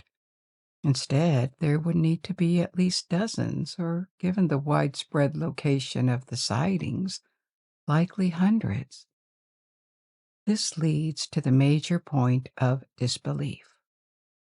The notion that a wild species, present in multiple locations in America, has never left a single dead body, body parts, bones, or even hairs to be found. Only indirect evidence like sightings or questionable footprints. That's a tough pill to swallow. There are wild species with only a few thousand individuals that are easily spotted when we look for them. An animal the size of a gorilla doesn't easily hide. The second problem comes from the fact that all known large apes live in the tropical regions of Africa and Asia. There are no known apes inhabiting cold forests because they're not suited to such environments. Hair can provide protection from the cold to an extent, but not when it freezes. If you observe mammals living in cold forests, such as those in Siberia, Canada, or the northwest of the United States, you'll find that surviving animals like bears have a significant layer of fat and more compact bodies with shorter limbs to retain heat. Conversely, smaller animals like wolves and foxes also survive these conditions. An animal with the physiology of a human or a large ape would likely freeze during the winter without clothing or shelter in such a climate. This brings us to the suggestion that Bigfoots might have some kind of shelter or community.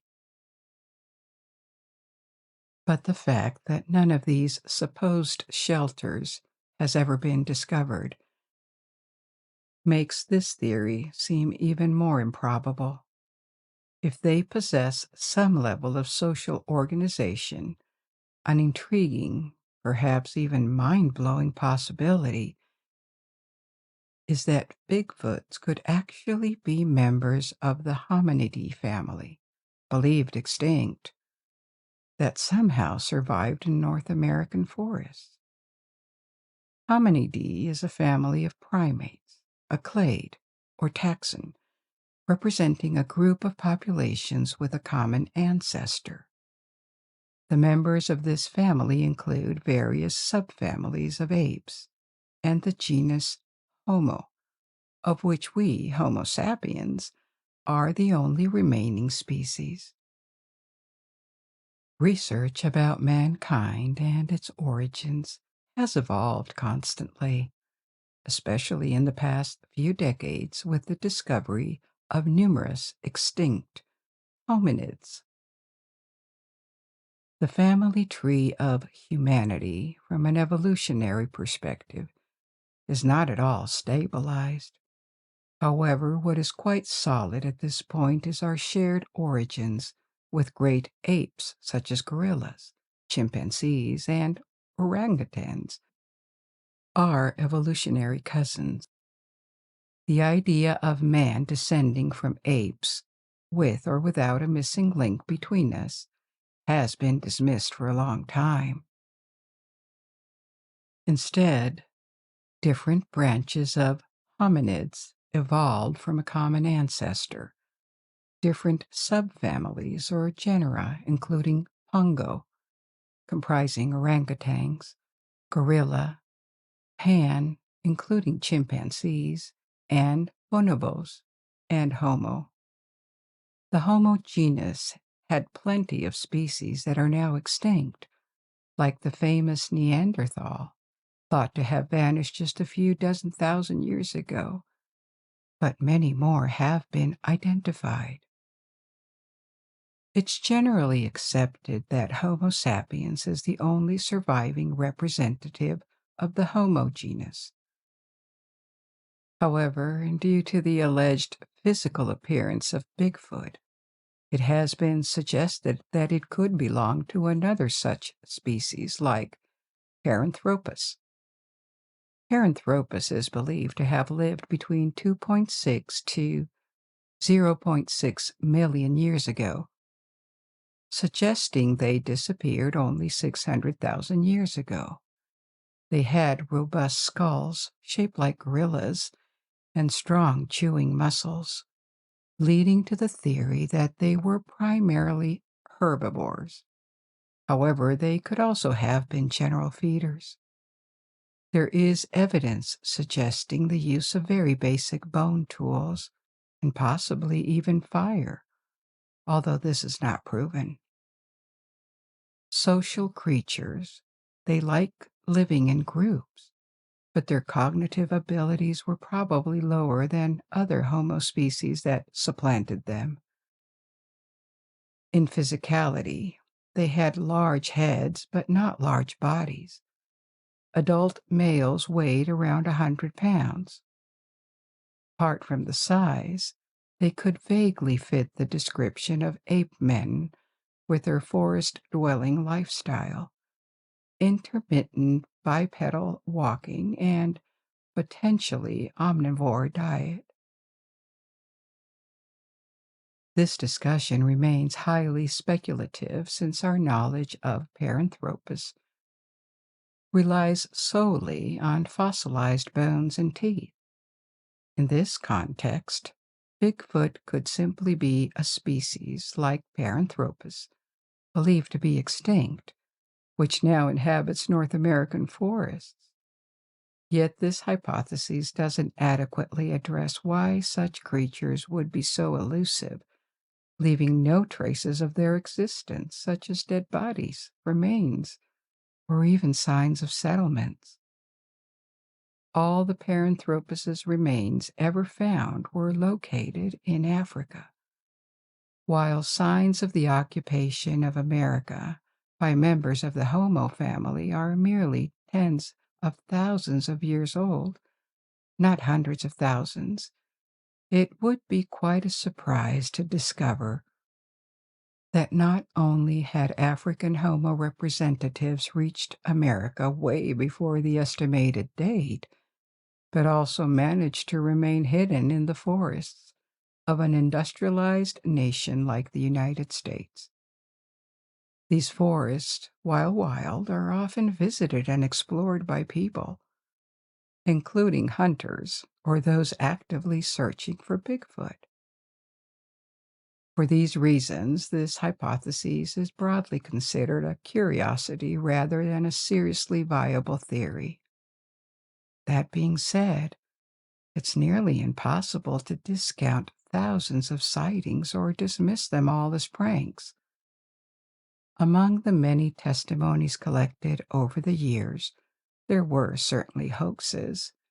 Even Bigfoot believers admit this. However, it's inconceivable that all of them were deceptive. Some people have testified in good faith about their sightings. Scientists credit the majority of such sightings to misidentified animals, most often American black bears. Black bears, while not hugely sized, can adopt behaviors making them appear as if they were humanoid figures. Under certain conditions like dense foliage, poor lighting, or from a distance, they can appear ape-like. Also, there are cases of injured black bears walking upright. An adult black bear can stand 5 to 7 feet tall, approximately 1.5 to 2.1 meters, while grizzly bears can reach 8 to 9 feet, around 2.5 meters. So, from a size perspective, these bears aligned with the commonly reported silhouette of Bigfoot. A second possibility is sightings of escaped great apes, like orangutans or gorillas. Such incidents could happen when apes escape from circuses or zoos or private collections, since private ownership of wild animals is quite common in the U.S., particularly in less urbanized regions. These owners will often not report such escapes. While most U.S. environments are not conducive for survival of great apes, some regions in the southeast with humid subtropical climates could potentially sustain a population of escaped apes. Another explanation for sightings could be humans themselves. There have been unfortunate hunting incidents involving individuals claiming to have shot at a Bigfoot. In 2017, a shamanist vacationing in the North Carolina forest while wearing clothing made of animal fur was mistaken for a Bigfoot, leading to a surge in reported sightings. While this anecdote seems quite unique, the existence of hermits or individuals choosing to live in isolation in forests is relatively common. This was especially true in the 19th century with escaped slaves in the South, and even in the 20th century with people seeking isolation, attempting to escape societal constraints, or simply experimenting with different lifestyles. Today, living off the grid is something that attracts people. While forests aren't particularly crowded, there are numerous opportunities for walkers, campers, or hunters to spot something they might identify as Bigfoot. It might be challenging to understand how one could mistake a regular human being for an ape or a giant covered in hair. But when we consider the subjectivity of our senses, it's not as inconceivable. Our senses receive information visually or auditorily, and this stimulus is merely data. The perception of this data isn't entirely neutral. Our minds automatically search for interpretations, imposing meaningful observations onto these stimuli.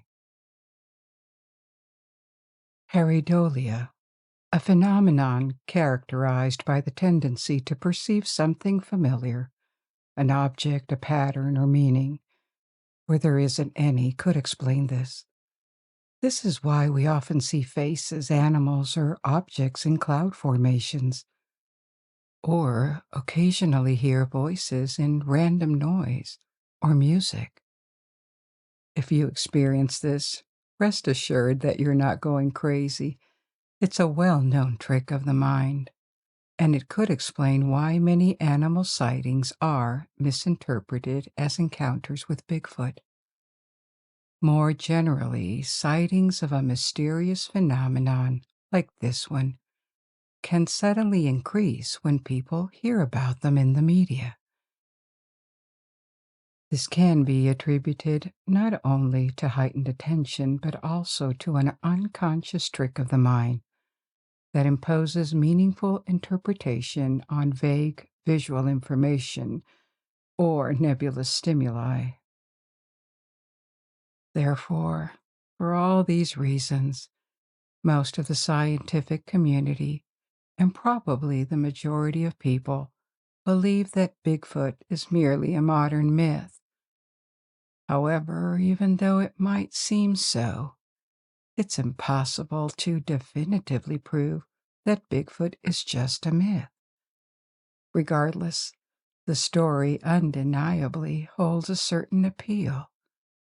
Not just the thrill of imagining a mysterious species living relatively close to us, potentially having something in common, but also this taps into the same fascination that led our ancestors from around the world to envision or believe in a larger-than-life creature that lived in the wilderness, just as we inhabited the territories we've settled. To conclude our intriguing exploration, let's examine another narrative that has offered inspiration for contemporary media, most notably the Blair Witch Project movie, and the influx of haunting films over the past 20 years. Initially considered merely a local legend from the southern United States, this tale was recounted decades after the fact and originated from Robertson County, Tennessee. Its fame has grown, polarizing believers and skeptics. So, what is the story of Bell witch haunting? Centered on the Bell family living in the early 19th century, the father, John Bell, and his wife, Lucy, relocated from North Carolina and settled in Tennessee in 1804. The American South at the time was sparsely populated and mostly rural. Nevertheless, it beckoned farmers from the East Coast, primarily drawn in by the opportunity to settle and farm on untapped land. This is what the Bells did, building a farm on 320 acres of fertile farmland. Their family expanded, and on a modest scale, they flourished and integrated into the local community. John Bell even became a deacon at the local church.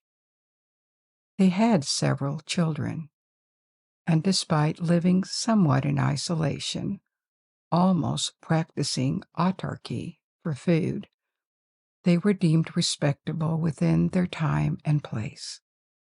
This presumably harmonious life lasted peacefully for 13 years until 1817. In the summer of 1817, things took a strange turn. Members of the family began seeing bizarre-looking animals around the property. They started hearing knocking sounds on their doors and walls late at night. Eventually, these strange sounds seemed to originate from within the house. The noises mimicked stones being dropped on floors and chains being dragged through the house, culminating in gulping and choking sounds.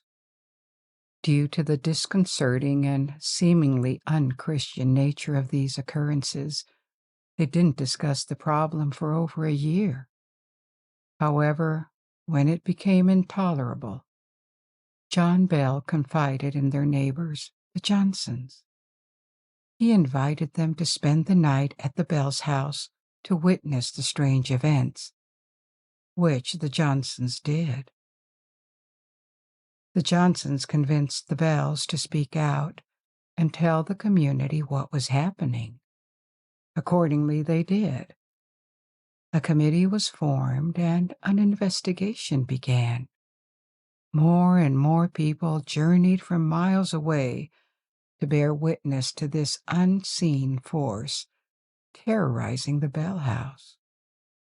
As weeks passed and the phenomenon persisted, it seemed the mysterious force was gaining strength. It eventually acquired a voice, weak initially, but gradually getting stronger, that seemed to come from nowhere. Full conversations soon occurred with this entity. When asked about its identity, the spirit gave several responses, including one of a deceased woman named Kate Batts.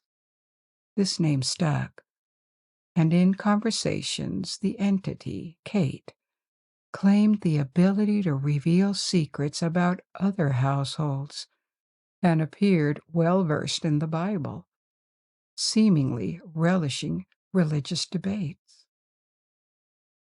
Many accounts suggest that what Kate revealed, from neighbors' gossips to people's birthplaces, was strikingly accurate. The identity didn't seem malicious towards all members of the family, though, but it appeared particularly fixated on John, the father, and Betsy, one of the daughters. Both suffered physical abuse from the entity, with Betsy being pinched, having her hair pulled, and even beaten. John, at times, felt as if sticks were lodged into his throat. Gradually, John weakened, and in 1823, years after the apparent haunting began, he died. Kate, the ghost or the witch, had declared months earlier that she would not leave until John was dead. Another of her obsessions was that Betsy's engagement with a farmer's son should be terminated for some reason. In March 1821, Betsy ended her engagement, and afterward the mysterious Kate stopped appearing and tormenting them. While there are variants to the story, and I have omitted some details, that's a synopsis of the legend. The characters aren't fictional. The Bells and their neighbors existed, and something did occur. However, the story, as relayed here, wasn't documented during or even immediately after the events. Turns out the earliest reference to it comes from a military officer who traveled in Tennessee in 1820 and mentioned in his journal a tale about a farmer's family haunted by a spirit.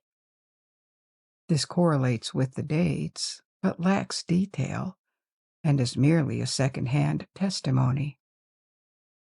The first known text about this story, an article, was written in 1856. That is 35 years after the supposed events, by an unidentified author. In the article, the story was presented as a deception, and the author claimed that Betsy Bell had learned ventriloquism. In his account, she wished to marry the farmer. The spirit had said that the haunting would continue until they married. However, their engagement ultimately broke off and the entity disappeared regardless.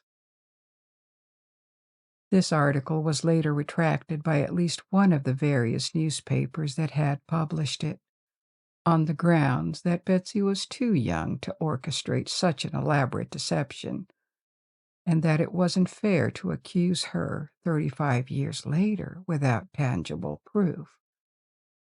That seems fair enough. There were a few more references to the Bell Witch story in the 19th century, but nothing significant. More than anything, it remained a local story, part of the oral folklore of Tennessee, with minor fame in the South. It was only in 1894, now it's 73 years after the incident, that a book titled Authenticated History of the Bell Witch was published by a newspaper editor. The book provides the first full-length record of the story and has since become the primary source for its 20th century interpretation.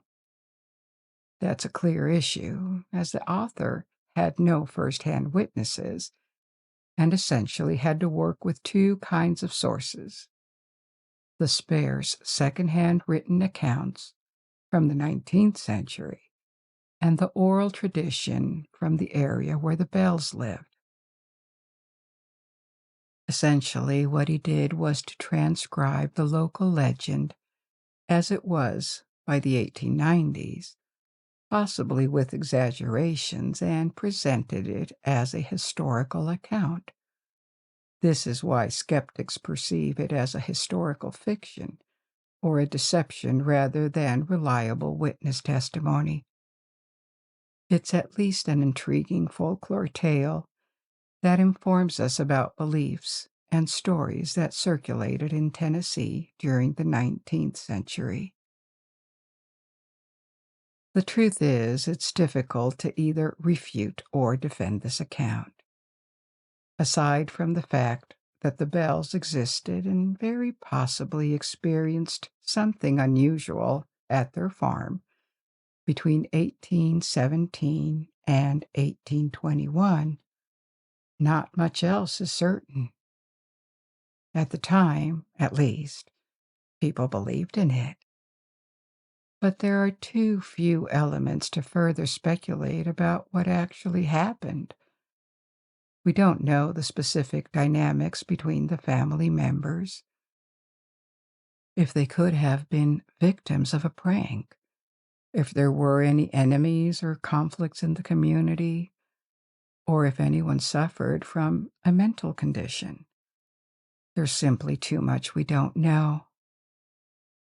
The book from 1894 presents answers to all these questions and asserts the occurrence of a genuine hunting.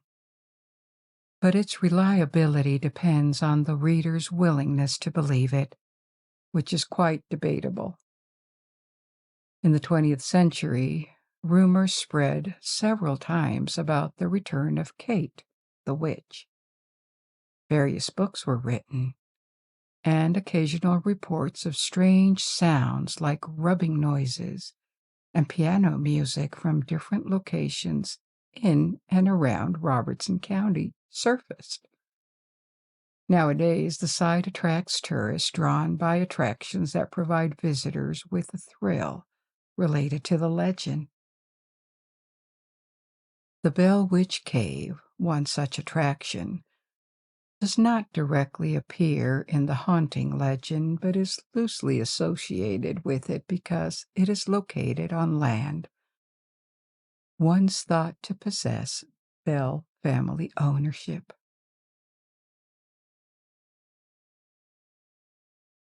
I hope you're ready for a new historical mystery, because this is what I have in store for you tonight. This time we're sitting in a camp near the pyramids of Giza. The setting of our first story is the suburbs of the gigantic city of Cairo, teeming with life, but our story takes place more than 4,000 years ago. And when the sun goes down, we will begin our journey back in time. The buildings disappear, everything becomes silent, and the pyramids return to their past splendor. Taller than today, smooth, white, and bright at sunset. If you wish to, you may close your eyes and forget about any worries as we embark on this adventure together. Also, we just launched a Patreon page for those who wish to support this project and get more of it. If you join it, you will get various new things like the possibility to listen to all episodes with background sounds, as well as without them.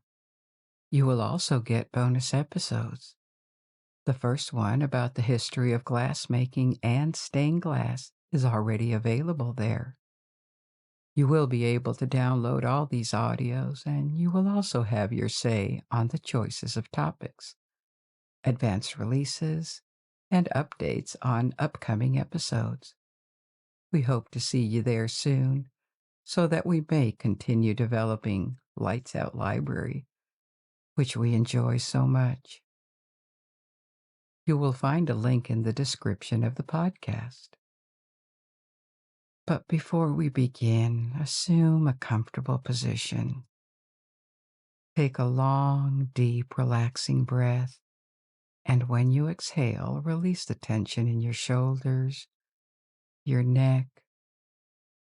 Release the tension in your facial muscles too, and allow the sound of my voice to guide you through this journey. The complex reappears at the foot of the Great Pyramid, linking it to the river.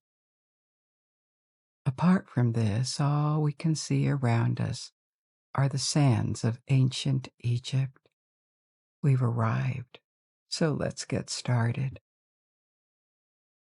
What we see of the Great Pyramid and the smaller pyramids that surround it today is its central structure, not what it was in the 26th century BC.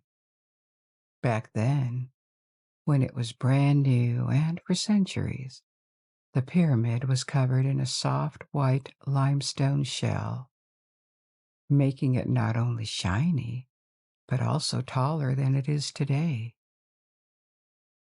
It initially measured 481 feet, or nearly 147 meters. But this outer shell was either removed or reused or dropped, reducing its height by nearly 30 feet, or 9 meters. Despite this, it remained the tallest man-made structure in the world for more than 3,500 years. There are many dubious claims about this monument. For example, that it would be proof that the Egyptians had advanced technology, or that it was built by extraterrestrials. This is not what we're going to discuss tonight because these stories about the Great Pyramid are unfounded. The pyramids are ultimately huge piles of stones. Its size, its aesthetics, its precision, its function, the social organization that made its construction possible.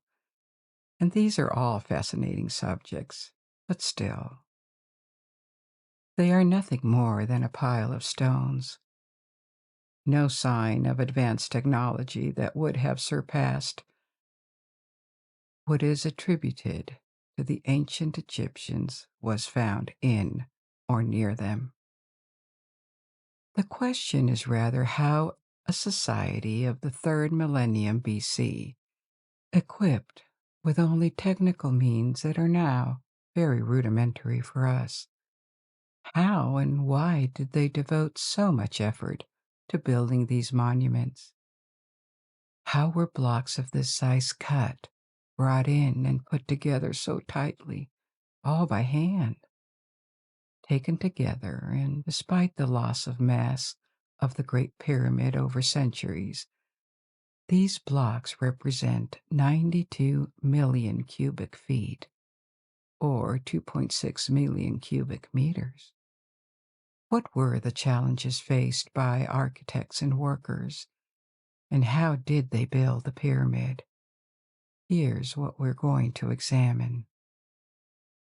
We will also visit the interior of the Great Pyramid and, obviously, because it is inseparable, we will talk about Khufu, the pharaoh for whom the pyramid was built. So, to begin with, who was Khufu, also known as Cheops? He was the second pharaoh of the 4th dynasty of ancient Egypt, at a time when Egypt had been unified, north and south, 4 generations, and already had an ancient culture and ancient traditions.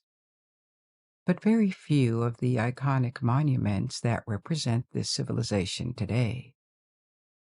Khufu succeeded his father, Sneferu, and ruled for a long time, at least 26 years, and possibly as many as 46 years, according to modern historians. He could have commissioned other buildings besides the pyramid. He possibly did. But they have been lost, and the only intact and certified portrait of the king is a small figurine that was made long after his death. Other statues and reliefs were found in fragments, which is not surprising for a pharaoh who lived 4.5 millennia ago. We know almost nothing of what happened during his reign, internally or externally. There are inscriptions that mention sending expeditions to find turquoise and copper mines, or trade contracts with the city of Byblos in Lebanon. There are also papyrus fragments found relatively recently, 10 years ago, and dating back to 4,500 years around the time of Khufu's reign, which are administrative records, letters sent to the pharaoh that shed light on the administration of Egypt at the time. They confirmed shipment of food and supplies to the sailors or workers on the wall. This is valuable, but it doesn't say much about the events that happened during the reign of Khufu. So how can we be sure that this pyramid is his? In fact, it was traditionally attributed to Khufu in ancient Egypt, and early Greek historians wrote about it, supporting this attribution. But in the Middle Ages, other people were credited with the construction.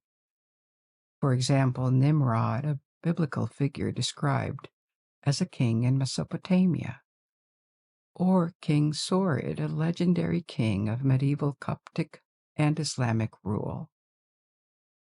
Coptic means belonging to the Copts, and the Copts are a Christian ethnic and religious group from Egypt and Sudan.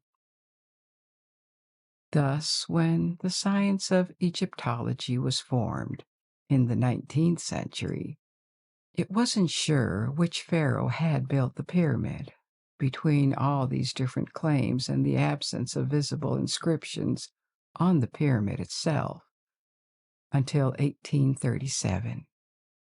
That year, exploration of the interior revealed new chambers where workers had marked the blocks with hieroglyphs, graffiti, that gave the names of their factions or groups, their teams. All of these names referred to Khufu, and later, other inscriptions with the name Khufu were found in a quarry where the blocks came from. Finally, in the 20th century, more tomb discoveries at the Giza site confirmed that the pyramid was Cheops' because his wives, his children, and grandchildren, and also high officials were buried around the site. Therefore, there is no doubt at this point that the correct attribution was the ancient one, the one mentioned by the Greek historians.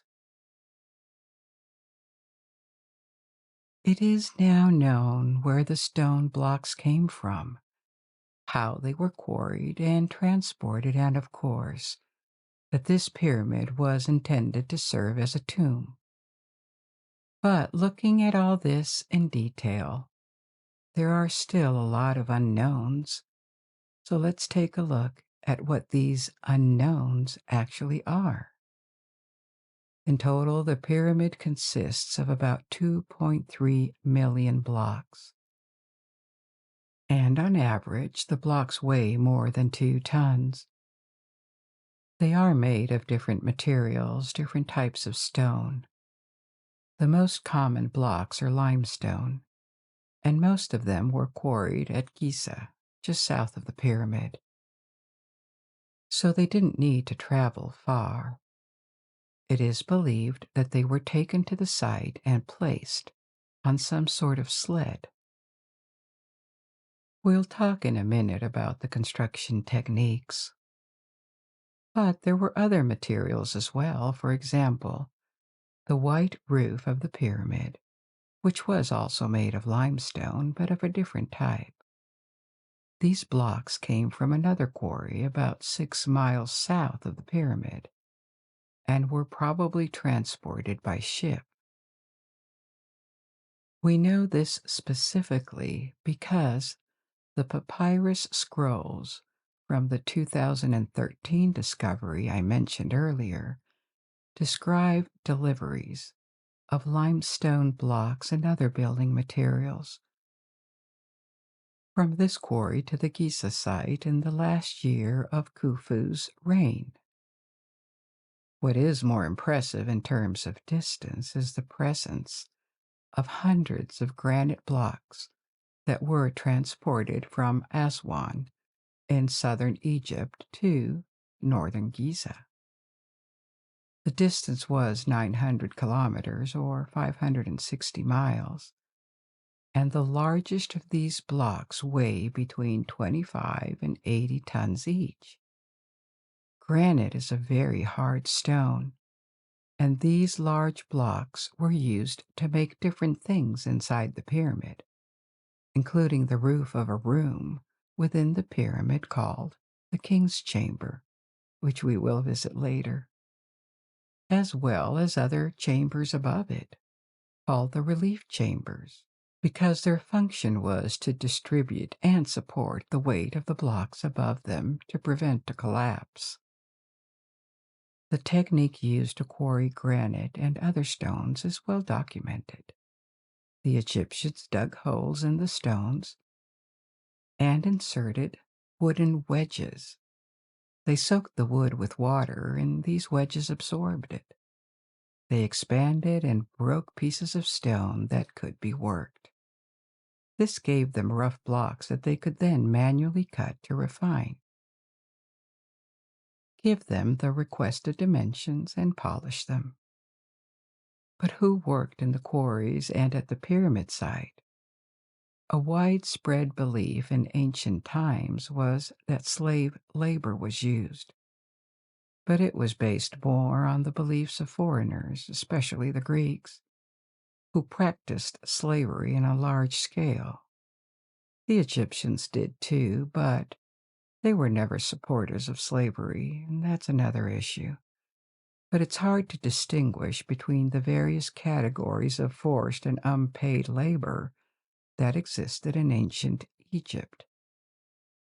People could be tied for life to a temple or a family, but it is not obvious whether they were servants, laborers, or royal slaves in the sense we give to this word, because generally they retained some rights, such as having personal possessions, belongings, or contracting transactions voluntarily, and could not be sold as assets.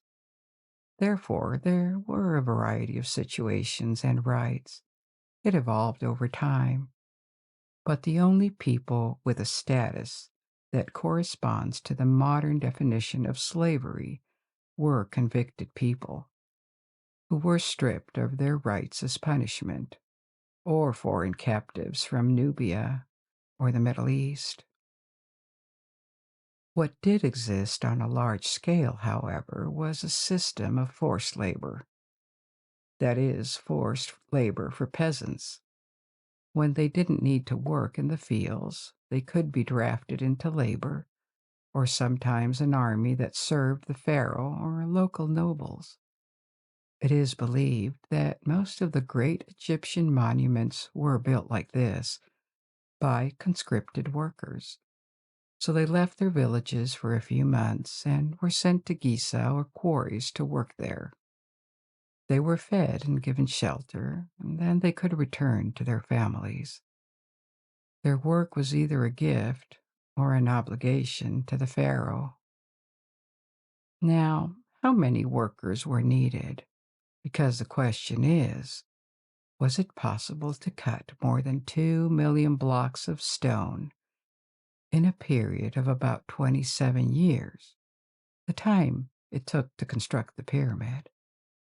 That's about 250 blocks each day on average. And this is one of the reasons why some people doubted that the pyramid could have been built in this time period with the rudimentary tools the Egyptians had at their disposal. So, archaeological experiments were carried out to see how it was possible, and if possible, with reproductions of Egyptian tools, such as copper chisels, wooden mallets, ropes, and stone tools.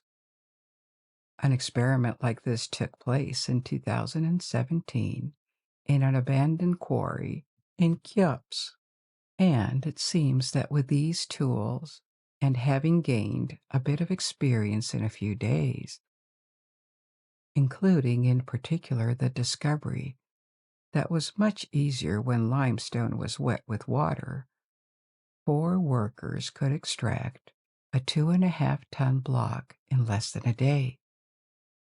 Taking into account the other tasks, giving the blocks the proper measurements and polishing them, it was estimated that the quarries could have produced 250 blocks a day with a workforce of 3,500 stonemasons.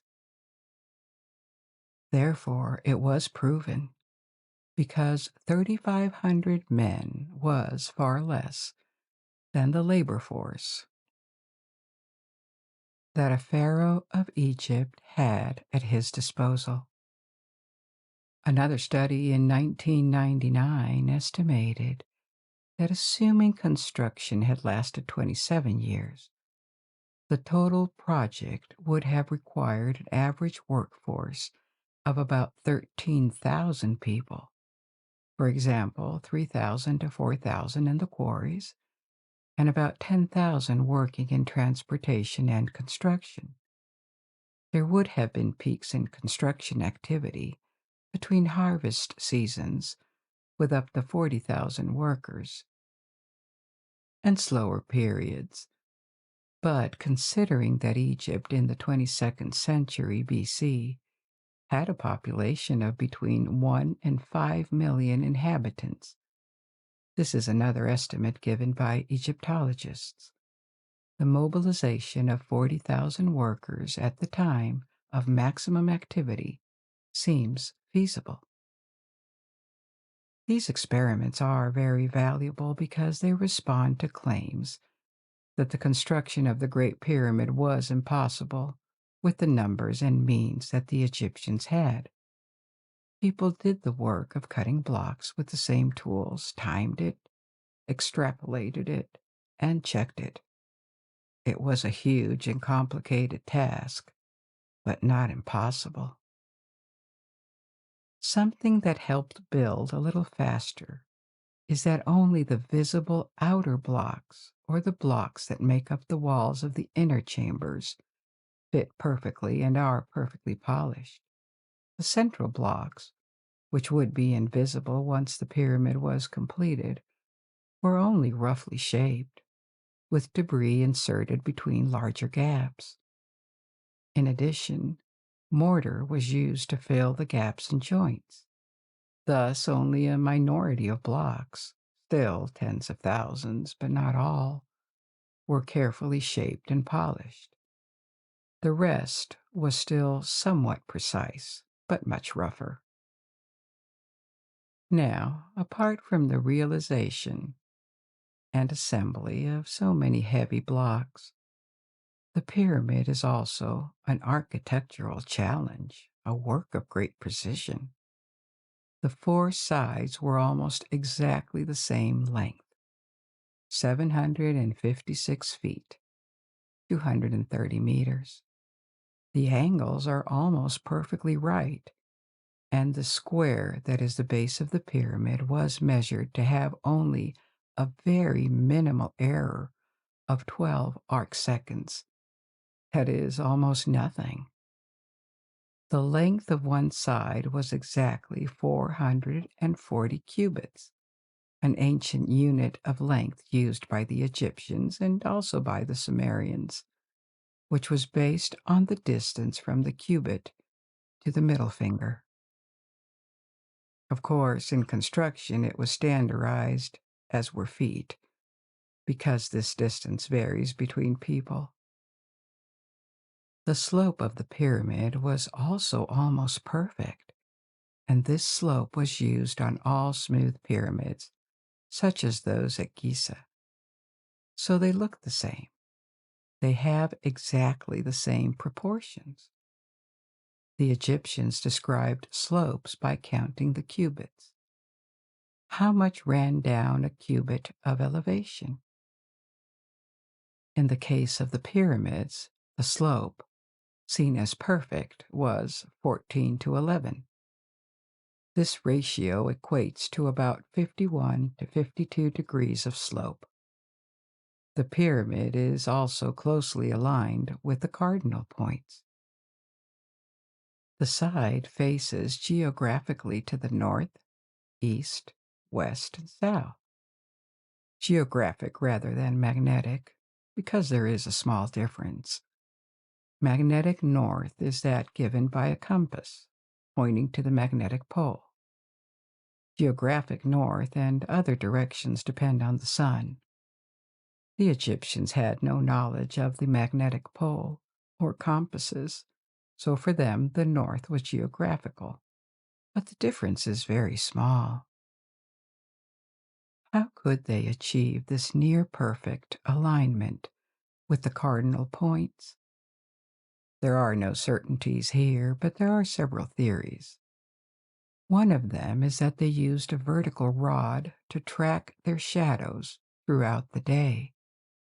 A circle would have been drawn around the base of the rod, and the shadow line intersects with this circle.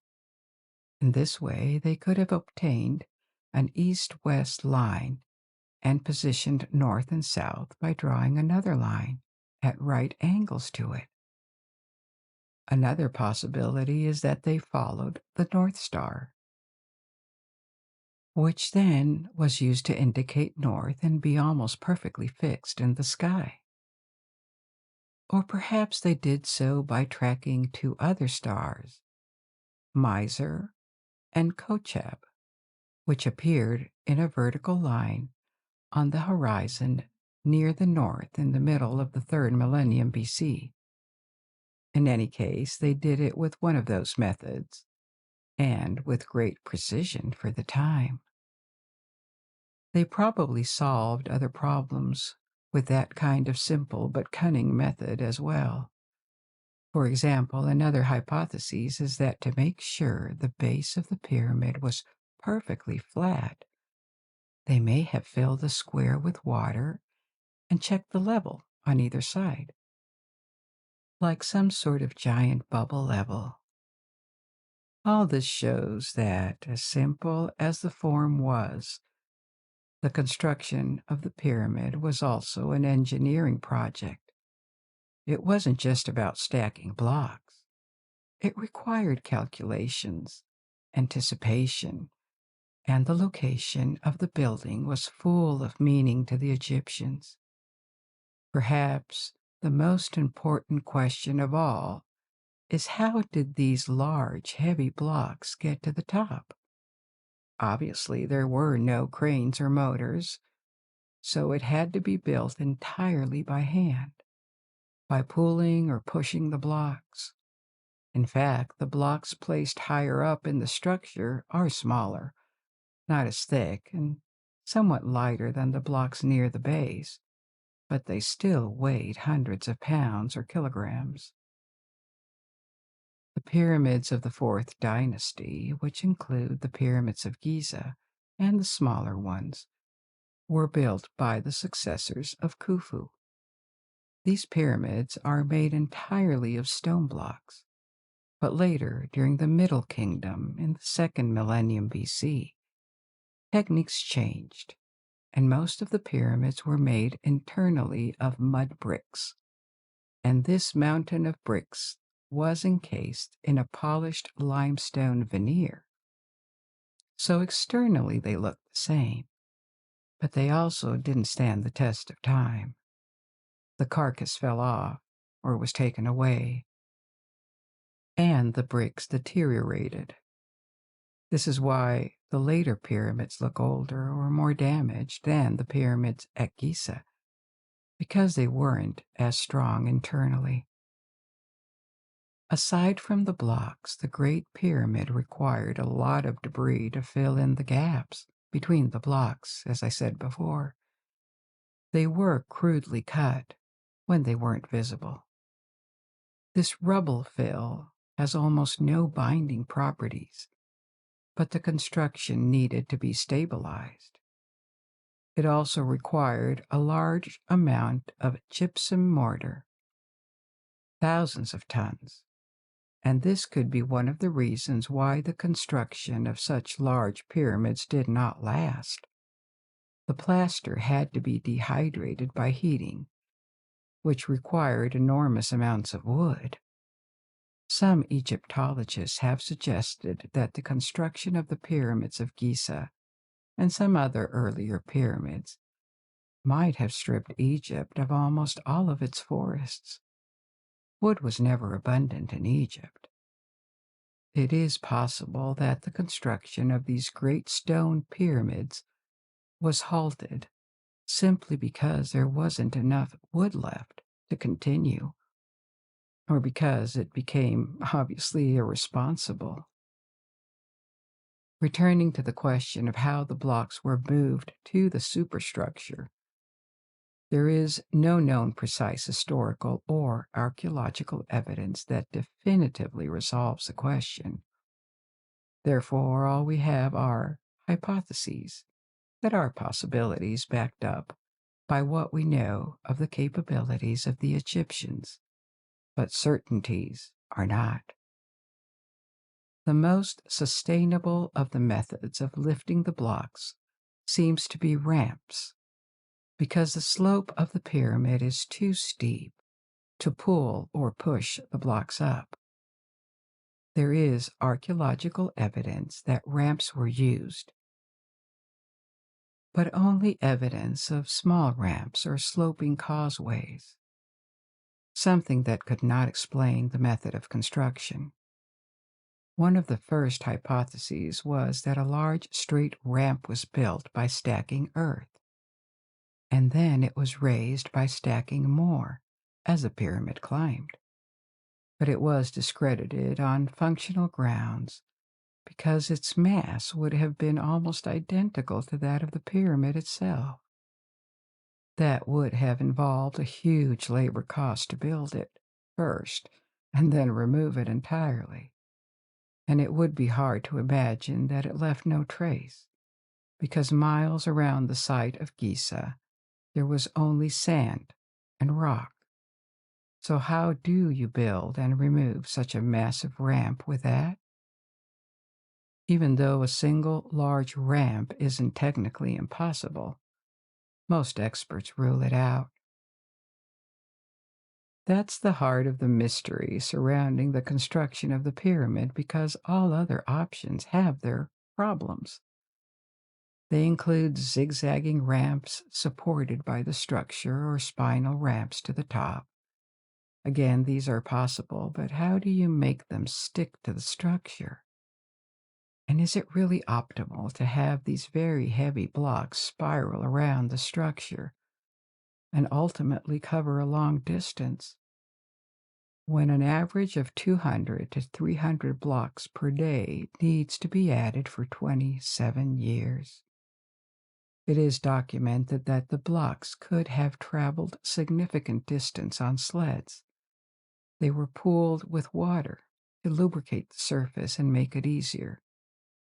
But the difficulties with ramps is why it is speculated that the actual lifting of the blocks at the end of their journey could have been done with a lever system, such as small wooden cranes, perhaps only towards the top of the building, because the upper third of its height represents only 4% of its mass.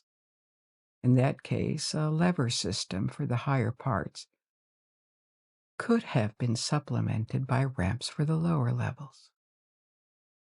But the use of levers is not documented. We know that the Egyptians had a lever system for irrigation called shaduf, which was used to move water easily with minimal effort, but there is no formal evidence that a larger, more robust version of that was used at Giza. Now, the pyramids, before the white limestone roof was applied to smooth its surface, had small steps. So maybe a multiplicity of these systems could have lifted the blocks step by step. There are more hypotheses that tend to be rejected by mainstream academia. For example, that there was an internal ramp system, that the pyramid was not built from scratch, but around a core as a series of spiral levels. So the structure of the pyramid itself would have been used as a ramp. This is often dismissed because of its complexity and lack of evidence. It might be technically possible, but it seems like a long shot. Another theory, which is widely rejected, was that the Egyptians did not actually bring the blocks. They made them directly in situ and on top of the monument with a kind of limestone concrete. What we would take as blocks would actually be concrete. There are many arguments against that, and they include the fact that the analysis of the blocks points to regular limestone, or the fact that there are quarries where the blocks were cut. Even the shapes of the blocks separated from the rock are visible. So why would they have bothered to mine all these blocks if they didn't need to? Therefore, the construction techniques remain somewhat mysterious at this point. Actually, it's not that there are no explanations at all. There are several that seem possible, but none of them seem entirely satisfactory. Hence the idea that there might have been a combination of methods for lifting and placing the blocks. But what we lack is definitive proof. Now that we have talked about the exterior and the hypotheses about the building, let's take a look at the interior and also the complex that once surrounded the pyramids, which very little remains, but this is important to understand its function. For the size of the monument, there's not much inside. Essentially, there are three main chambers, a passage called the Grand Gallery, and several smaller corridors and shafts. Initially, there was only one entrance to the pyramid. It is located on the north side, and the entrance is topped by a row of double chevrons that deflect the weight of it. This entrance opens onto a small, narrow descending passage. The entrance is about 56 feet or 17 meters above the ground, above the level of the base, and this interior passage descends approximately to the level of the base before beginning to rise again. The second entrance, called the Thieves' Tunnel, was excavated at a lower level than the main entrance, and this passage, excavated in stone, joins the descending passage. It is not known exactly when this tunnel was dug, possibly during the time of ancient Egypt or later, but it was already here in the Middle Ages. At the end of this descending passage, there is a square hole in the ceiling, and through this hole, you can access another ascending passage, one that takes you towards the center of the pyramid, where the room called the King's Chamber is located. This opening in the ceiling is not practical at all, and was obviously not intended to be a corridor for people to circulate. It was just a way to bring the pharaoh's mummy and his treasures to the burial chamber before closing the pyramid for good. It is believed that this entrance was hidden by a block initially, and putting it on the roof was a way to hide it, but it was found and removed a long time ago. Now, the descending passage does not end here. It keeps descending into the bedrock, and this was presumably excavated before the pyramid was built on top of it. It leads to an underground chamber. This one is 27 meters, or 89 feet, below the level of the base. So it's very deep underground and quite large.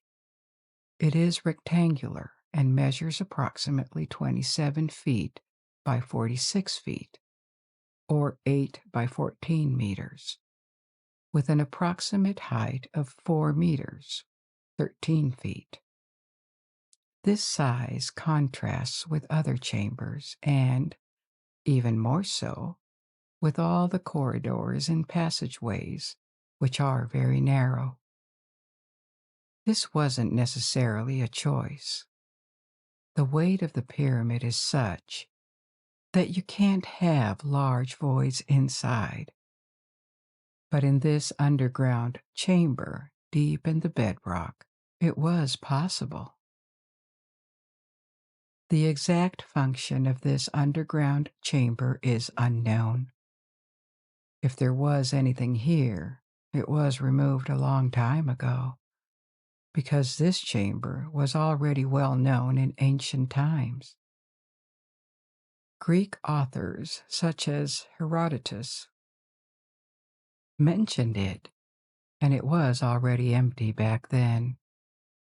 It has been suggested that it may have been the burial chamber intended for Khufu, but that it would have been abandoned during the construction of the other chamber, located higher up, the King's Chamber.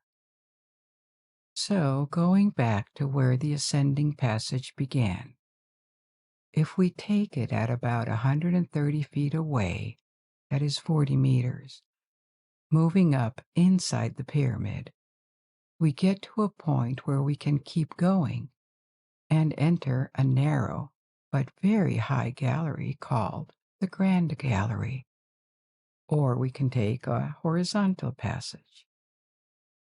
The Grand Gallery leads to the King's Chambers, while the horizontal passage leads to a room called the Queen's Chambers. It is called the Queen's Chamber, but its function is unknown. In reality, the kings and queens of ancient Egypt would be buried in the same site, which is not in the same tomb. So the function of this room is unknown, and it was also found empty. It had been violated by looters long ago. This Queen's Chamber is located exactly halfway between the north and south faces of the pyramid. It is obvious that having this room was planned from the beginning. It wasn't cut into the blocks, but was paved and walled, and has a pointed roof, again, most likely to distribute the weight above it. Going back to the horizontal passage and going up the Grand Gallery, we can reach the King's Chamber. This Grand Gallery is stunning. It's narrow, and it gets narrower as we go up.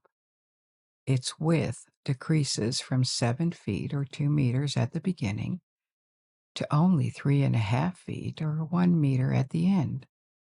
But the ceiling is 28 feet high. So, in the complete darkness of the pyramid, it was too far away to be seen.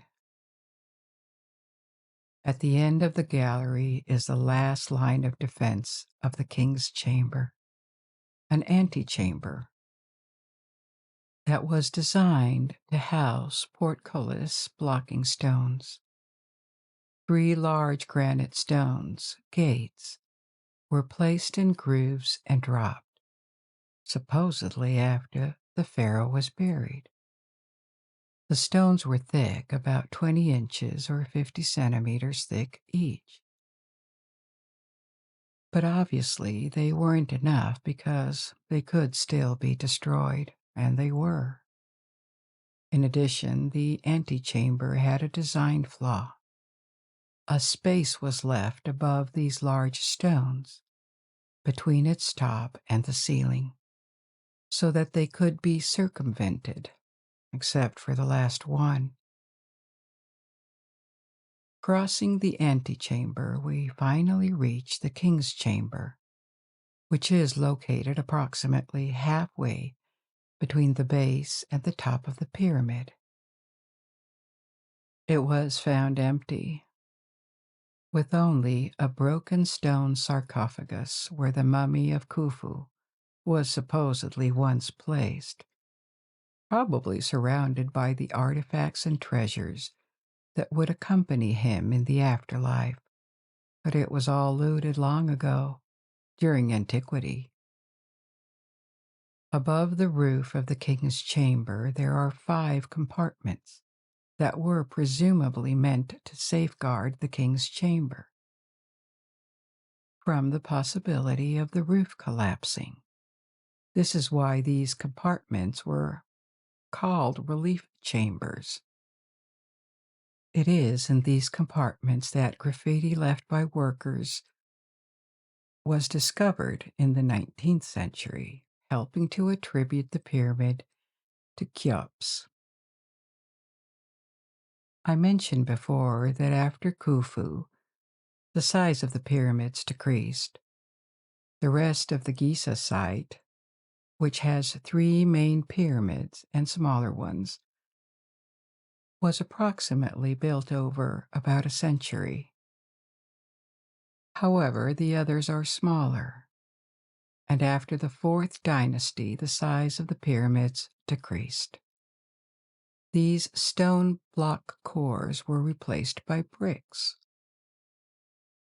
The 4th dynasty was during the Old Kingdom. In the Middle Kingdom, The practice of building pyramids declined over time.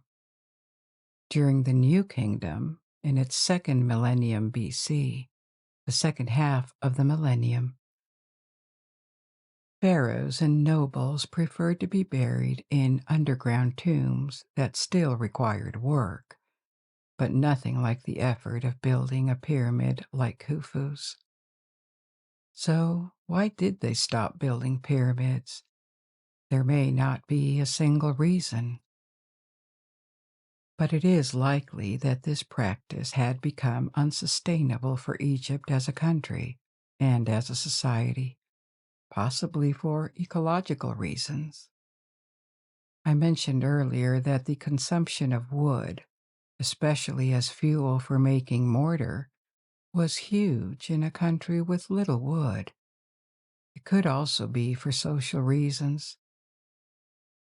Pharaohs may have been seen as living gods, but there wasn't much a society was willing to accept to honor them. Pharaohs continued to build, but increasingly invested in smaller temples or monuments that may have been seen as more useful and more acceptable.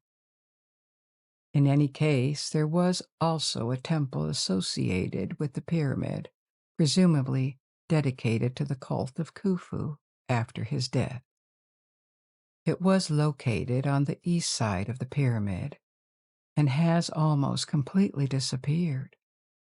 There was also a causeway linking the pyramid to the river, of which only a few remains remained. To the east of the pyramid was a cemetery where the grave of Khufu's mother was found, but her coffin was empty, even though it had been sealed and never violated. This may be another mysterious story that happened there, and we'll never know what really happened. Much of the archaeological work at this site has also involved studying the environment. These studies have revealed that there was once a thriving port, so there was likely economic activity, perhaps around the temple of Khufu. There were barracks for soldiers or laborers, and many remnants left by the thousands, sometimes tens of thousands, of men who worked, ate, lived, and slept on the site, forming a village or even a temporary city. If only the thousands of workers who contributed to this creation of one of humanity's most impressive ancient monuments could speak. Perhaps the mystery of how exactly the pyramid was built could be explained.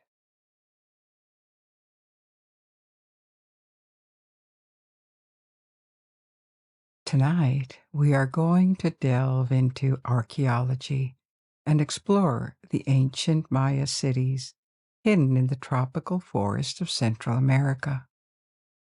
You've likely heard about the Maya as a pre-Columbian civilization in Central America, similar to the Aztecs or the Incas in South America. However, unlike these, the Maya were not a single kingdom or a state. They were a civilization that lasted much longer and unified different peoples. When the Spanish arrived in America and began conquering Mexico, the Maya had already declined centuries before as a civilization. Their descendants were still there, even though the cities they had built were sometimes forgotten, hidden under the jungle that had overtaken them, sometimes erasing them from memory. But the level of refinement that the Maya had achieved several centuries earlier was rediscovered, especially in the 19th century. Their knowledge of mathematics and astronomy, their art, their architecture, and what we can know or suppose about their vision of the world, all of these are fascinating and impressive. Tonight we are going to explore this and in more detail. We will visit various cities that were submerged by the forest, like El Mirador, Tikal, or Chichen Itza. If you wish to, you may close your eyes and forget about your worries as we embark on this adventure together. Also, we just launched a Patreon page for those of you who wish to support this project and get more of it. If you join, you will get various new things like the possibility to listen to all episodes with background sounds, regular bonus episodes. The first one about the history of glassmaking and stained glass is already available there. You will also be able to download all these audios, and you will also have your say on the choice of topics. This one was selected by Patreons. You will get advance releases and updates on upcoming episodes. We hope to see you there soon so that we may continue developing Lights Out Library, which we enjoy so much. You will find a link in the description of the podcast. But before we begin, assume a comfortable position. Take a long, deep, relaxing breath. When you exhale, release the tension in your shoulders, your neck. Release the tension in your facial muscles too, and allow the sound of my voice to guide you through this journey. Our journey to the lost cities of the Maya begins right now. But before we go back in time, we're going to start our exploration today, because it's important to understand how the Maya were discovered and how it influences our vision of them.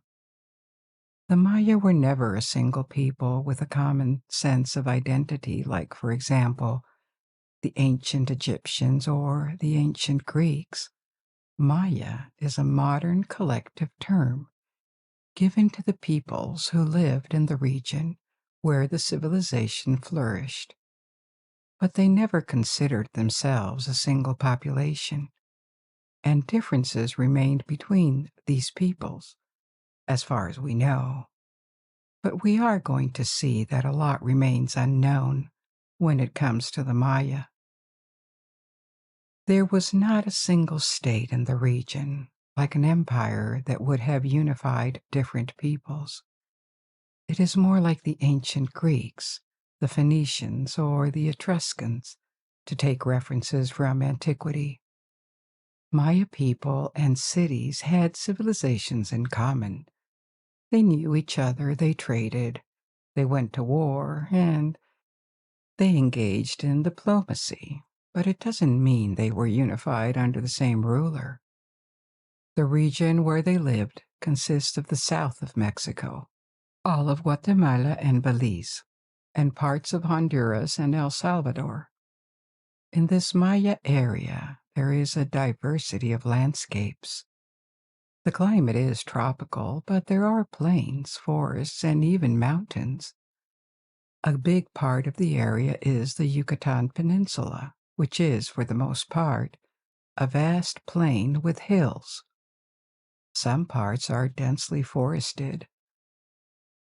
Others are covered in scrubs, and there are a lot of coastlines on the Caribbean Sea and the Pacific Ocean.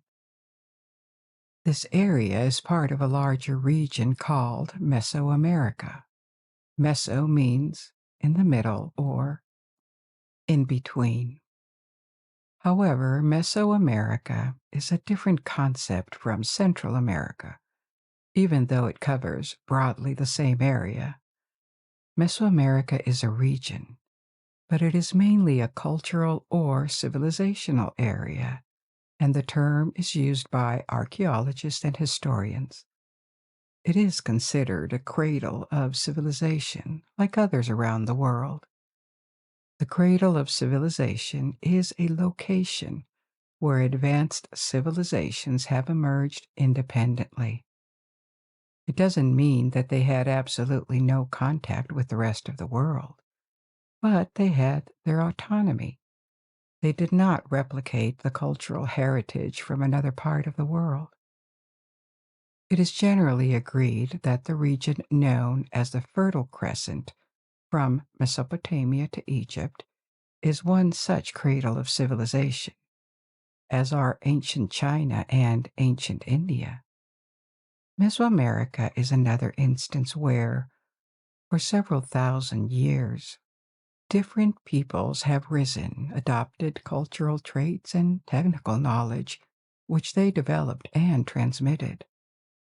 The cradles of civilization are the places where the first cities were built, the first writing systems were invented, and many discoveries happened before they spread to the rest of the world.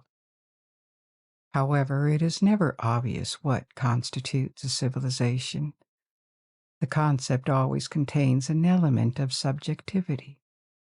We consider certain societies civilized because they have characteristics that we recognize in our own society, and because they left physical remains, particularly their architecture.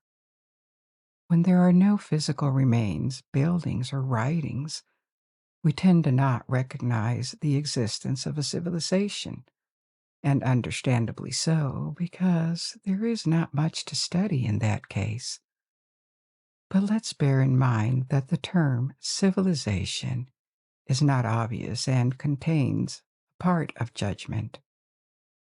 The criteria most scholars agree on when defining a civilization are the presence of agriculture, the existence of cities, metallurgy, a society with a hierarchy where people belong to different classes and have different roles, and the existence of monumental architecture. The Maya checked all the boxes, as did various civilizations that existed at the same time or followed them. In Mesoamerica, the entire region shared specific traits, such as advanced astronomical knowledge, the practice of human sacrifice on a much larger scale than anything known in any other ancient civilization around the world, and a particular vision of the world. They believed the world was divided into three parts: the celestial realm, the earth, and an underworld, and that the world was divided into four divisions, aligned with the cardinal directions. The Maya area covered about 1/3 of Mesoamerica, and there was significant contact with neighboring cultures, such as the Olmecs, the Mixtecs, and the Aztecs. It is estimated that the first sparks of civilization appeared in this part of the world around 8,000 years ago, when the early inhabitants of Mesoamerica domesticated plants, which led to the establishment of sedentary societies based on agriculture. They made many discoveries similar to those made by other societies with which they were not in contact around the world, such as pottery, metallurgy, and weaving. However, the Maya, like other Mesoamerican cultures, had few domesticated animals and did not use the wheel, including when the first Spanish explorers arrived in Mexico in the 16th century.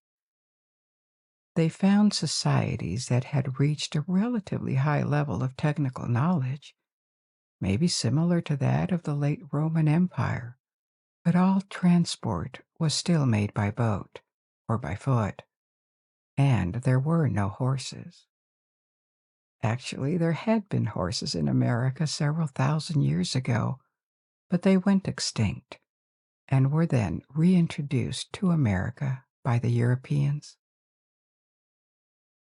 It is unclear exactly when the Maya developed their civilization, but traces found in Belize and Mexico point to around 2000 BC. That's 4,000 years ago, This is the time when settlements appeared, where pottery and little figurines were made, probably in small villages. These villages grew, and some of them began to form cities with large temple structures. We will explore various cities tonight, some very famous like Tikal or Chichen Itza. But one of the earliest documented cities is called Nakbe, now in Guatemala. Habitation began on the site of Nakbe around 1400 BC. And by the 8th century BC, the city had already very large buildings, including a pyramid and several palaces. I will tell you later about Maya architecture and urbanism too. One feature of Maya cities is that structures were connected by roads and causeways, and cities could be connected between them as well. There is evidence from murals that were excavated a few years ago, indicating that they had a writing system already by the 3rd century BC. By the 3rd century BC, more than 2,000 years ago, and around the time when the Romans were fighting the Punic Wars, there was a very large city called El Mirador, a few miles away from Nakbe. El Mirador is the modern name of the site. The Maya name of the city has been lost. This site was discovered deep in the jungle of Guatemala in 1926, but received little attention until it was mapped for the first time in the 1960s and explored in the following decades. The amazement of archaeologists. The site of El Mirador revealed a city that may have had several 100,000 inhabitants at the time of its peak of splendor, which means it may have been more populous than Rome during the same period. It was probably one of the biggest cities in the world during the 3rd century BC and the period we call antiquity. The site revealed a lot more how the Maya lived and planned their city. It has several thousand structures, including monumental architecture up to 72 meters high, about 230 feet. The entire center of the city, which covers an area of 10 square miles, was apparently entirely planned before construction began, because the buildings are perfectly aligned, not only with each other, but also with the course of the sun and the cardinal directions. A lot of the big structures are artificial platforms where the soil has been elevated and leveled, and these platforms are topped with sets of 3 pyramids. There are 35 of these structures, so that's 105 pyramids in total, including one of the largest in the world, called La Danta. When the city was populated, these structures were faced with cut stones and decorated with stucco, a decorative construction material that can be shaped or sculpted when wet and becomes very hard like stone when it dries. Ancient stucco was generally a mix of lime, sand, and water. There is also an abundance of causeways and passages, some several meters above the ground, that connect the main buildings. The most puzzling thing about this city is how populated it was. Feeding an urban population of 100,000 to 250,000. These are estimates of how big the city was at its peak. Requires a huge food production, and the region where it is located is not fertile. Most of the time, tropical forest soils contain very little nutrients, and the nutrients present are often washed away by rain and go somewhere else. This is not only a feature of Central America, For example, the soils in the Amazonian forest are very poor, and when the forest burns, it may take a very long time to grow back, and it may never come back, turning into a desert if the nutrients are taken away by the rains. So, how did the Maya manage to feed such a city? They developed a system that was very productive by transporting mud from swamps several miles away from the city. Thousands and thousands of tons of mud were moved, transported, and put on artificial terraces for intensive cultivation. The mix of mud, rich in nutrients, and forest soil was very fertile and suitable for crops like corn or beans. When the ground was depleted of nutrients, they just added another layer of mud to reinvigorate it like a fertilizer. The city of El Mirador apparently thrived more than 2,000 years ago, but in the 2nd century AD, it was completely abandoned, along with other cities in the same area. It isn't clear why this happened.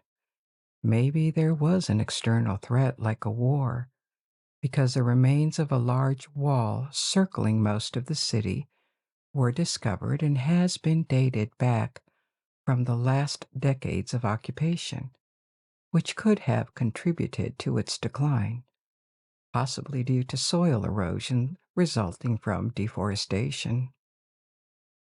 The Maya were likely significant destroyers of forest areas, not merely to create space for their cities and cultures, but also for their architecture, decoration, and art.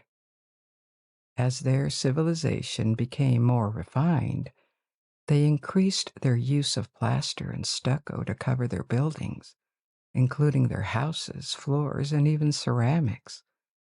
This coating was easily painted and had decorative qualities.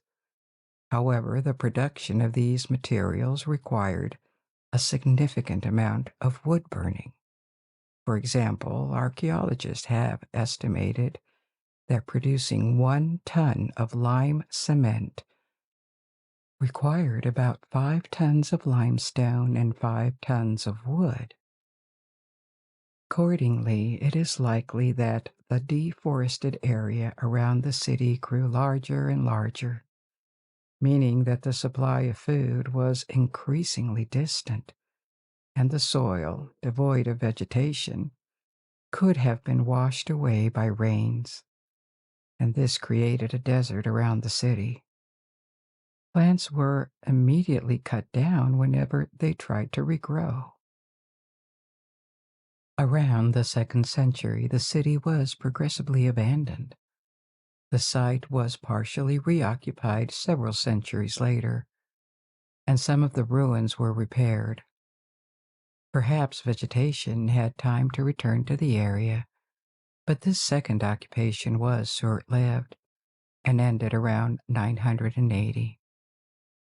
Then, over more than 1,000 years, the forest slowly covered the surroundings and the city itself, causing it to disappear, even from memory. What had been one of the largest cities in the world was erased. Even the locals did not know the ruins were there, or they knew about only a very small part of them until the 20th century, when the site was rediscovered and its significance revealed. El Mirador was once of the highlights of human civilization in the entire world. Among the remains found at El Mirador were numerous ceramics that displayed the refinement and also the writing system of the Maya. Their language did not entirely disappear in modern times, but it evolved. Linguistics estimate that 4,000 years ago, around 2000 BC, there was a single Maya language called Proto-Mayan, spoken in a small region of the north or west of modern Guatemala. As the Mayas' area of influence expanded, this language evolved into different Mayan languages that are part of the same family. These groups of languages include Western Mayan and Yucatecan, among others. They continued to diverge during the pre-Columbian period. Perhaps people speaking languages from these different groups could understand each other to some extent or recognize words. A bit like how Spanish and Portuguese or Danes and Swedes can understand each other more or less today, even without speaking the exact same language. Their mother tongues have a lot in common. There are about 30 different languages, all descending from Proto-Mayan that still exist today. They are spoken in the south of Mexico and Central America, but despite the divergences in languages, many Maya texts from what archaeologists call their classic period, which roughly spans from the 3rd to the 10th centuries AD, the first millennium, and the peak of Maya civilization, are written in the same language across the region. This language, called Cholan, may have been to the Maya what Latin was to medieval Europe, a means of communication or a prestige language spoken by the elite and scholars. It seems Cholan also served as the diplomatic language or the language for trade. And this language was written. The Maya had books and engraved texts too. Unfortunately, most of the books were destroyed by order of the Catholic Church after the Spanish conquest in an attempt to convert all the natives to Christianity, and only 3 or 4 of these books survived. There is one in Madrid, one in Dresden, and one in Paris. These Maya books are called códices, codex in the singular, and they are folding books made from the inner bark of certain trees. Unlike paper produced from wood pulp or plants like papyrus, the Maya used bark, developing this technique around the 5th century. These códices were written by scribes, with the one surviving codex considered the most valuable and important being the Dresden Codex. It is called the Dresden Codex simply because it was acquired by the Royal Library of Saxony in the 18th century, where it has remained. It contains 74 pages and measures about 12 feet when unfolded. The pages are covered in rituals, astrological information, and very ornate astronomical tables. These tables contain information on eclipses, equinoxes, and solstices, as well as the cycles of Mars and Venus, and they probably helped the Maya plan their calendar year, agricultural cycles, and religious ceremonies. The codices also provide a wealth of information about their gods and goddesses. The Madrid Codex is longer at 122 pages and contains many almanacs and horoscopes believed to have been used by Maya priests to plan their rituals. Meanwhile, the Paris Codex contains prophecies and descriptions of the Maya zodiac. These texts all date from the last centuries of the Maya civilization, a period after it had passed its peak, but they offer a goldmine of information on their view of the cosmos, their astronomical knowledge, and their language itself. The Maya writing system has a superficial resemblance to ancient Egyptian writing in the sense that it uses a combination of syllables representing sounds. This is similar to English, were letters from syllables and their arrangement into words. Thus, there are syllables and also hieroglyphs, ideograms, where a drawing represents a word or concept. For example, the Maya word for jaguar is balam, and it can be written either with the head of a jaguar representing the word or with 3 syllables, designs for ba, la, ma, that combine to form the word.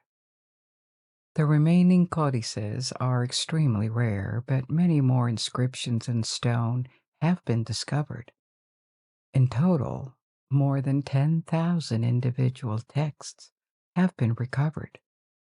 It is only since the end of the 20th century that scholars have become able to read most of these texts.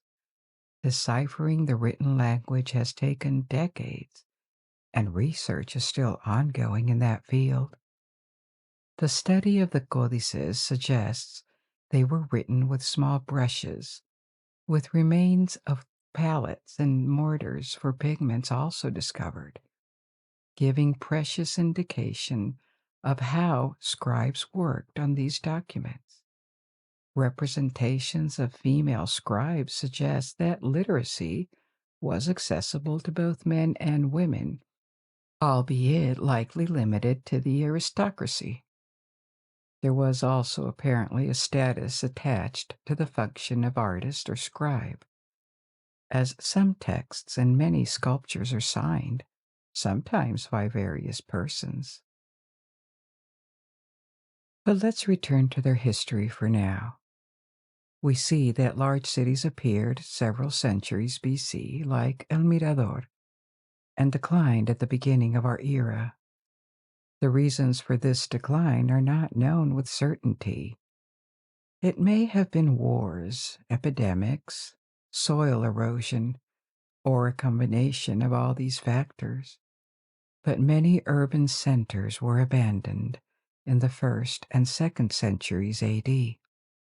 Then a resurgence called the Classic Period, as opposed to the pre-Classic period which came before, began in the 3rd century AD, coinciding with the peak of the Roman Empire's might on the other side of the Atlantic Ocean.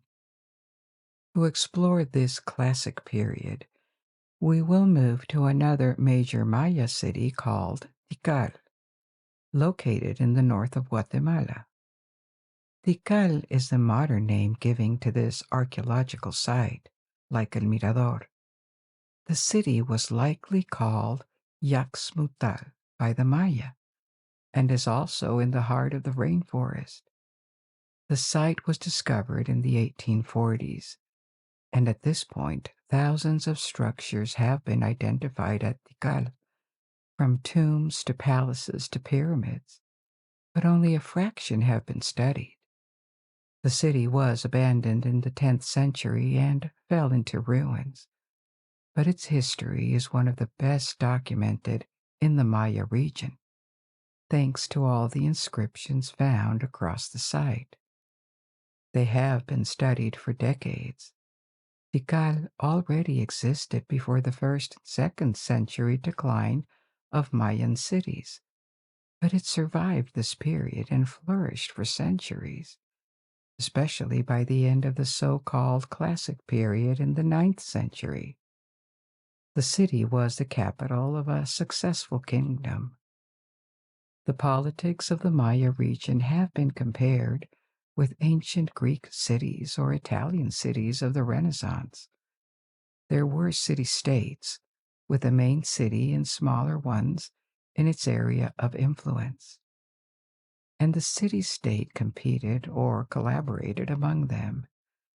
Tikal may have reached several tens of thousands of inhabitants, anything ranging from 10,000 to up to 120,000, with the population peak being at the 9th century. Like El Mirador, it is only through intensive agriculture and the fertilization of soils that it could reach that population. It is estimated that up to 500,000 people could have lived in its area of influence, 80% of them in smaller cities and villages that were connected to Tikal by a dense network of roads. In the pre-classic era, around 400 to 300 BC, when Nakbe and El Mirador were shining, Tikal was a medium-sized city. It could then compare with them, but they were already here, featuring planned buildings, including pyramids. Tikal may have benefited from the decline of these larger cities, either by gaining some of their population or because it vanquished them. At the beginning of the classical period, it took off and, together with another city called Calakmul, became a major center of influence in the Maya world. Inscriptions in the ruins describe how often it was at war or made alliances with the cities, an indication of the importance of Tikal.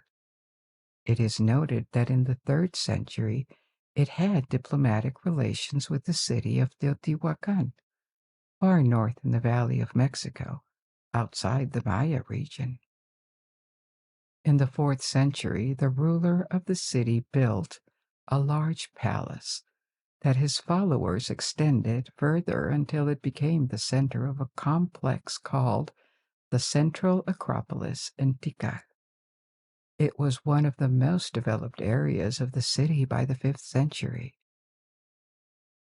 An impressive system of fortification with ditches and earthworks was built to protect not only the city, but also its surroundings where architectural activity took place. Later, in the mid-6th century, it seems, Tikal was defeated by an alliance of two rival cities, Calakmul and Karakol. For decades, no new structures were built, and according to texts engraved in stone, the king was captured and sacrificed by his enemies. A long succession crisis followed and lasted until the end of the 7th century, when new monuments reappeared. It seems that at this point, Tikal had awakened under a new king and defeated Calakmul. After this, the city of Calakmul never again erected a monument celebrating a military victory, and it seems it was the beginning of the end for it. By the 9th century, a crisis hit the entire Maya region and led to the collapse of the Maya Classic period. Tikal was not spared. The population concentrated closer to the city, but satellite cities apparently began to take their independence from it, as evidenced by their own monuments erected in the 9th century. It seems Tikal was hit by the same plagues that had caused El Mirador to decline: deforestation, erosion, and nutrient loss that could no longer be compensated. The population collapsed rapidly, and at that time, warfare was endemic in the Maya region. The last big monument was erected in 1868. Remains found in the royal palaces suggest they were occupied by squatters in the 9th and 10th century. These squatters blocked some of the doorways in the rooms they occupied and left rubbish behind. After 950, the site was almost entirely deserted, and only a handful of people lived in huts built among what was the beginning to fall into ruins. It must have been an eerie environment back then. These final inhabitants abandoned the city around the 10th and 11th centuries, and the rainforest claimed the ruins, progressively covering the vast deserted area that the city had created around it. It is believed that the most likely cause of the collapse at Tikal was a combination of population decline and the failure of agriculture. This fall is also considered symbolic of what happened across the entire Maya world at the same time. Urban civilization collapsed and never fully recovered. Tikal, or what remained of it, spent the next 1,000 years under the cover of the rainforest until it was explored. However, it was never entirely forgotten by the locals. Indigenous populations were aware of the ruins throughout the entire period. So, what we call discovery in that case is just the arrival of Western archaeologists at the site. The study of Tikal revealed the refinement of Maya culture during the Classic period, a reality also observed in the rival cities like Calakmul or Copan.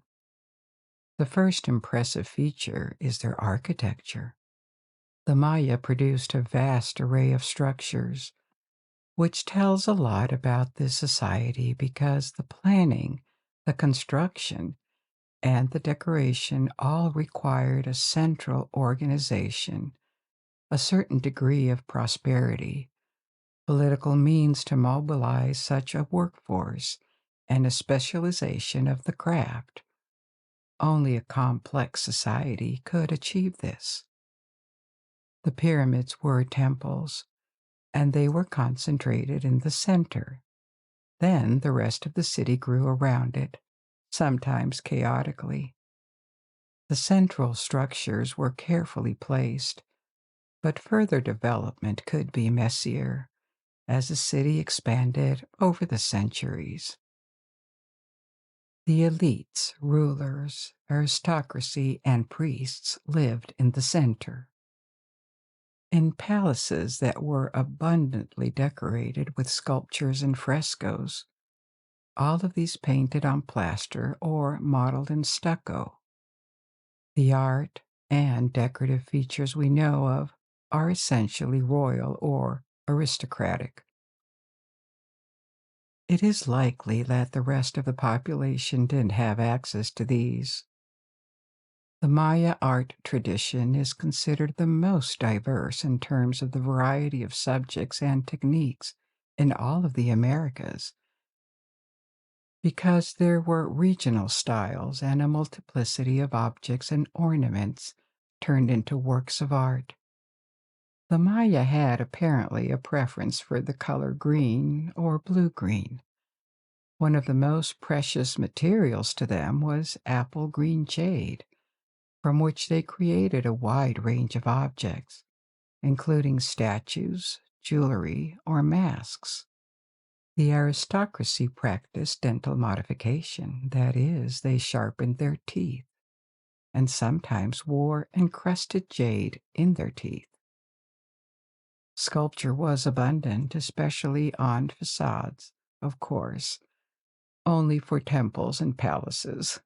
Stucco was brightly painted so that, in contrast to the ruins of their cities that now look very gray because the paint has gone, a Maya city during the Classic period was extraordinarily colorful and ornamented. Frescoes were also very common inside the buildings, where walls were coated with plaster and painted with cream, black, and green. Another important resource was obsidian. It served utilitarian purposes for everyday life, for example, for knives, but it could also be sculpted or crafted into decorative objects that had no function as a tool. This is lesser known because they have been mostly lost under the wet and hot climate, but textiles were also important to them. We know this from their depiction on murals. Textiles were high-value items made of cotton and dyed. The clothing of the nobility could also include jaguar pelt and other types of furs, and there are more examples. There were countless forms of ceramic art too. bone carvings, and metalware. Another remarkable aspect of Maya culture is mathematics and astronomy. A high degree of development in this field is found in all Mesoamerica civilizations, but the Maya pushed it further. We use a base 10 system for numbers, which means we have 10 numerals including 0, and we combine them infinitely to indicate quantities. After each 10, we add 1 to the left, and the numbers we use come from Arabic. Arabic numbers replaced Roman numbers progressively in the Middle Ages. Mesoamerican cultures had a base 20 system, also called vigesimal, as opposed to our decimal system. Numbers were marked with a system of dots and bars. 1 dot is 1, and 1 bar is 5, and you can count from 1 to 19 without using the same numeral twice. Up to 4, it works with dots, then 5 is a bar. 6 is 1 dot and 1 bar. 7 is 2 dots and 1 bar. 19 is 4 dots and 3 bars. This system was already in use across Mesoamerica around 1000 BC. But the Maya adopted a symbol for 0. This may have been the earliest known occurrence of the concept of an explicit 0 in the world. This is disputed because it could have been introduced earlier without any connection to the Babylonian system. But it shows the capacity for conceptualization that the Maya had acquired. At first, the symbol for 0 in their texts was just like a placeholder, indicating the absence of anything. Progressively, it developed into a numeral used to perform calculations. Another illustration of their curiosity is their knowledge of astronomy. They observed the motion of celestial bodies meticulously and recalled that on the movement of the stars, of the sun, of Venus, and Mars, everything that was visible to the naked eye.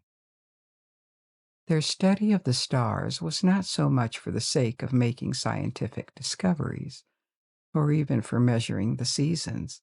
It was essentially about astrology. They believed that time worked in cycles and that prophecies could be made by the priesthood if they understood, thanks to the position of celestial bodies, where they were in the current cycle. There was a belief that events that occurred during a particular astronomical event, like an eclipse, or under a particular configuration of the sky, would happen again when the same conditions prevailed. A lot of this understanding comes from the codices we talked about before. This obsession with astronomy and astrology made them establish eclipse tables and calendars and develop an astronomical knowledge that was actually more accurate at the beginning of the second millennium of our era than what the Europeans, the Arabs, or the Chinese had. For example, they had measured the cycle of Venus, which is 584 days long, with an error of just 2 hours. Venus was associated with war, and Maya rulers would wait for the rise of Venus in the Earth's sky to launch a military campaign, hoping that it would help them. Eclipses, which are not frequent events, were expected with fear because they were seen as events that could bring disaster upon the world. So their calendar was central to religious life and actually slightly more accurate in the measuring of the years than the Julian calendar. The Julian calendar was a reform of the Roman calendar proposed by Julius Caesar in 46 BC, and it remained in use in most of Europe until the 16th century.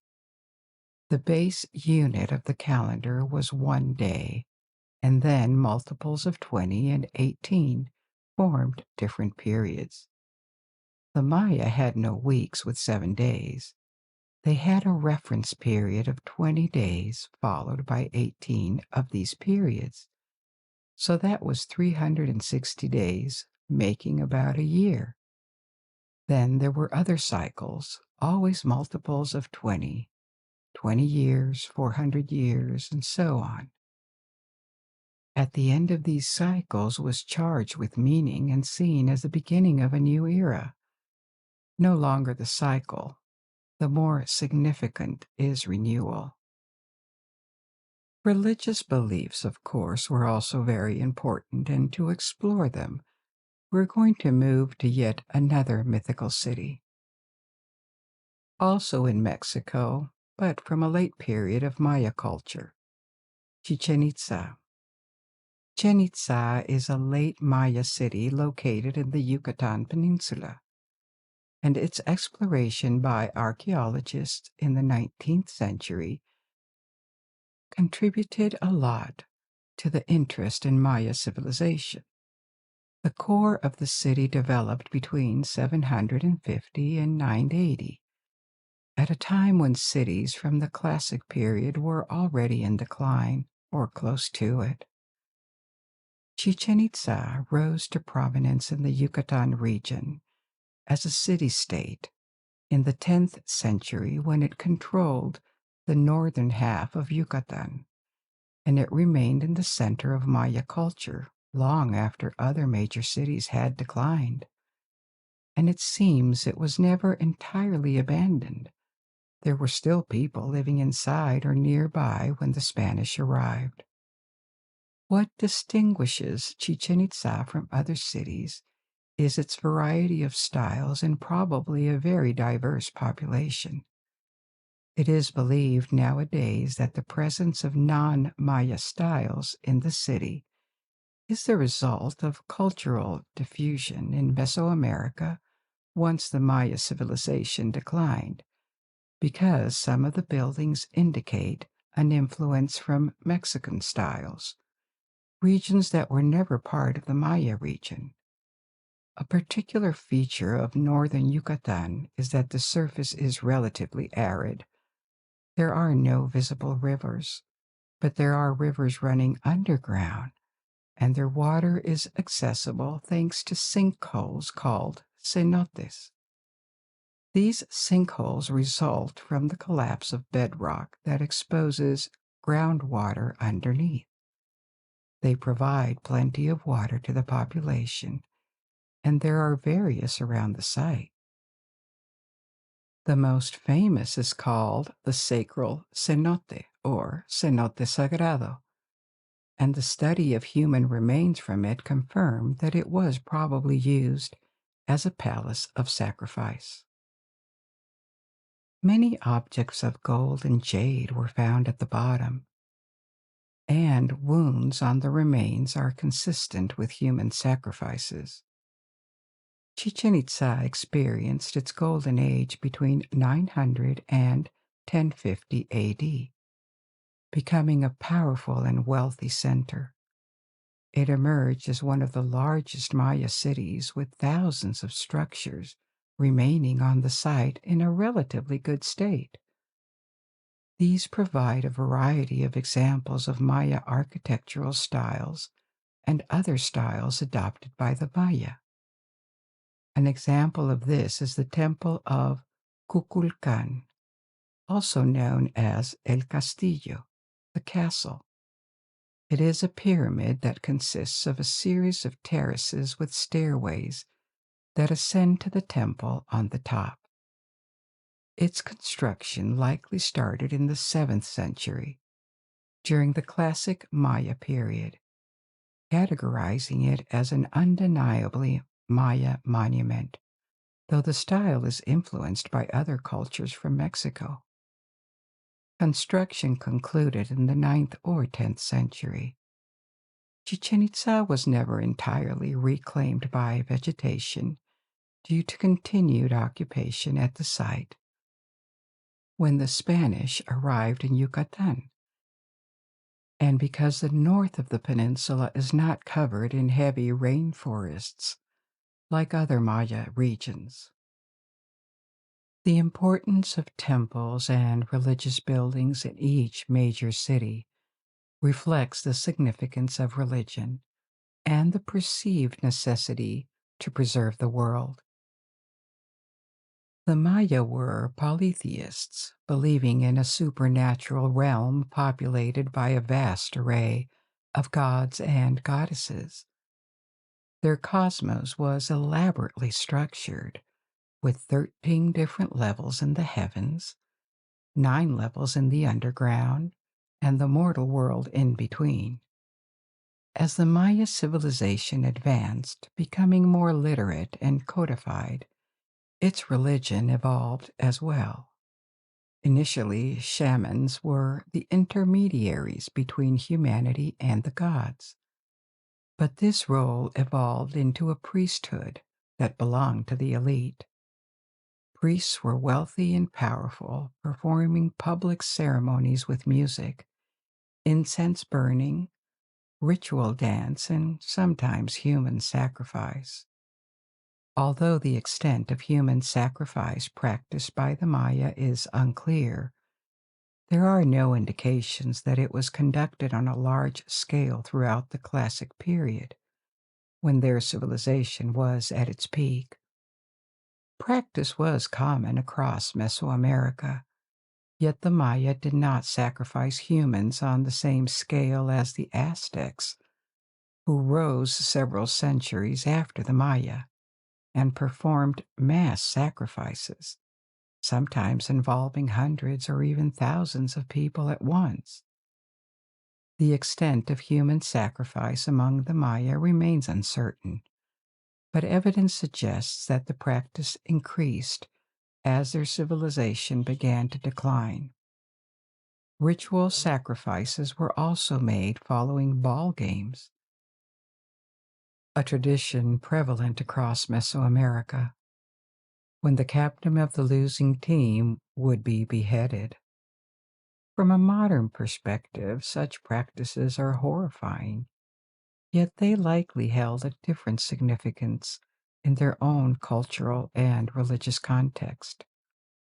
The Maya believed death was merely a passage to another world, and sacrifices were intended to appease the gods, bring favors to the living, and ensure the continuation of the world as they knew it.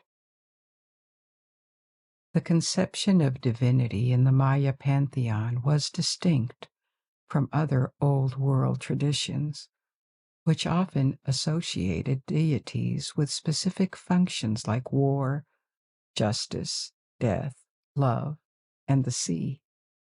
In the Maya vision, the roles and importance of each deity could change with the calendar, and the attributes of individual gods or goddesses could vary depending on celestial movements. Gods could assume different aspects depending on the period, each having 4 manifestations associated with all directions. Key deities included Itzamna, the creator god, who also had associations with sun and changed aspects with its movement. There were also 4 Powhatans, entities that supported the 4 corners of the mortal realm, with 4 others performing the same functions in the heavens. There were various forms of gods and also 9 lords of the night, 1 for each realm of the underworld.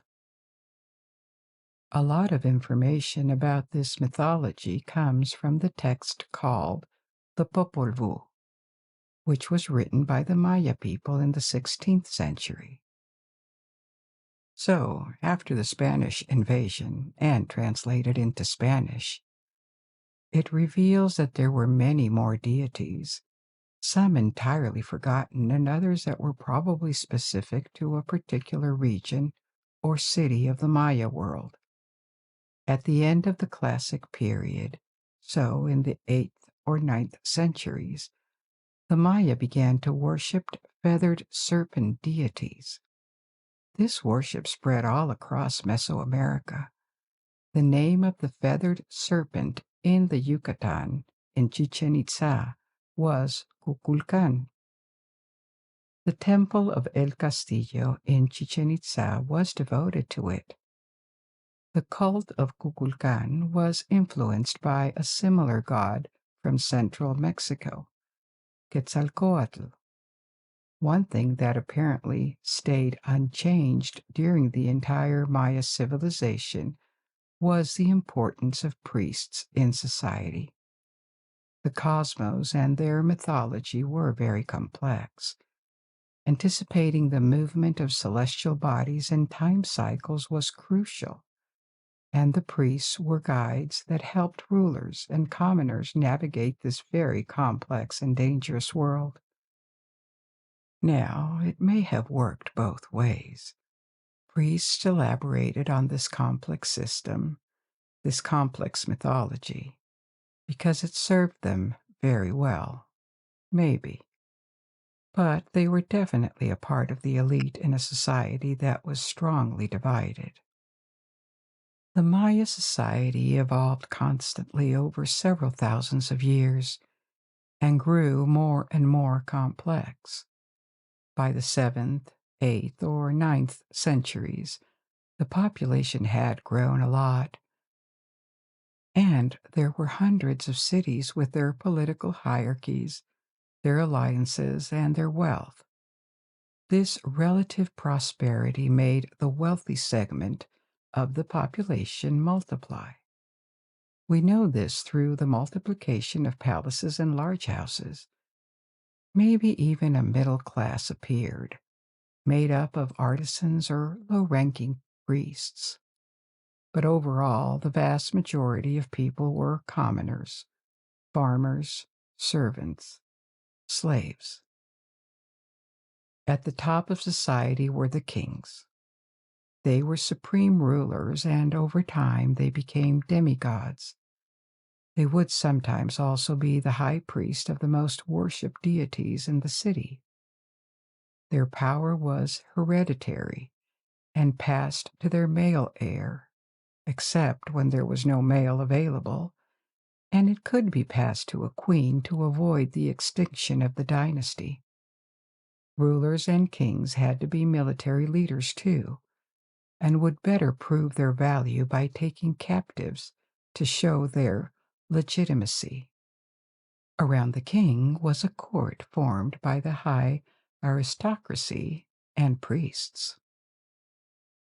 They themselves came from this aristocracy. Each independent city-state had its courts, and it was an important patron of art and monumental building. Commoners had a less comfortable life, of course. They accounted for more than 90% of the population, but because they were never represented and their lives were not documented, we know relatively little about their lives. Mayan society was based on birthright, but it was not impossible for individuals to reach a better status and even become wealthy themselves without being part of the nobility. For example, when they made their fortune in trade. Little is known, too, about the status of women. This society was fiercely patriarchal, and they were probably limited to domestic activities. However, there could have been exceptions. Maybe. There was an independent city called Tonina in Mexico, in the region of Chiapas, where a queen created a matrilineal system, that is to say, the throne was passed from mother to daughter. The particularity of the Maya civilization was this urban collapse phenomenon that kept happening. We have seen it along the story. Cities could flourish and grow for several centuries sometimes, but at some point there was something unsustainable in the system that made them collapse and be abandoned. The rise and decline of a city, is also something that was very common in the Old World, but it didn't mean the city disappeared entirely, except in very particular cases when they were destroyed by their enemies, like Carthage, for example. By the 10th century, a broad decline took place in most of the Maya region, and many large cities were abandoned. But not all of them. For example, Chichen Itza survived this decline, but most of the cities that had dominated the classic period in the first millennium, like Tikal, Calakmul, and Palenque, collapsed. The reasons for this massive setback are not perfectly known. There are hypotheses. First, there was the environmental issues. Cities depleted their surroundings of nutrients and they ruined the soil due to erosion, which ultimately made them unsustainable after several centuries. But this had happened before, and it doesn't explain a general collapse in the region. So it may have had to do with the endemic warfare between cities, possibly caused by overpopulation. In any case, by the end of the 10th century, the majority of cities had visibly declined. Their area of influence had decreased, and their population had dropped when they hadn't been entirely abandoned. Chichen Itza itself lasted longer until the 11th century. After the decline of Chichen Itza, it seems there was no longer any dominant power in the Maya world. This new period is called the post-classic, lasted until the arrival of the Spanish conquistadors. It was a period of decline in the sense that the big architectural and cultural achievements were now over. But it was not the end of the Maya. The different regions of the Maya area became even more fragmented culturally, but new cities of a more modest size appeared. When the Spanish arrived in Yucatan, they found towns and marketplaces that were maybe the shadow of the Maya classic achievements, but the Maya peoples were still there, with a culture that differentiated them from the rest of Mesoamerica. The first contact happened in 1511, when a Spanish caravel was wrecked in the Caribbean, and a Maya lord captured a dozen survivors on the coast of Yucatan. Two of them managed to escape, and the others were sacrificed. At first, the Spanish focused their conquest of Mexico further north, against the Aztecs. They captured their capital, Tenochtitlan, in 1521. After that, they turned to the south, starting an invasion of the Maya area that was fragmented into multiple kingdoms and city-states. It took until 1546 to control all of Yucatan, but the last Maya city fell much later, in 1697, ending the last independent remnant of one of the most ancient civilizations in the world. The Spanish invasion brought disaster upon the Maya. The conquest of cities was one thing, but poor treatment, slavery, and even more, the spread of diseases unknown in America made the population drop dramatically. Nobody knows exactly how many died, but the population of Mesoamerica was estimated at around 20 million when the conquest began. And a few decades later, there had been a 70 to 90% drop in the population. This was not limited to Mesoamerica. It also happened in the Caribbean and the regions of South America that were colonized in the 16th century. Maya culture suffered its biggest setback ever in the 16th century and persisted essentially in remote villages that continued to manage their own affairs because the colonial authorities could not control them. These communities still exist today, mainly in the south of Mexico and Guatemala. Their numbers have grown again since the 19th century, and there are millions of Mayan language speakers who live in this territory. They have been resilient to the introduction of the Spanish language and Catholicism, and some of these communities still try to preserve their heritage. We've come to the end of our little journey tonight. I hope you enjoyed this adventure, and I invite you to discover and learn more with me. Now you can let go and sleep, or you can pick another story from my library. And until we meet again, good night. Sleep well.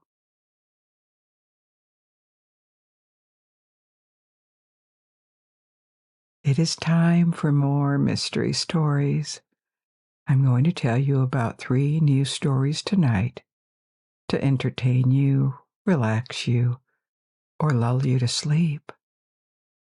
First, we will follow the Donner Party, an expedition of dozens of pioneers on their way to California in the 1840s. They got lost and trapped in the mountains of the Sierra Nevada and had to survive for months until they were rescued.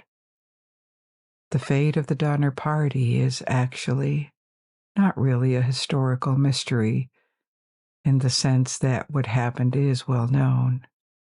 It will give us the opportunity to talk about the American Far West in the 19th century, when waves after waves of migrants settled in the Midwest and the Pacific coast. After that, our second story of the night will be about Oak Island, a small island in Nova Scotia, Canada, that is known for various theories and stories about buried treasures and historical artifacts. It has attracted treasure hunters for a very long time. And finally, our third story will be about the Bermuda Triangle, a region of the Atlantic Ocean that has acquired a mysterious reputation for the disappearance of ships and aircrafts. We'll see where it comes from and what this is based on. As always, you do not need to watch the video to follow along. If you wish to, you may close your eyes and forget about any worries as we embark on this adventure together. But before we begin, assume a comfortable position. Take a long, deep, relaxing breath. When you exhale, release the tension in your shoulders. Release the tension in your facial muscles too. Relax your entire body and allow the sound of my voice guide you through this journey. The first story about the Donner Party may be a bit sinister. It didn't end well. So if you find it too dark, you may want to go straight to the second story. In 1846, a group of almost 90 immigrants left Springfield, Illinois, and headed west to California. At the time, the United States was still a young country that looked very different from what it is now. 60 years after its independence, the country covered only the eastern half of its modern territory, with its frontier reaching Missouri, Arkansas, and Texas. Beyond these, there were claimed territories, including a large part of the Midwest that the U.S. had bought from France in 1803, known as the Louisiana Purchase. However, for the most part, these lands were not yet organized by U.S. government. The states on the East Coast, from the Mississippi River up to Michigan in the north, plus Texas, existed. But the rest of the modern United States was still territories or belonged to other countries, especially California, Nevada, Arizona, Utah, or New Mexico, which belonged to the recently independent state of Mexico. Like for the U.S. in the Midwest or the Northwest, these were more claims than actual possessions at this point, because they were mostly empty of Mexican administration, but not empty of people. The population was scarce, given the distances, but there were numerous Native American tribes that had lived on these lands for generations. In the 1840s, all of these frontiers were moving fast, and the U.S. government was more willing than ever to expand in North America to reach the Pacific. Texas is separated from Mexico and became an independent republic, which lasted for 10 years until it was annexed in 1845 as a 28th state. And just a few months after the departure of a group to the west, in 1846, the war with Mexico had started, which ended in the annexation by the United States of a big chunk of its current territory in the Southwest. But beyond the maps, the human reality of it was a growing flow of settlers who left their homes in the East to resettle in the West, either in the Midwest, the Great Plains, or all the way to California or the Oregon Territory. The Oregon Territory was a large area in the Northwest disputed with Great Britain that later became the states of Oregon, Washington, Idaho, and parts of Wyoming and Montana. In order to reach the West Coast, there was a possible route by sea. However, the distances were enormous. The Panama Canal did not exist yet, so ships had to sail from the East Coast to the very south of America, enter the Pacific, and then make another very long leg north along the Pacific coast. In total, the journey by sea was almost 15,000 miles, the equivalent of more than half the circumference of the Earth. Alternatively, most settlers chose the land route. It was not much slower and way more affordable. The journey was long and dangerous, but immigrants were motivated by several things. Economic opportunities, such as the promise of owning land and improving their living conditions, and social status, freedom, because American society, cities, and communities in the East and the South had already been established for several generations, and opportunities for newcomers to find their place or live as they wished were not always available. For example, many religious communities emigrated to the West during this period. Yet another motivation could be a willingness to escape legal or financial trouble. Disappearing into the Wild West was the perfect opportunity to start over and never have to face the problems of a previous life.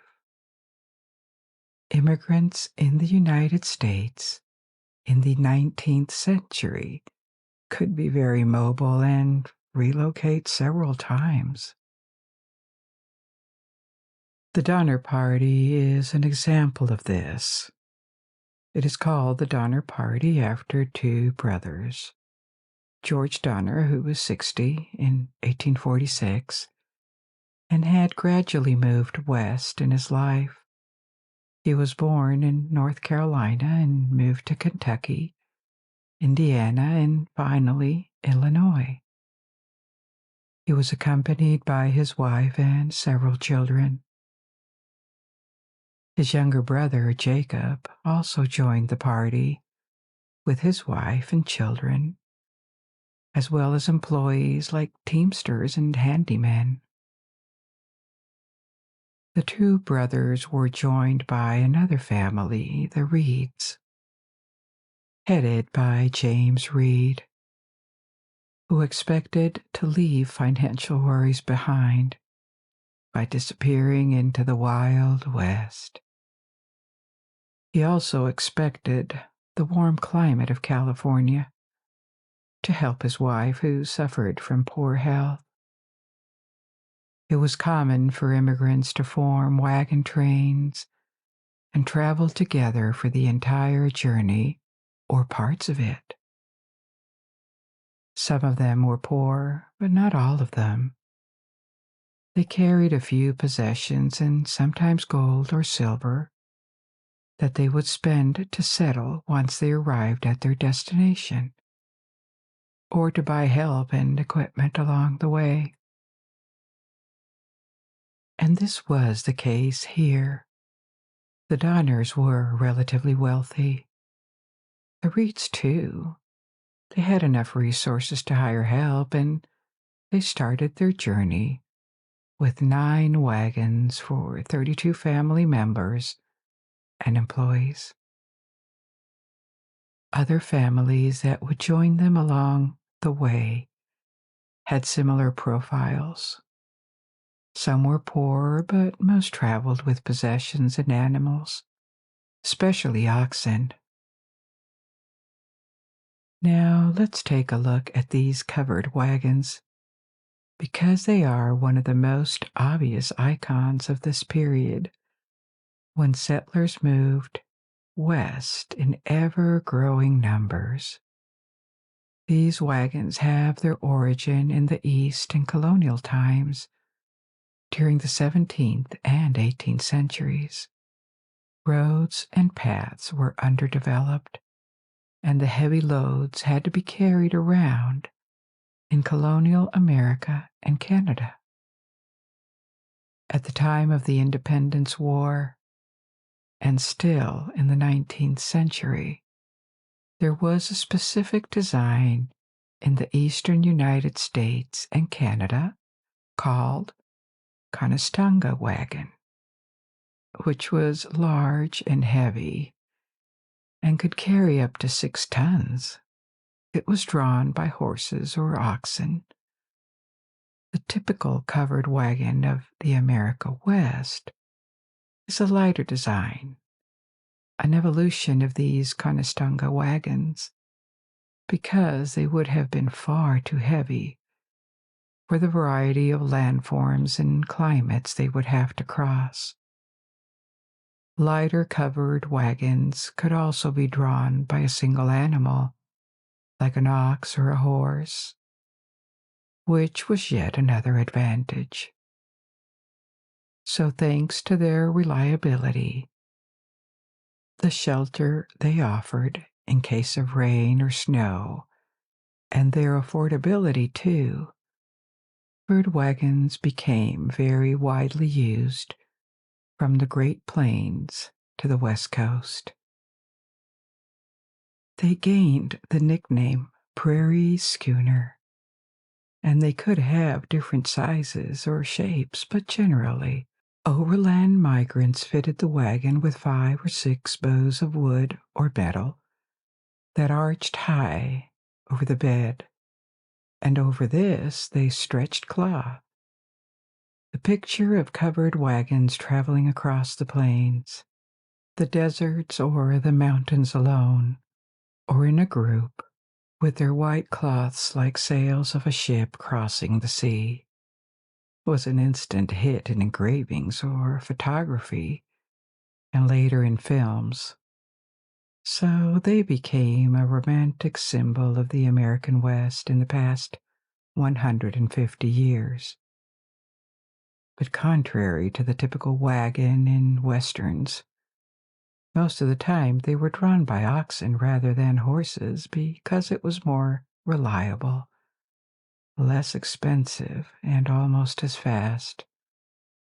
Progressively covered wagons disappeared as a means of transportation with the arrival of the railroads and later, of course, motorized vehicles. But for decades they remained familiar from the Midwest to the Pacific coast. And it is in this context that the Donner Party left Illinois for California. The journey was expected to last months and be exhausting, especially for some of the members of the group. James Reed's mother-in-law, who was coming along, was 70, and indeed, she passed away just a few weeks after departure. But overall, the migrants were optimistic. They were curious and happy about the new life that awaited them, or so they thought. The beginning of the journey went well. The destination for the first leg of the journey was Independence, Missouri, which was 250 miles west of Springfield. Nowadays, Independence has more than 100,000 inhabitants, but in the 1840s, it was a frontier town, a big village that was booming thanks to business of outfitting pioneers. Like other towns on or close to the Mississippi River, was at the start of the route to the west, like the California Trail or the Oregon Trail. We'll come back to this later. The Donner-Reed group reached Independence in a month, in May 1846, and made its last preparations for a long journey through the Wild West that was expected to last 4 to a maximum of 6 months, meaning that they should have arrived in California at some point in the fall and traveled during spring and summer. Within a week of leaving Independence, the Donners and the Reeds, with their 9 wagons, joined a larger group of 50 wagons that was following the same trail. And despite minor problems that were to be expected, like rain and a rising river, they advanced according to plan. By mid-June, a month after leaving Independence, they had traveled 450 miles, and their next destination was Fort Laramie in Wyoming. This fort was a trading post founded 10 years earlier, through which many trains of pioneers transited on their way to the west. It was located just before a long climb to the Rocky Mountains, and the trail that passed through Fort Laramie led to South Pass, which was known as the best point to cross the Rocky Mountains, because it was the lowest point. The party crossed the Rocky Mountains following the established trail. Their next destination should have been Fort Hall, north of the Great Salt Lake. After reaching there, the train split. One route to Oregon went northwest, while another route, known as the California Trail, went southwest. Looking at a map, the safer and already explored trail was not the most direct one. It went north to what would later become the state of Idaho, and then south through Nevada. These trails were still relatively recent for migrants, having been explored and established in the 1830s. Trail guides and explorers were still searching for shortcuts or easier routes at that time. One such man, called Lansford Hastings, had explored an alternate route south of the Great Salt Lake through Utah's desert before rejoining the established California Trail. To publicize his shortcut and offer his services as a trail guide, Hastings left letters and signs along the pioneers' routes. He also sent riders to distribute letters to traveling migrants. He attempted to attract travelers to an alternate trading post called Fort Bridger, where his cutoff began. By mid-July, the large train that included the Donners and the Reeds received these letters. Hastings promised to shorten their journey to California by more than 300 miles, and some people expressed interest. However, others were more cautious or were already headed to Oregon and uninterested in a shortcut to California. As a result, the wagon train split.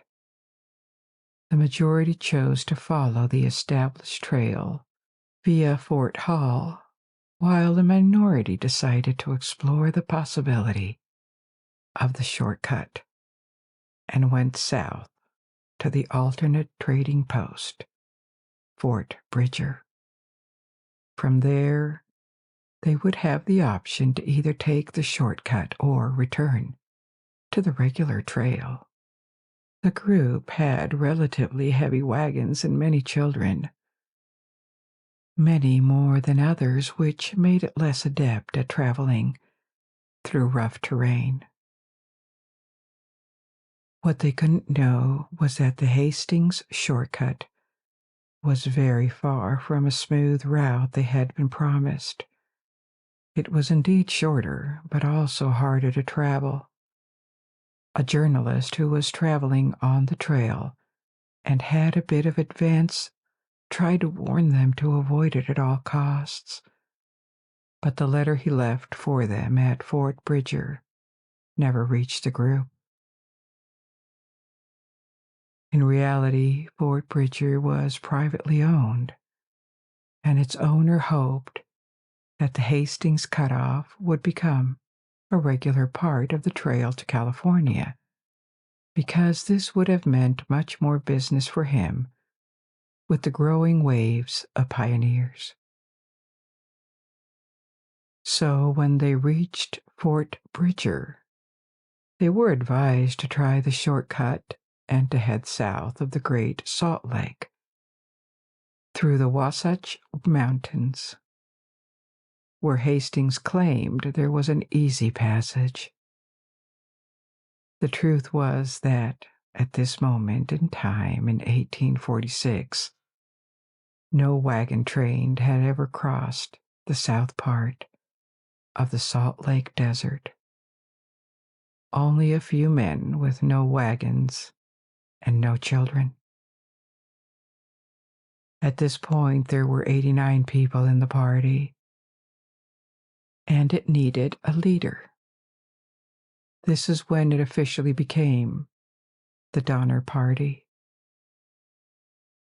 George Donner, a mature and experienced man appreciated for his peaceful character, was chosen. Apart from the Donner and Reed families, several other families had joined the train since departing from Independence and decided to go south to Fort Bridger and take the shortcut when the large group had split a few days earlier. The crossing of the Wasatch Mountains turned out to be much more complicated than promised. and caused the party to lose 18 days, which was concerning because they had to arrive in California before winter. There were still hundreds of miles of mountainous or desert lands to cross, and these regions would become extremely cold and inhospitable in the winter. In total, the month of August was spent covering a very small distance and reaching the Great Salt Lake. The crossing of the desert was yet another ordeal for the Donner Party. In the heat of the day, the moisture underneath the salt crust rose to the surface and made it gummy. The wagon wheels sank into it. Water was nearly gone, and the days were terribly hot, while the cold at night was hard to bear. During the crossing of the desert, which took 6 days, instead of the 2 that had been promised, several oxen were lost and had to be abandoned. The little remaining faith the migrants had in the shortcut completely vanished. However, they kept advancing and reached springs on the other side of the desert, where they could recover and continue their journey. They finally rejoined the regular California Trail on September 26, 2 months after embarking on the so-called cutoff. The shortcut had delayed them by probably a full month. The summer was now over, and there were still hundreds of miles ahead. Each year, starting in spring and over the summer, thousands of pioneers crossed to the west, and time was very important because they could not afford to be trapped by winter. Wagon trains for 1846 were now well ahead, or even had already arrived at their destination. The Donner Party was at the back of the queue. It was slow and already late, which was concerning, of course, but what are these trails followed by pioneers exactly? There had been explorers on land in North America since the 16th century, but for a long time, until the late 18th century, most colonization, except in Mexico and Central America, was limited to the coastlines and islands.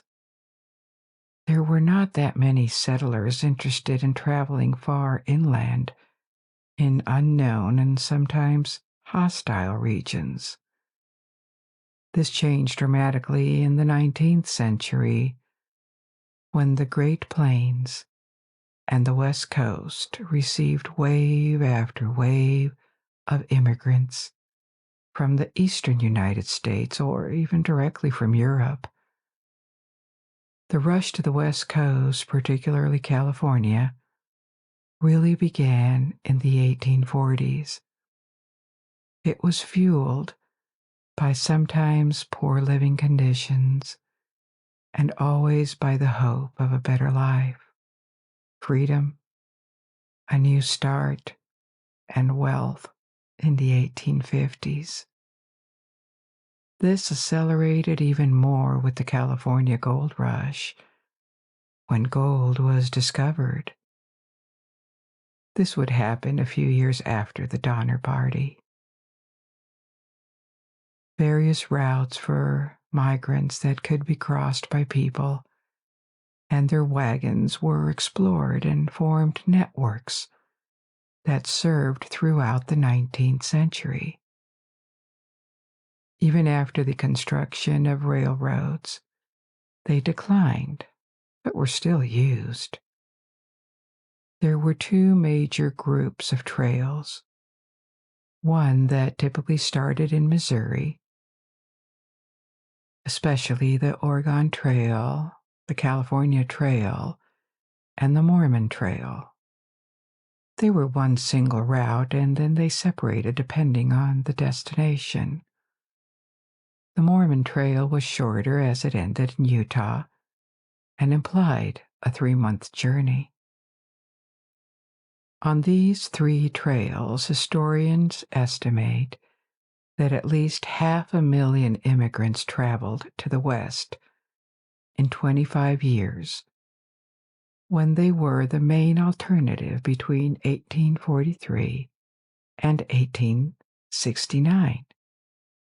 Another group of routes to California started in Santa Fe, New Mexico, and these were southern routes that ended in Southern California.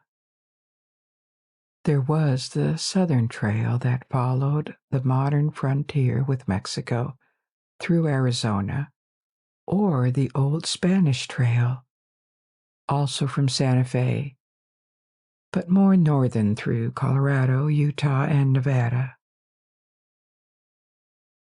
The Southern Trail would be used all year round, but was as hard as the others because of the deserts and mountains it had to cross. For the Donner Party, by the end of September, the situation was serious but not desperate. They had been able to return to the regular California Trail without losing any men, only animals and materials, in their disastrous attempt to use the shortcut. But unfortunately, the worst was still to come. It was late in the year now, and they were alone on the trail, with no other groups or wagon trains following them. There were tensions in the party also that had accumulated during the hardships of the past weeks, and things did not improve. The party began to split into smaller groups centered around the families. They also encountered Native Americans who joined them for a short time, raising hope as they could find assistance in the mountains where each day became colder. However, after a couple of days, the natives stole or shot several oxen and disappeared. A prominent member of the party, James Reed, the head of the Reed family, was involved in a fight and stabbed a young man to death. As a result, he was banished from the party and left alone. He agreed to proceed and try to reach the Sacramento Valley in California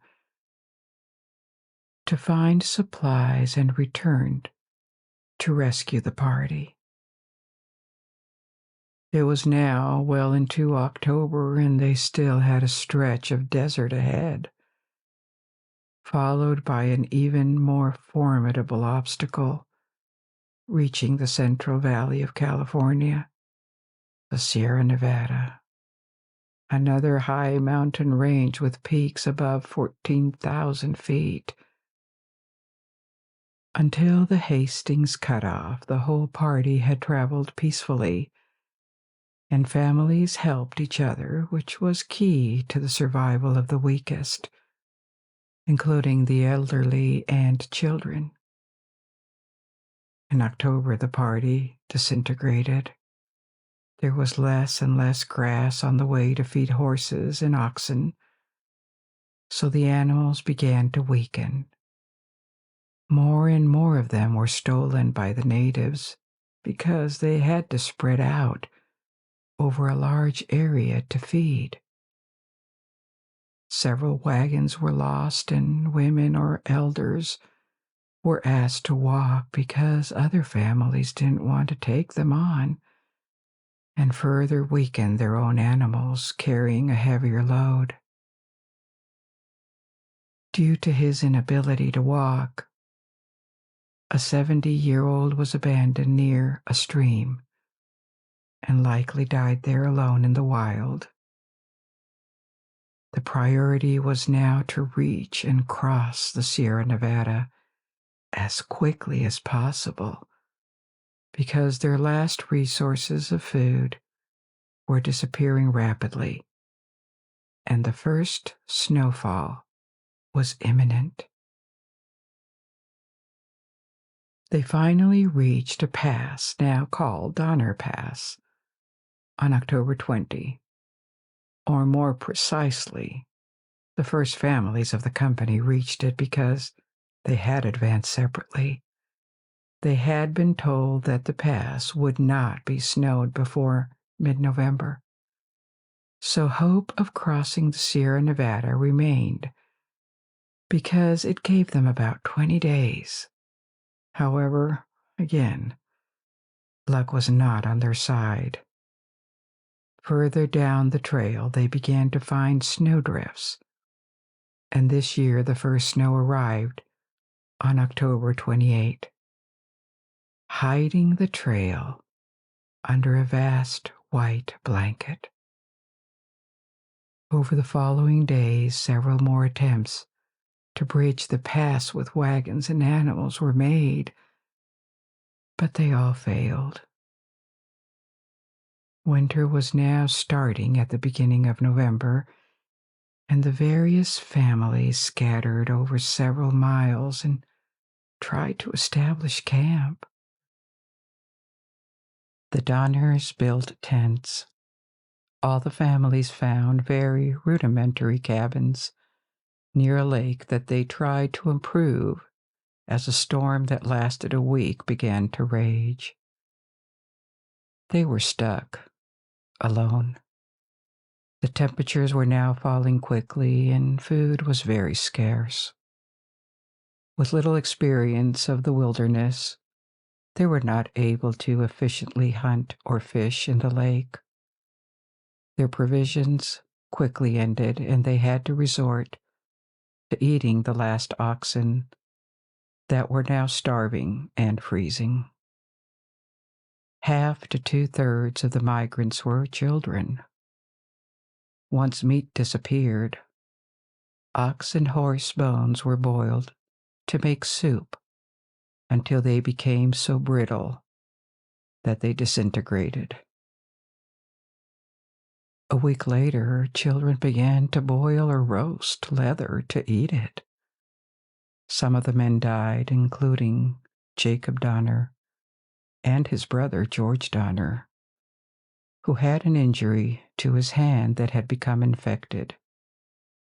In January 1847, death by starvation, cold, or disease was taking people almost every day. On the other side of the Sierra Nevada, the fate of the Donner Party was not entirely unknown. James Reed, the banished member for murder, had managed to cross and tried to return to the party with supplies. There were also other migrants who had traveled from these families earlier before splitting, when they decided to try the Hastings cutoff. And they warned that the Donner Party was probably still a prisoner of the snow somewhere along the California Trail. To make things even more complicated, the war between Mexico and the United States was raging. There were sporadic fights in California, and it was not a large-scale conflict, but it made it more difficult to organize and send the rescue party. Finally, 3 groups marched east in February and March and reached the remains of the Donner Party with food and blankets. Out of almost 90 people, half had died, and the survivors were in terrible condition. A rumor appeared that they had to resort to cannibalism to survive. This is actually very uncertain. Many survivors disputed this claim. It has never been proven beyond doubt. In any case, women and men who survived the ordeal all remained traumatized by these long weeks of waiting, tortured by hunger and cold, from November to March with close to no hope of being rescued. 89 people had left Fort Bridger in July 1846, and only 48 escaped the snow of the Sierra Nevada. The story of the Donner Party quickly reached the rest of the United States. It appeared in newspapers in 1847, and together with the war, it contributed to a temporary decrease in the number of pioneers on the westward trails. But this didn't last long, and the migration by land to the West Coast never ceased. The survivors settled in California, and the last of them, who were children at the time of the disaster, died in the early 20th century. Mortality was very different depending on age and genders. The highest mortality rate was among men above 20 years, which is attributed to a combination of behavior and metabolism. Men tended to take on the riskiest tasks and venture more outside of the shelters. There were other reasons too. Adult men tend to have less body fat than women and metabolize proteins faster. The highest mortality rate was among single men, probably because they didn't have a family to share food with and they didn't own cattle. Infants also had a high mortality rate, obviously because they were more fragile.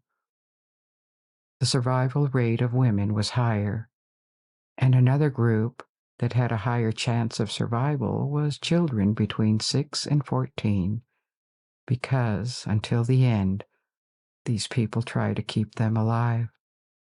They may have lost a lot of their ability to socialize.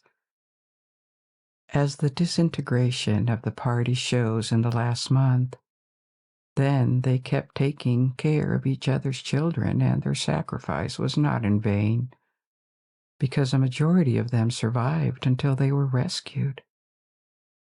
The Donner Party is remembered as the most spectacular tragedy for pioneers in the record of American westward migration, which was dangerous, but never as many in a single episode. And now, for our second story of the night, we're going to move to the other side of North America and explore Oak Island in Nova Scotia. Oak Island is a fairly small island in Canada that has attracted a lot of interest from treasure hunters since the 19th century. It has acquired a reputation for hiding fabulous treasures and maybe even ancient artifacts, from the Holy Grail to Shakespearean manuscripts. There is even a rumor of a curse saying that 7 men will die in the search for the treasure before it's found. To date, 6 men have died looking for it. But first, let's take a look at where we are now and what this mystery is about. Oak Island is a part of the Canadian province of Nova Scotia on the Atlantic, and it is fairly easy to access because it is located just 200 meters, about 650 feet, from the shore. It is even connected to the mainland by a causeway that was built in the 1960s. It is relatively cold, like the climate of Nova Scotia, and also covered with the kind of forest you find in the southeast of Canada or in New England. But with a humid climate and the effects of the ocean, it can be hidden in fog regularly for as many as 3 months a year. Occasionally, there are also powerful storms and hurricanes. The island is actually quite small at 240 acres, and it doesn't have a permanent population. Long before the arrival of Europeans, The region was populated by natives, especially the Micmac. For several thousand years, they have had a presence in the overall area. The earliest European residents in the bay around the island were fishermen from France in the 1750s. The waters around Nova Scotia and Newfoundland attracted many West European fishermen in the 17th and 18th centuries because they were extremely rich in fish.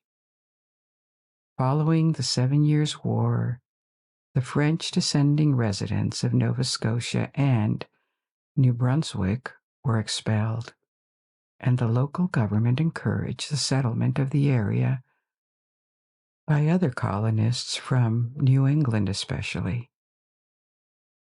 In the 1760s, the new settlers arrived from Massachusetts, and Oak Island was officially divided into lots that became privately owned by various families.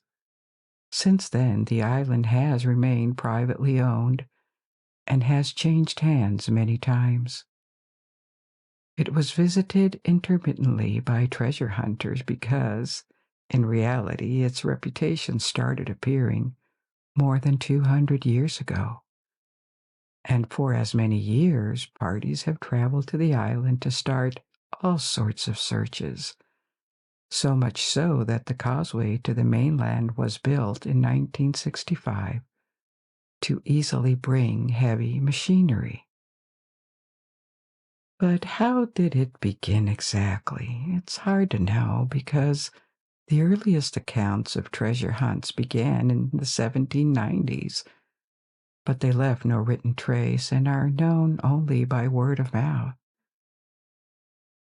The first stories to appear in print are from 1857, several decades after rumors about the treasure on Oak Island began to spread, which gave a lot of time for these stories to change and be amplified or even forgotten. The original story by early settlers tells of a dying member from the crew of the famous pirate Captain Kidd. Captain William Kidd, who would have stated on his deathbed that a treasure worth £2 million had been buried on the island. Captain Kidd was a Scottish sailor from the 17th century. He was tried and executed for piracy.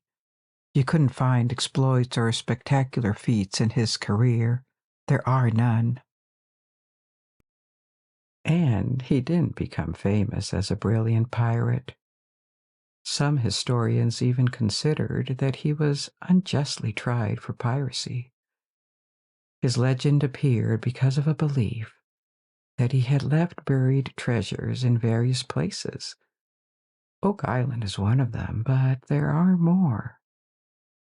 There are also stories about other treasures on Long Island or Suffolk County, New York, 3 more in Connecticut, and yet another one in Canada, in the Bay of Fundy. As far as we know, none of them has ever been retrieved.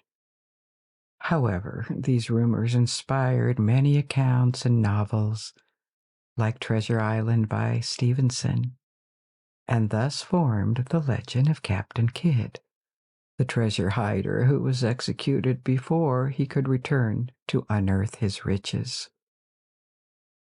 The locals had heard about these stories of a pirate treasure on Oak Island, and in 1799, a man looking for a location for a farm on the island would have found a depression in the ground where earth was loose, not hard-packed like the surrounding soil.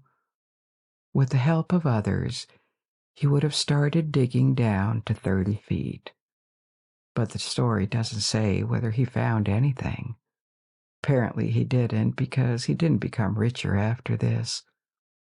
Other parties in the first half of the 19th century dug shafts, but after a while they were all flooded with seawater. In 1802, allegedly, a large stone inscribed with symbols was discovered 90 feet below the surface in one of these pits. The stone disappeared in the 19th century, if it ever existed, because some people claimed it was just a rumor that it had been fabricated in the chimney of a nearby house. Others claimed that the symbols were accidental scratches, but the stone became a famous object in the community of Oak Island enthusiasts. One researcher in the 20th century claimed that the supposed cipher on it translated as 40 feet below, 2 million pounds lie buried. However, this information is not substantiated, and the stone is nowhere to be found nowadays. In any case, this era of rumors and word of mouth ended in 1857, when the first articles about treasure hunting on Oak Island appeared in the local press. For years, it remained known essentially locally. But this was enough to draw more and more people to the island, and this time with bigger teams and boring equipment or steam pumps to try to keep the water out of the shaft. Oak Island rises only 11 meters, that is 30 or 40 feet above sea level, and the island is rather small. The exact mechanism is not fully understood, but shafts that are more than 10 to 15 meters deep or more tend to be flooded with seawater, which the treasure hunters understood quickly because the water level in the shafts changed with the tides. Several different campaigns succeeded one another on the island for decades. All of them were based on digging around the initial pit, where the depression had been found decades earlier, or in other parts of the island. They almost all were abandoned after a few years with no conclusive result, even though the boreholes became wider and deeper. The original pit had been nicknamed the Money Pit, even though no discovery of money or artifacts that would indicate the presence of a treasure were unearthed, as far as we know. But despite the absence of finds down and around the Money Pit, it kept attracting treasure hunters and investors because there is indeed something weird about it. First, the earth it contains is definitely looser than the soil of the island, which suggests that it was dug first and refilled later. Second, remains of wood that could have been platforms at various levels of depth were unearthed down the pit. It is actually not established whether these were platforms, but their presence on the ground is hard to explain if the hold was not artificial, and it is puzzling to see the pit filled with seawater so easily because it is not located on the beach, and it looks almost as if the island was floating on water. So this mystery kept attracting more and more people, and maybe also the legend around the island itself, because when so many parties have explored it for more than a century, it is hard to believe that there would be absolutely nothing. So Oak Island was never short of treasure hunters, and its mystery attracted high-profile investors over time. The most famous of them is probably Franklin Delano Roosevelt, long before he became President of the United States. He started to be interested in Oak Island in 1909. In the previous century, his grandfather had financed searches on the island, and even though he never went, he kept following any new developments in the mystery until his death in 1945. There were also high-profile actors like John Wayne or Errol Flynn who invested in treasure digs. With time, many theories formed about how the pit appeared, how it was formed, and what it may contain. Some of them try to explain it naturally, while others defend the hypotheses that it could be a man-made and speculate on what it could have contained. The leading explanation that excludes human intervention, and in that case probably excludes the presence of a treasure, is that the pit would be just a natural sinkhole. There would be limestone layers under it that water would have dissolved, making the ground collapse long ago. Then the sinkhole would have progressively filled up with debris over a long period of time, which would explain the wood buried inside together with dust and soil, making it look man-made. In support of this theory, it matches the geology of the area. There are a number of sinkholes connected to natural underground caves on the mainland near the island. Apart from the hypotheses, which suggest that it's just a natural phenomenon, many enthusiasts have proposed that it is a treasure trove emitting possibilities about its contents. Generally, these are more claims than theories because they lack supporting documents. Therefore, scientifically, they lack substance. While they are not technically impossible, skeptics argue that these treasures or artifacts could be found anywhere since there is no connection to Oak Island, Protagonist, another famous pirate. Besides Captain Kidd, the original story's protagonist, another famous pirate mentioned is Blackbeard, along with various individuals who may have wanted to hide a treasure. The Knights Templar, despite sounding outlandish, are also mentioned. However, during the Middle Ages, when the Order of the Knights Templar was dissolved, the only Europeans with knowledge of America's existence were the Vikings, who likely remained unaware of the continent's true size. Thus, the idea that the Knights Templar knew about America and how to reach it but kept it a secret requires a substantial amount of imagination and a preference for conspiracies. In the same category, the treasure would have belonged to the Freemasons. And here the timeline works better, but this is also unsubstantiated. Still, in the same group of outlandish claims, it would be a site where the Incas would have hidden a treasure to protect it from the Spaniards. The Incas lived thousands of miles away in South America, as you know, and nothing indicates they ever reached Canada or were just aware of the existence of lands so far north. There are other claims that look more reasonable because they would make historical sense. It would have been dug by Spanish sailors to hold the treasure from a wrecked galleon, or by engineers from the French army during the 7 Years' War to hide the treasury of the fortress of Louisbourg in Nova Scotia after British forces captured the fortress.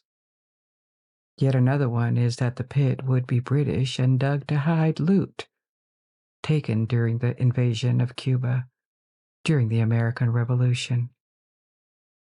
The problem with all these theories is they don't really rely on any testimony or archives. They cannot be invalidated, but they don't explain why the diggers did not leave any other trace on the island. Ultimately, no treasure was ever found down the pit to validate these theories, unless there was indeed a treasure that fell to underground caves before or during excavation works, and the treasure would now be much deeper underground. With the growing legend of Oak Island, even more claims were made in the 20th century about what it could hide. This time, not just a treasure, but historical or mythological artifacts. The jewels of Marie Antoinette, the Queen of France during the French Revolution. Many of them disappeared.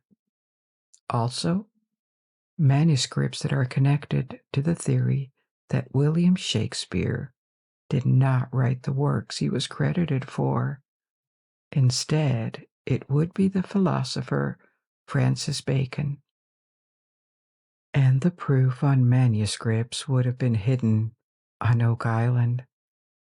And then there are a few other claims like the Ark of the Covenant or the Holy Grail, often connected to the Knights Templar.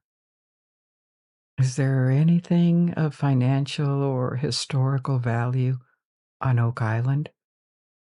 We don't know, but at this point, perhaps the most interesting and tangible element is the phenomenon itself that has been developing around the island for more than 200 years.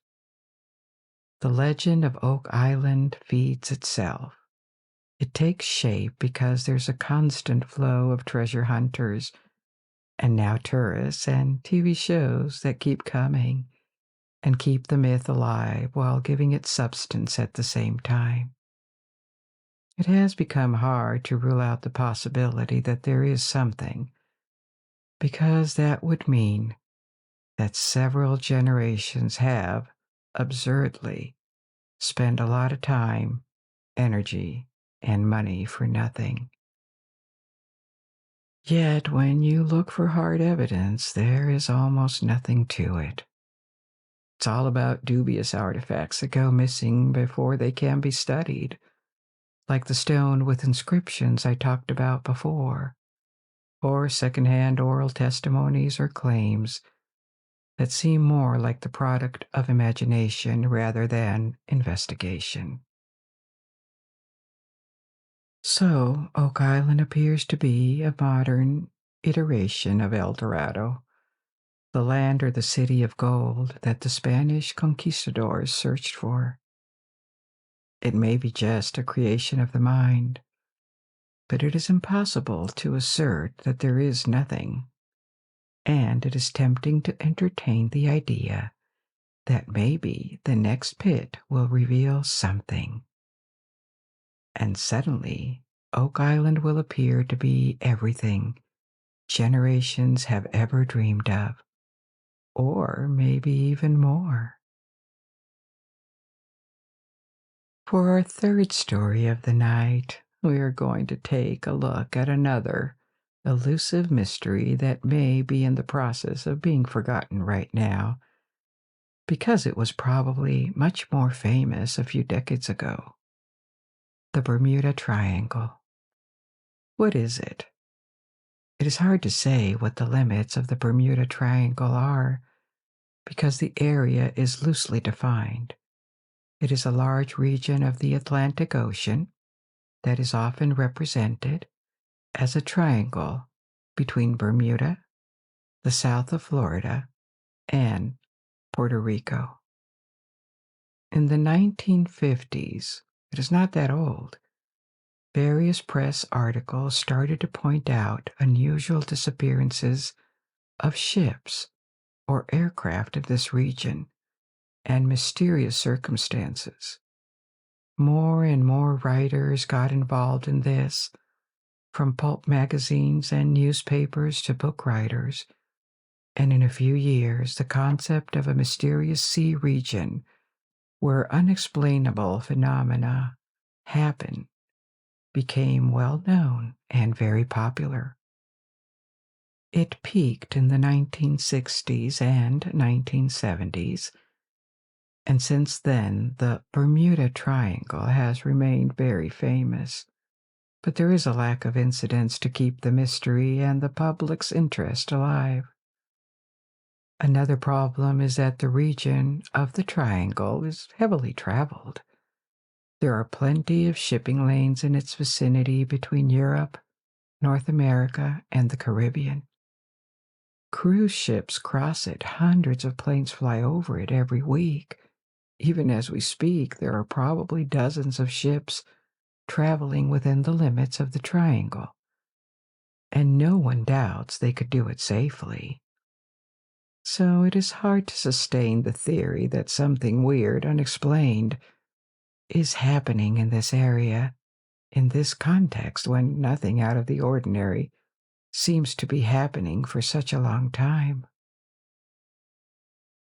But this doesn't mean that the concept of the triangle appeared out of nowhere. It was based on a collection of incidents that are hard to explain. In total, about 30 incidents are recorded since the 19th century. So let's take a look at some of the most noticeable. There were various ships lost in the region in the 19th century and before, but not particularly more than in any other maritime regions. So the water south of Bermuda did not draw particular attention.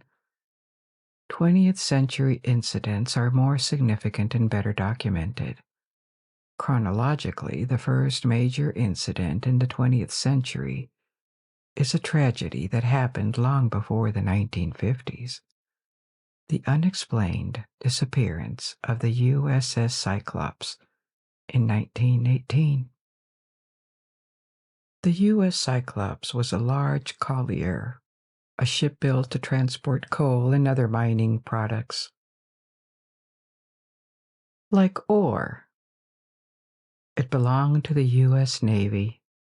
The ship departed the island of Barbados with a load of manganese ore and suddenly went missing without a trace, including a crew of 309 people.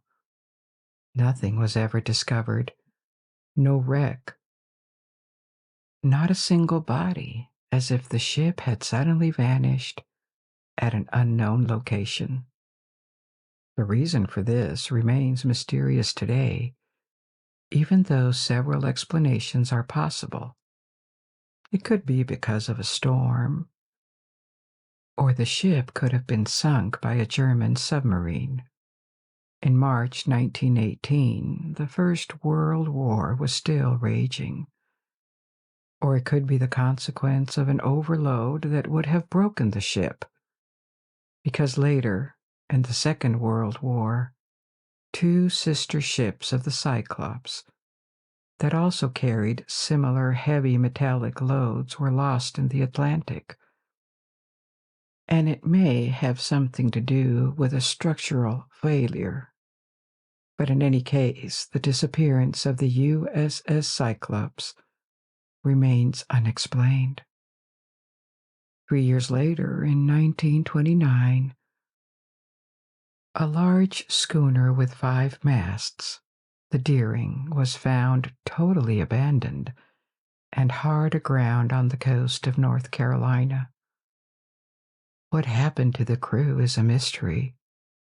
The ship's log and navigation equipment were all gone, along with the crew's personal effects and the 2 lifeboats. It seems the ship was abandoned suddenly, but no one ever reappeared to tell what happened. To this day, this remains one of the great maritime mysteries in history. There are possible explanations not based on the supernatural, like a mutiny or piracy, but no definitive answers. The wreck of the Deering is another unexplained element that happened near the Bermuda Triangle. And then, nothing noticeable happens until 1945, 24 years later, with an even stranger incident: the disappearance of Flight 19. Flight 19 was a training flight of 5 bombers in December of that year. just months after the end of the Second World War. The goal of this training flight was to fly over water for over 350 miles, from Fort Lauderdale in Florida to the east, then to the north and back to base to complete the exercise. Some time after takeoff, radio contact with the 5 planes was lost simultaneously, and worries mounted when the Air Force realized that they didn't come back. None of them. A bigger patrol bomber with a 13-man crew was deployed to look for them on the route they should have taken above the Bermuda Triangle. It also disappeared. Maybe the rescue flight exploded because of a tanker off the coast of Florida reported seeing an explosion, and this model of patrol bombers had a history of explosions due to vapor leaks. The crew of 13 died or disappeared on top of the 14 men aboard the 5 bombers of Flight 19. It looks almost impossible that they disappeared due to a mechanical issue. There were 5 different planes, and the probability that they all went down at the same time is almost 0. So maybe it could have been errors of navigation leading the aircraft to run out of fuel. But no fully satisfactory and proven technical explanation ever surfaced. Then it accelerated 2 years later, in 1948, when a passenger flight to Bermuda disappeared above the ocean without a trace. In December of the same year, another airliner with 32 people on board disappeared on a flight from Puerto Rico to Miami. There was never enough information to determine the probable cause of the disappearance. A few weeks later, in January 1949, yet another aircraft full of passengers went missing on a flight from Bermuda to Jamaica. This accumulation of disappearances in 1948 and 1949, even though they could be attributed to mechanical problems or navigation errors that would have caused a lack of fuel, for example, were connected to Flight 19 from 1945 to the mysteries of the USS Cyclops in 1918 and the Deering in 1921, plus various other smaller incidents. All of this inspired the first article on mysterious disappearances of ships and aircraft that was published in the Miami Herald in 1950. 5 years later, a pleasure yacht was found adrift in the Atlantic, south of Bermuda. The crew was missing. A hurricane had passed nearby a few days before, but why would the crew have evacuated a boat that was not sinking and was retrieved in good condition to embark on a much smaller lifeboat? Doesn't seem to make much sense, and this mystery was never explained either. Finally, in 1963, 2 large refueling aircraft of the U.S. Air Force collided and crashed into the Atlantic, 300 miles west of Bermuda. Surprisingly, it looked like there were 2 different crash sites, as if the planes had exploded separately without contact. But it appeared, after close examination, that what looked like a second crash site on the surface of the ocean was probably, in fact, just a mass of seaweed and driftwood. Since the 1960s, no new major unexplained incidents have happened. There have been a number of ships sunk by hurricanes or small plane incidents, but nothing as hard to explain as the earlier incidents of the 20th century. And this is probably why the Bermuda Triangle is less discussed today. But even though the number of enthusiasts about this mystery has decreased, it quickly became an element of pop culture, and many books of fiction or investigation were written about it with all sorts of explanations, natural or not. In a sense, it doesn't make the study of the triangle easier because many incidents that were embellished at that time were inaccurately reported. I tried to eliminate these, the most dubious ones from the list I told you about. So, first, there are paranormal explanations, and they are quite colorful. Some of them pin the blame on ancient leftover technology from Atlantis, the mythical lost continent that is generally located in the Atlantic Ocean somewhere between Europe, Africa, and America. Another explanation, which was particularly popular in the 1950s and 1960s, attributed the events to UFOs, or more broadly, to extraterrestrials. In fact, these explanations tend to replace a strange or mysterious phenomenon with a much bigger mystery. So, in a sense, they don't really explain, they make things more uncertain, more complicated, but they're attractive for the thrill and the excitement they provide.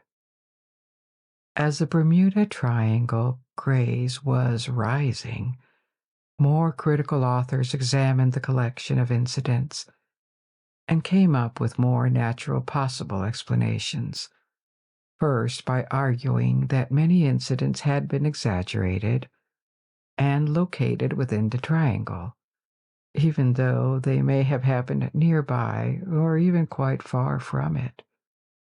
That the area was very large, and that with this in mind, the number of ships and aircrafts reported missing in the area was quite similar, proportionally, to any other part of the ocean. And indeed, insurance premiums for ships crossing the triangle are no different to what they are for other maritime regions. We can probably trust insurance companies to take the real data into account. A possible natural explanation for some of the disappearances is the frequency of hurricanes, which in fact are powerful and destructive in this area.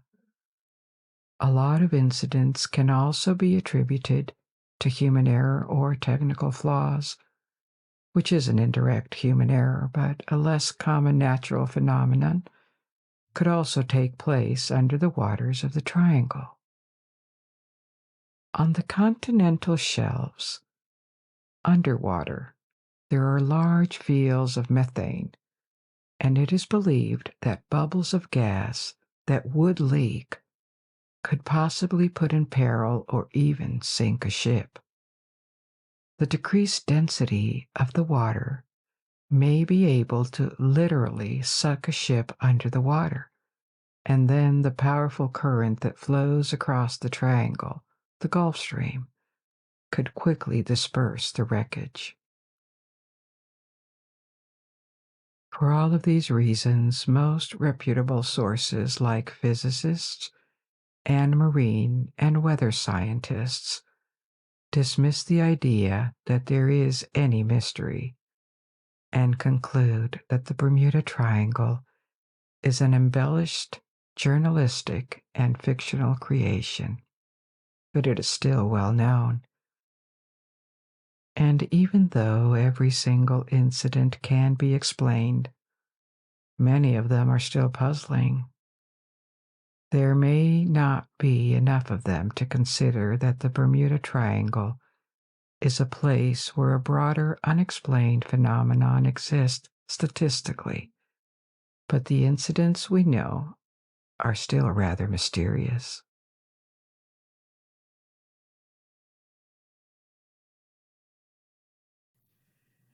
Tonight, we're going to explore the rich history of New Orleans. I'll tell you about the city itself, as well as some aspects of its culture, especially voodoo. What is it, and where does it come from? Let's begin our journey immediately with the story of New Orleans' most famous historical figure, and a mysterious one, the Queen of Voodoo, Marie Laveau.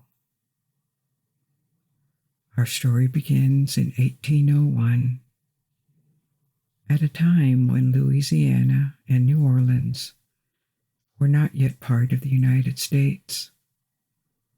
New Orleans was a colonial city, a port of about 10,000 souls, at the mouth of the Mississippi River, and a thriving port because it connected the Mississippi Basin with Atlantic trade.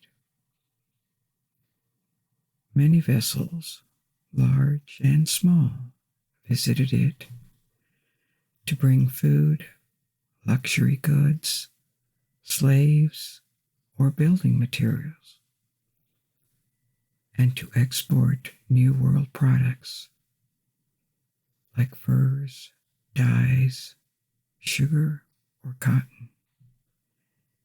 And they were brought back to Europe from the docks that were constantly teeming with life, with their sailors, their taverns, and their busy stalls. From elegant neighborhoods where recently built mansions showed off the wealth of their owners, to the modest houses where a crowd of free laborers and slaves lived. The city was very diverse and harbored a society that did not really have an equivalent in the Americas. Along the 18th century, the city had been French, then Spanish, then French again, but not for long. Because in 1803, when Marie was 2, Louisiana was sold to the United States, and the Society of New Orleans in the early 19th century, where she grew up, was a mix of European, African, and Native American populations. The high society of New Orleans was made of wealthy planters who had moved from French colonies like Haiti. There were also colonial administrators, often from the small French or Spanish nobility, and traders or bankers who had been attracted to this dynamic trade hub. There was also a middle class of shop owners, lawyers, contractors, or teachers, and thousands of workers. On the docks, who were employees like cooks, maids, or housekeepers, many of them slaves. Out of the census in 1805, about 2/5 of the population was white. 2/5 were black slaves and 1/5 free black citizens, individuals who had been emancipated. They had been granted or they had been able to buy back their liberty, and their descendants who were born free. Many had arrived along wealthy families of planters coming from Haiti, or they were the descendants of slaves born in New Orleans. We will come back to this, but a decade before the birth of Marie Laveau, many French planters had fled Haiti and settled in New Orleans after the Haitian Revolution. The presence of so many free black and mixed race people in colonial cities was not unseen, but it was particularly important in New Orleans, and even more when the city became part of the United States. In the southern states, where slavery was widespread, New Orleans would appear as almost a safe haven for black people, a place where the first decades of the 19th century, black people who had been freed could go and live in communities of equals.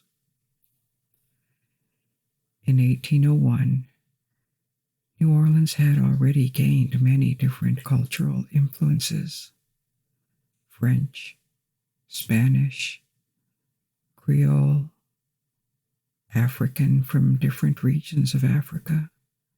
Different languages were spoken. It was mainly a city of immigrants. Even the appearance of the city reflected this variety of influences. The layout had been designed by French engineers, but the architecture was mostly colonial Spanish, as it still is in the French Quarter, the historical center.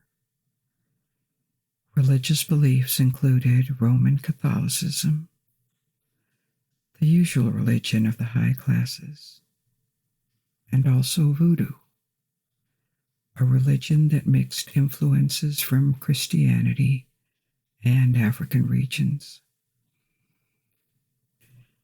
It could take different forms, and we will also come back to it later.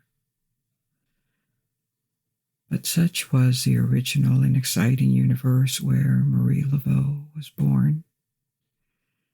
A city with opportunities, rather wealthy and growing, but also a harsh world where social classes and races were segregated, where justice was not always a reality, and also a rather violent and dangerous world in which you were at risk every day of being attacked, robbed, or worse. Marie was born somewhere in the middle of this social pyramid.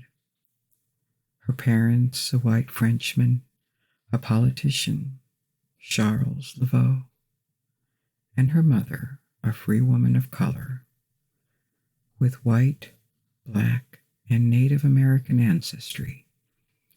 This made her birth a free woman of color. These categories of race and rights were strongly enforced across various colonial societies all around the Caribbean and the Gulf of Mexico. Mixed-race individuals were designated depending on their ancestry and their share of white and African blood. There were quadroons, meaning 1/4 African and 3/4 European, octoroons, which were 1/8 black, and even quintroons, 1/16 black. Of course, these categories reflected a social hierarchy, and depending on the colonies, they would have legal implications sometimes. But in the case of New Orleans, there was also a degree of mixing among the middle and working classes, as exemplified by Marie's parents. We know very little about her childhood, but it appears in records of her parish that in 1819, aged 18, she married a carpenter who was a quadroon, so 1/4 black, called Jacques Paris, also a free man of color, who had fled the Haitian Revolution and moved to Louisiana. They had 2 daughters together, including one 2 years before the wedding and one after. This kind of thing of having children out of wedlock would have been frowned upon more than 200 years ago. But in colonial societies, or during the first decades of the United States as an independent country, it was also very common. It happened. In practice, norms were a bit more relaxed than they would become in the late 19th century or early 20th century. We see it also in the following years. Her husband died early 1820, just 1 year after the wedding. And soon after, she entered a domestic partnership with another man, and they lived together until his death in 1855, like husband and wife, except they were not married, and together they had at least 7 children. This didn't stop her ascension inside the community and in New Orleans society, as we are going to see. So it shows that this was more or less tolerated, at least for a woman like her. Her new companion was a noble man of French descent, and from this we can guess 2 things. The first one is that she must have had a particular charm. She lived with someone who enjoyed a good social position and was probably relatively wealthy, whereas she was not rich by birth. Her first husband was a carpenter, and this new wealth and status probably helped her own career, because over the years, she acquired a strong financial situation. During her lifetime, she herself owned at least 7 different slaves, indicating some economic power, and she developed the business of her own. She opened a beauty parlor where she worked as a hairdresser for the wealthy families of New Orleans. She never became part of New Orleans high society. She could only be an outsider to it due to her social origins that were too modest, and because she was a woman of color and also lived with a man and had plenty of children with him without being married. Each of these reasons individually were enough to keep her out of the high society. But it didn't mean she had no contacts. Visiting her hair salon, talking to her, gossiping in her presence, or turning to her for advice were things that rich women would do. And it seems they did it because her personality, her charisma, and above all, her practice of voodoo that she developed over the years made her an attractive person to be in touch with. We will return to what voodoo is later. But during an undefined time, Marie Laveau also emerged as a dedicated practitioner of this religion, as well as a healer and an herbalist.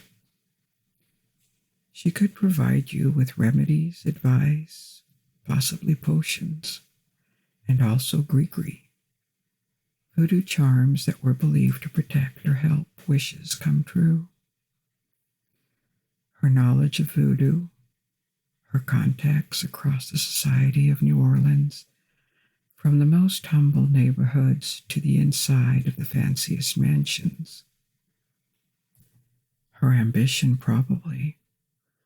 This turned her into an original figure who could be at ease everywhere, gathered a lot of information, and who was, at the same time, respected and a bit feared. Someone with no official position, but that you wanted on your side. If not for the power she would have had, at least for her influence. So people of all classes turned to her for all sorts of advice, for charms, called to help with births. She acted also as a midwife, to perform rituals on their behalf, or just to make sure they were on good terms with her.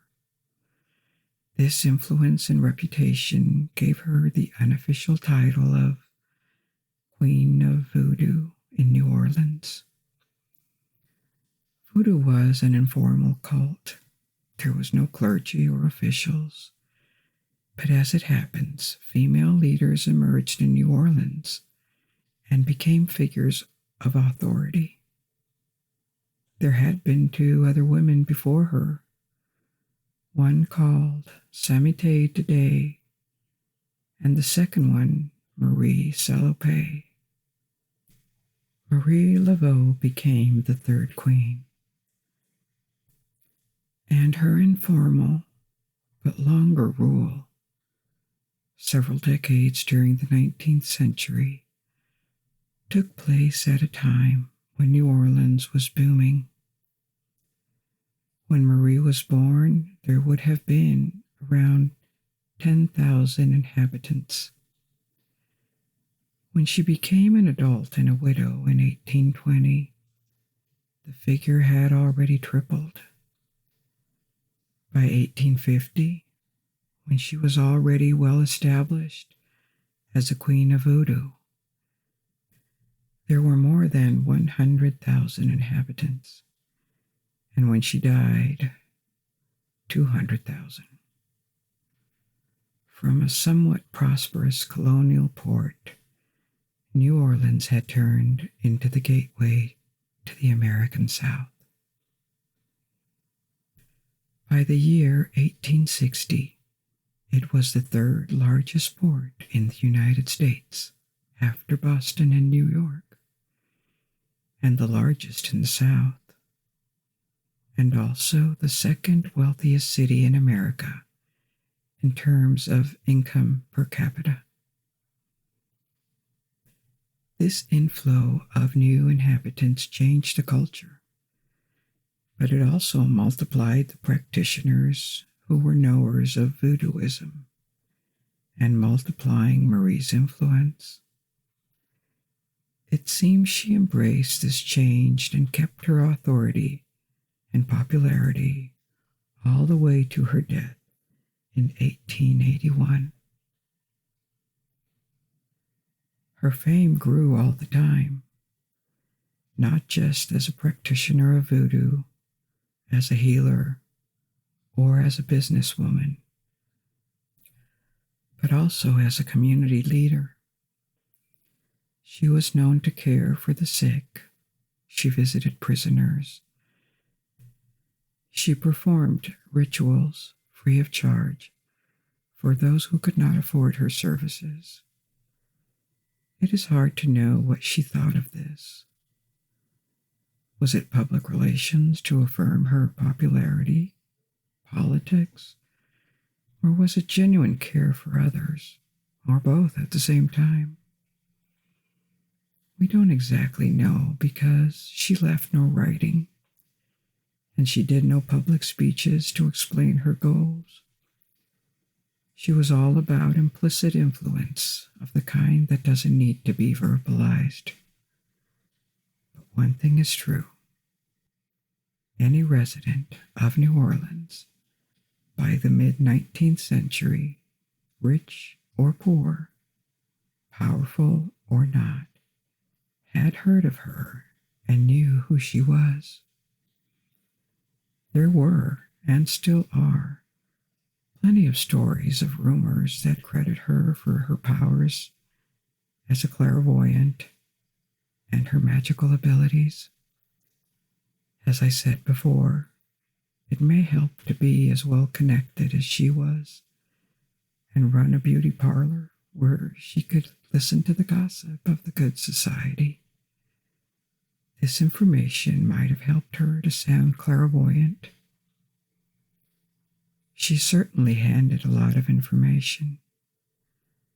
But the point is that people believed she had these powers, and could do something for them. At least her ability to remain popular and influent for decades in a city that was vastly changing. This tells a lot about her charisma and her aura of authority. There are testimonies telling how she moved around the streets, acting as if she owned the city.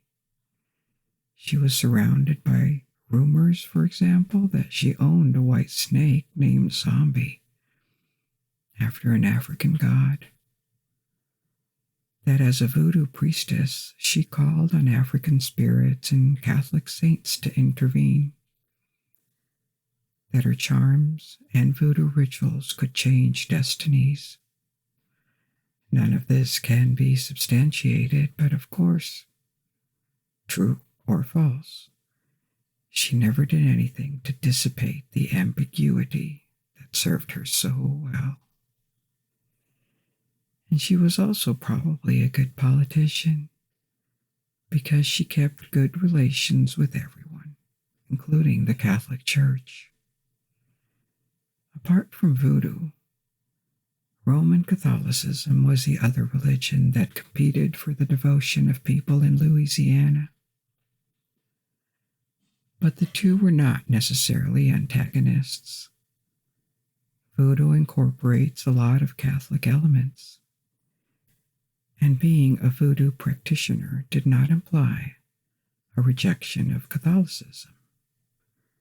People still went to churches to be baptized, to get married, or more often to just attend the Catholic Masses.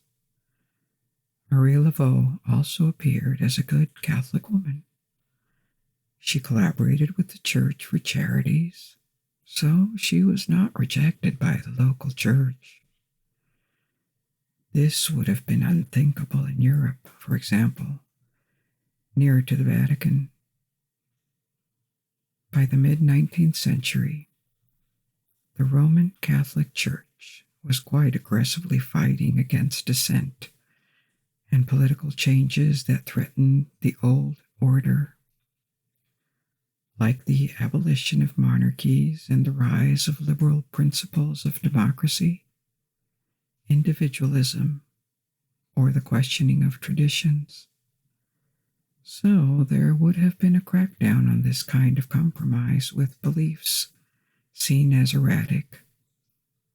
But in the New World, with the distance in a country that was more Protestant than Catholic, the Catholic Church had to be pragmatic. And so in New Orleans, it tolerated voodoo and did not reject its practitioners, even though there was a sentimental disagreement with it. So much so that when Marie died in 1881, news of her death was featured in several newspapers across the United States, because she was a well-known local figure.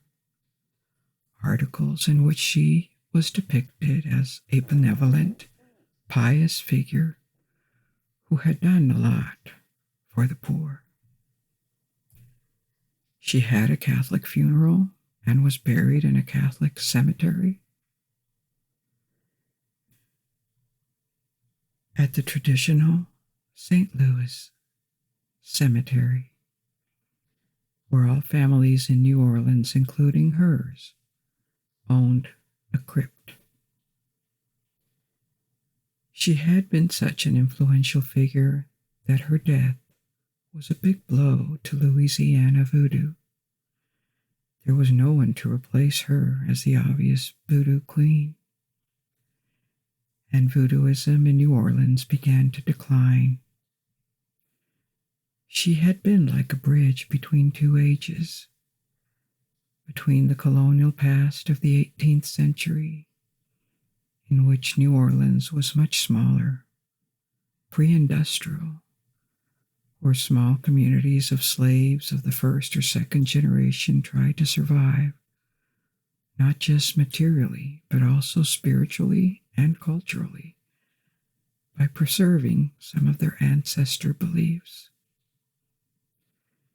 This old way was slowly disappearing during her life, giving way to a new age, especially after the American Civil War.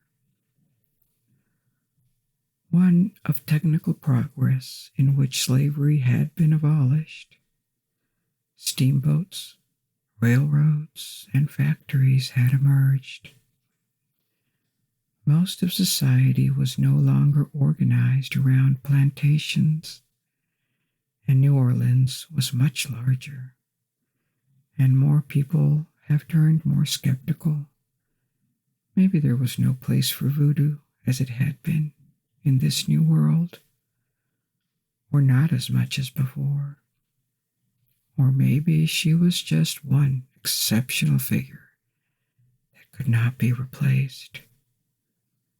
But in any case, Louisiana voodoo quickly became more marginal. It never disappeared and still has followers, but it went underground and no longer had the same importance and visibility that it had under Marie Laveau. So after this quick portrait of Marie Laveau, there is an important question. What is voodoo actually? We are going to explore this. So, what is voodoo? The way this term, voodoo, is perceived today comes with two problems. The first one is that the same name, voodoo, is given to very different religions or sets of beliefs and practices in Africa and in America. In America, they developed inside the African diaspora.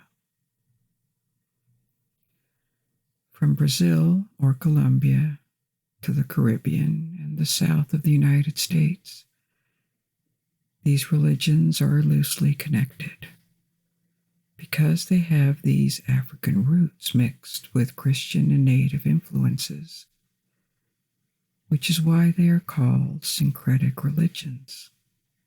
They incorporate different influences, but they are also very different from one another because of the distances to different local conditions, and also because African slaves who were deported to the other side of the Atlantic came from very different regions with their own cultures. The people from Senegal lived thousands of miles away from Nigeria or Angola. They had different languages, different traditions, mythologies, and beliefs. So the term voodoo is like an umbrella term. There are different types of voodoo. Candomblé, a Brazilian religion, is one of them. And so are Cuban, Dominican, Haitian, or Louisiana voodoo. And there are more. A second thing is that voodoo, especially the Haitian and Louisiana versions of it, has become known by the public, mainly through popular culture, where it is generally shown, depicted as a kind of black magic with spells, curses, possessions, gree-gree, these charms, or zombies.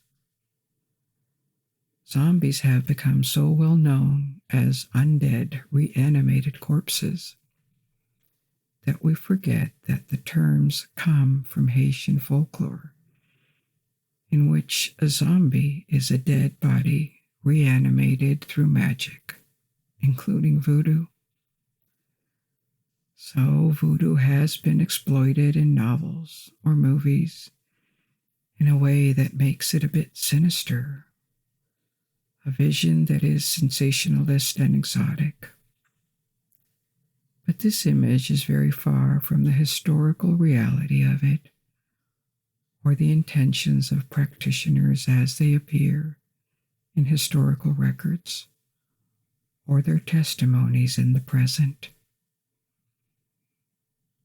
So let's go back in time and take a look at the origins of voodoo. The world of voodoo had a very big influence on American voodoo. It can be traced to an African religion called Voodoo, Vodun, that historically terminated in the kingdom of Dahomey in West Africa, regions that are in modern Benin, Togo, Ghana, and Nigeria. Voodoo cosmology centers on spirits that govern everything in our world. Some are very powerful major deities governing the force of nature. But everything from individual trees, lakes, or rocks, or natural phenomenon has its own spirit that can be worshipped or appealed to. In that sense, it is what anthropologists call an animistic religion, one that reflects the beliefs that objects, places, and creatures, or even concepts, all possess a distinct spiritual essence. This kind of conception has been observed all around the world, on every continent through history. You also find it in Native American or Asian belief systems, for example, in the Japanese Shinto. But there are many more.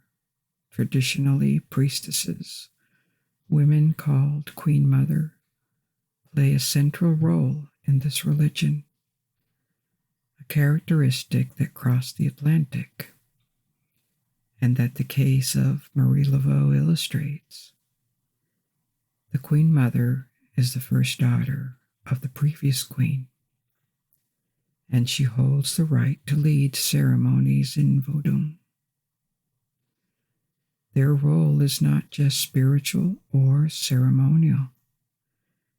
They are also one of the most important members of their community. They lead other women.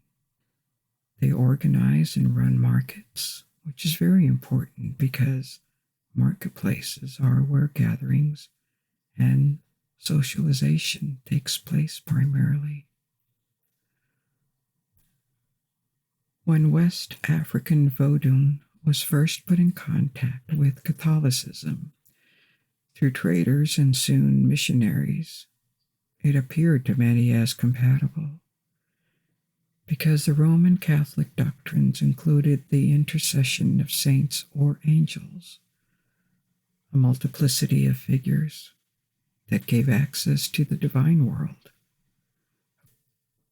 Of course, any Catholic theologian would argue that saints and angels are not spirits attached to material things, and that worshiping them is not appropriate.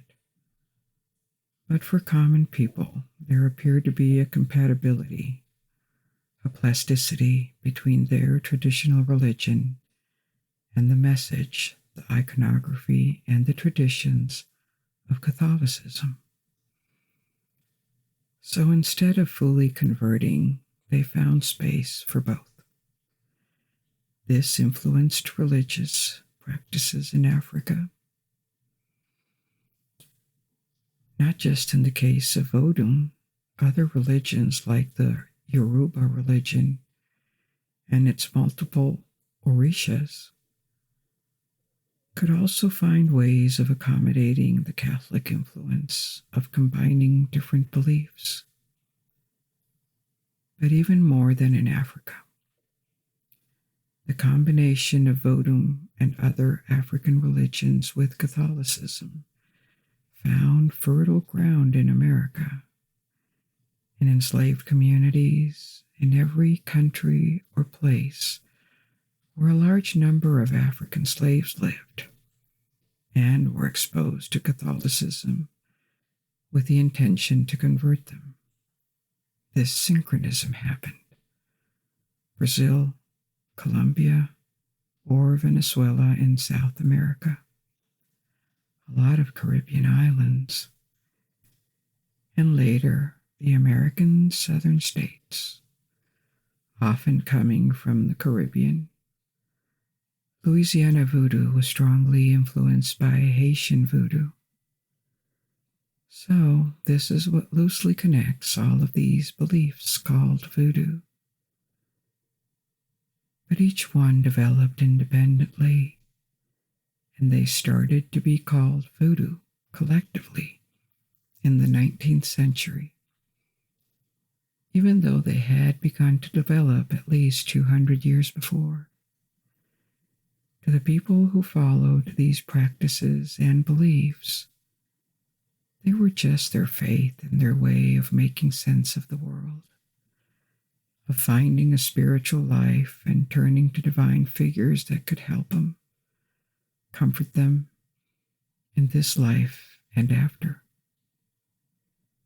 So the largest of these syncretic religions that appeared in America included several ones in Brazil, the most famous one being Candomblé, Santeria in Cuba, and the Haitian voodoo in Haiti.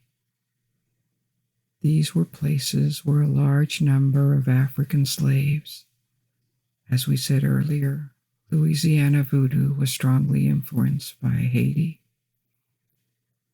So let's talk about the rise of Haitian voodoo.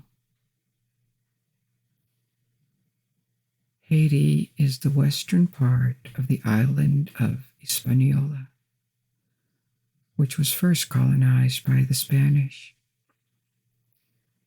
and after shared between France and Spain.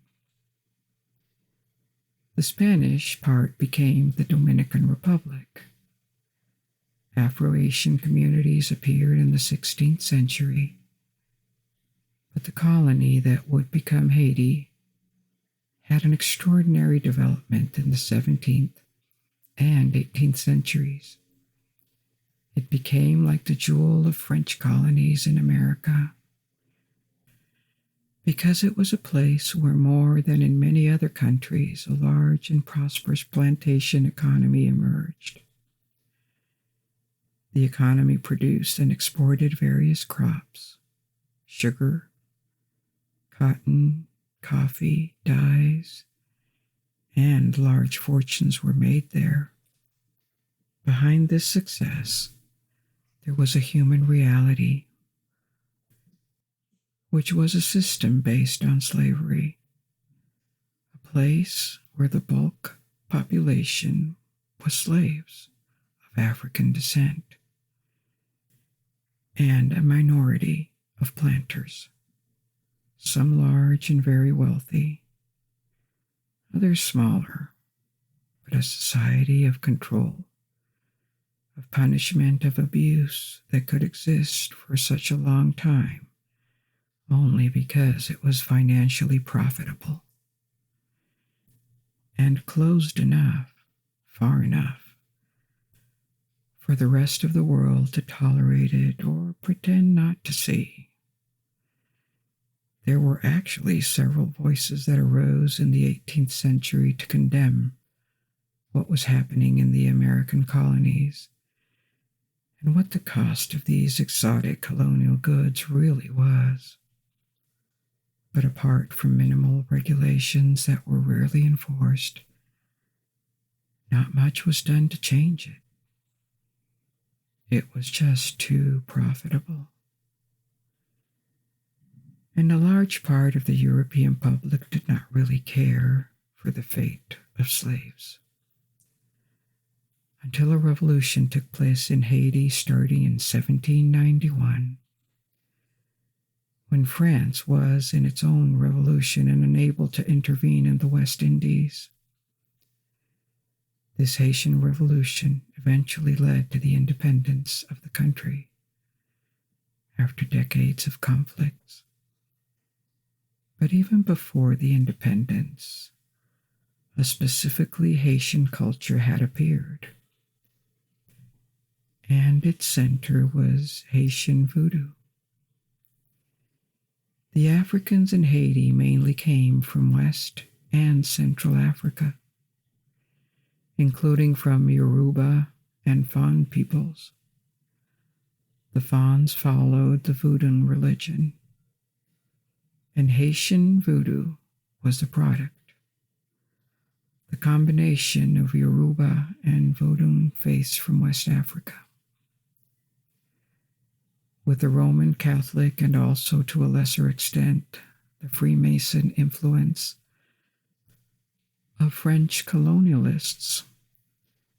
The Voodoo religion in Haiti was not organized with a formal hierarchy, but it comes with a complex belief system. The morality and ethics, elaborate rituals with specific iconography, worship places. Its practitioners see it as a force for good, which is why it is probably unfair to see it reduced in the media to a kind of sorcery, using tropes like the control of dark spirits, or voodoo dolls to control or inflict pain on people remotely. Let's just stop for a second on voodoo dolls.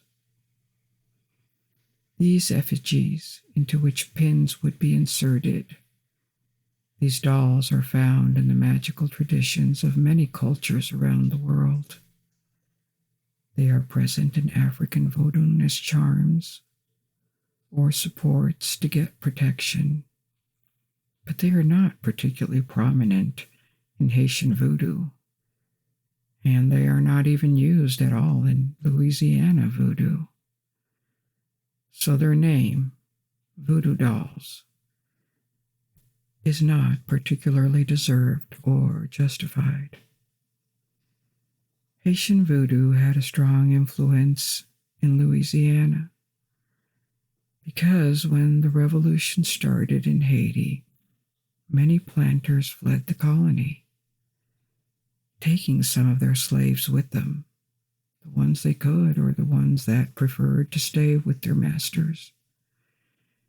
And there was also a number of free black people from Haiti who preferred to move to Louisiana in the decade of 1790 and 1800.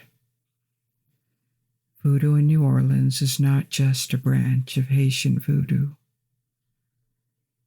because there was already a large community of slaves in Louisiana, coming mainly from other regions of Africa.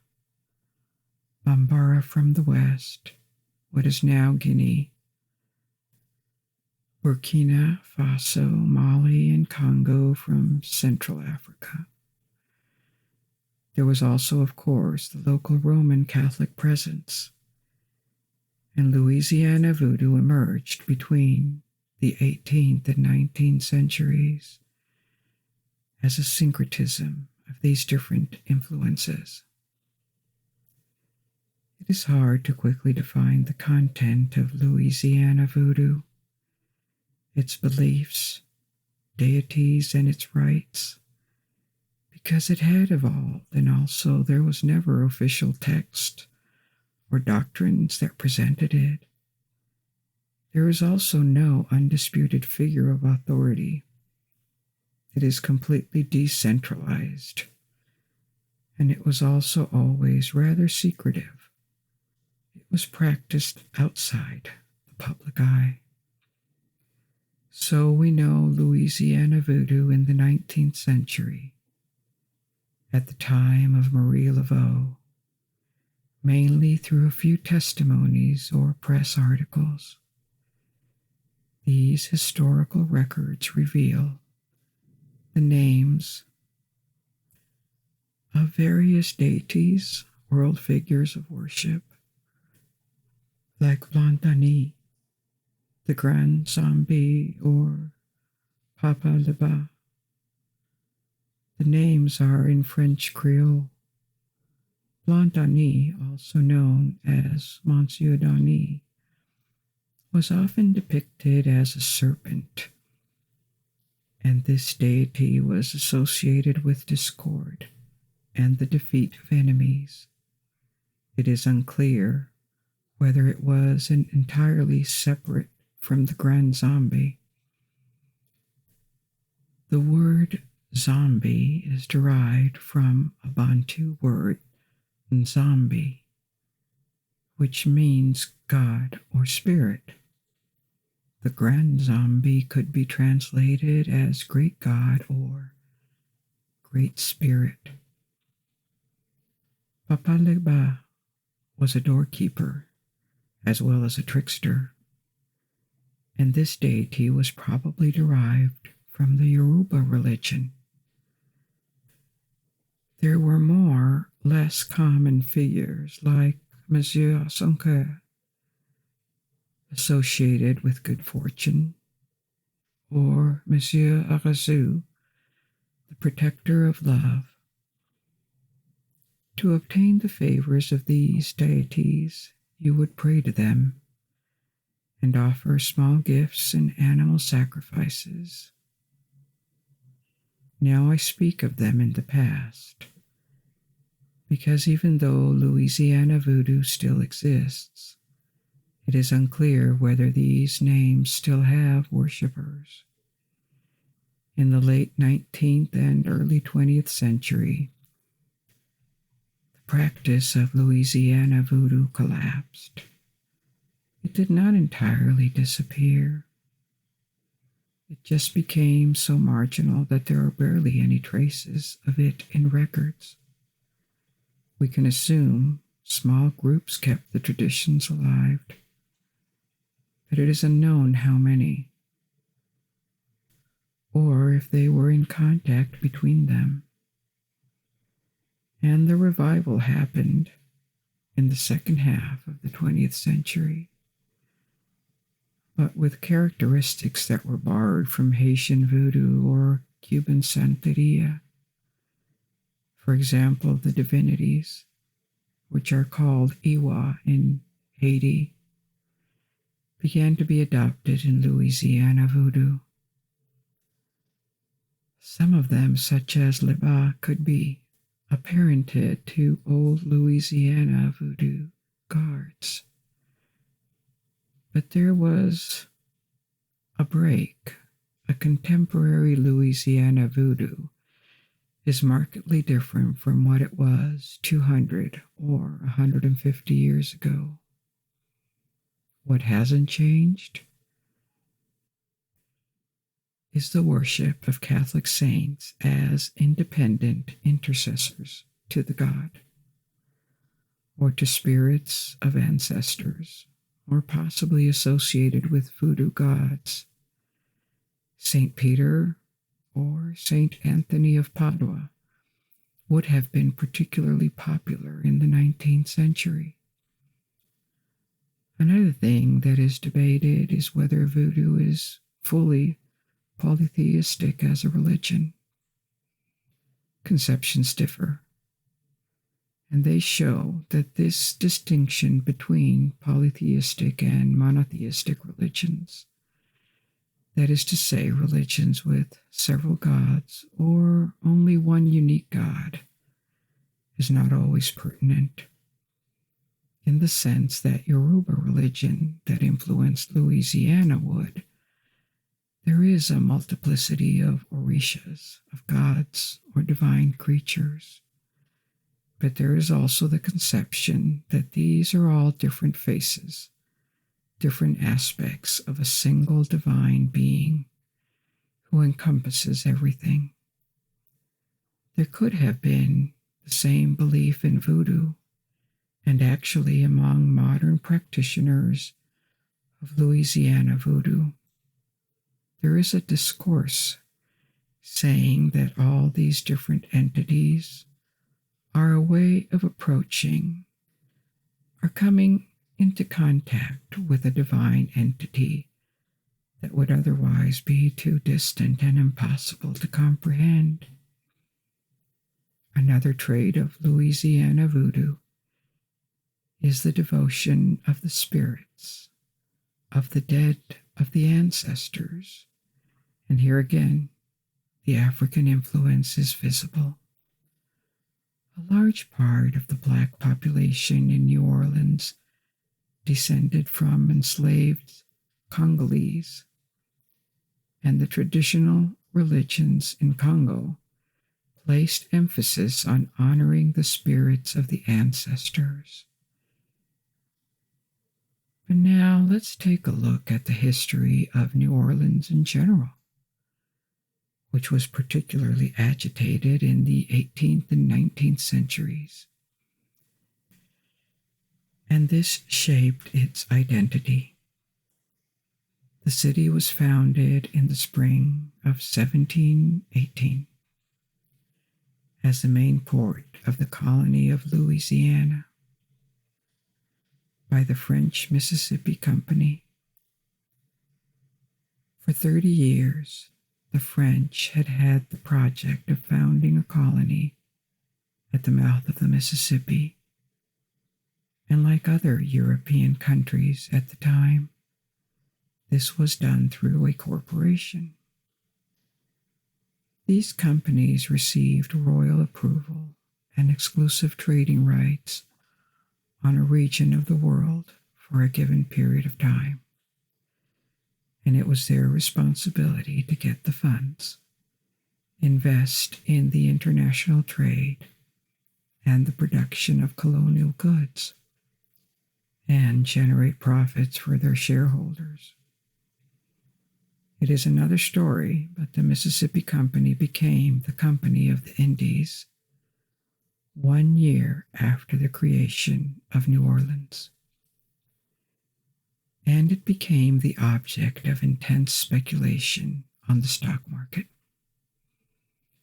And then a spectacular financial collapse. This was one of the earliest examples of stock market bubble and burst. But it did not stop New Orleans from growing slowly and painfully at the start, because the colony of Louisiana in general faced struggles with numerous Native American tribes. The city had been installed on land inhabited by the Chitimacha. North of it lived the Natchez, and of course, they had not been asked if they agreed to see these foreigners take their ancestral lands. Several conflicts erupted in the 1720s and 1730s, anything to full-blown colonial wars. Another threat was the expansionism of the British 13 colonies to the east until the 7 Years' War. Was no open conflict, but each side formed alliances with native tribes, and the tribes played on this rivalry to launch raids east or west of the Appalachian Mountains. Several times New Orleans was the place where residents of Louisiana had to take refuge.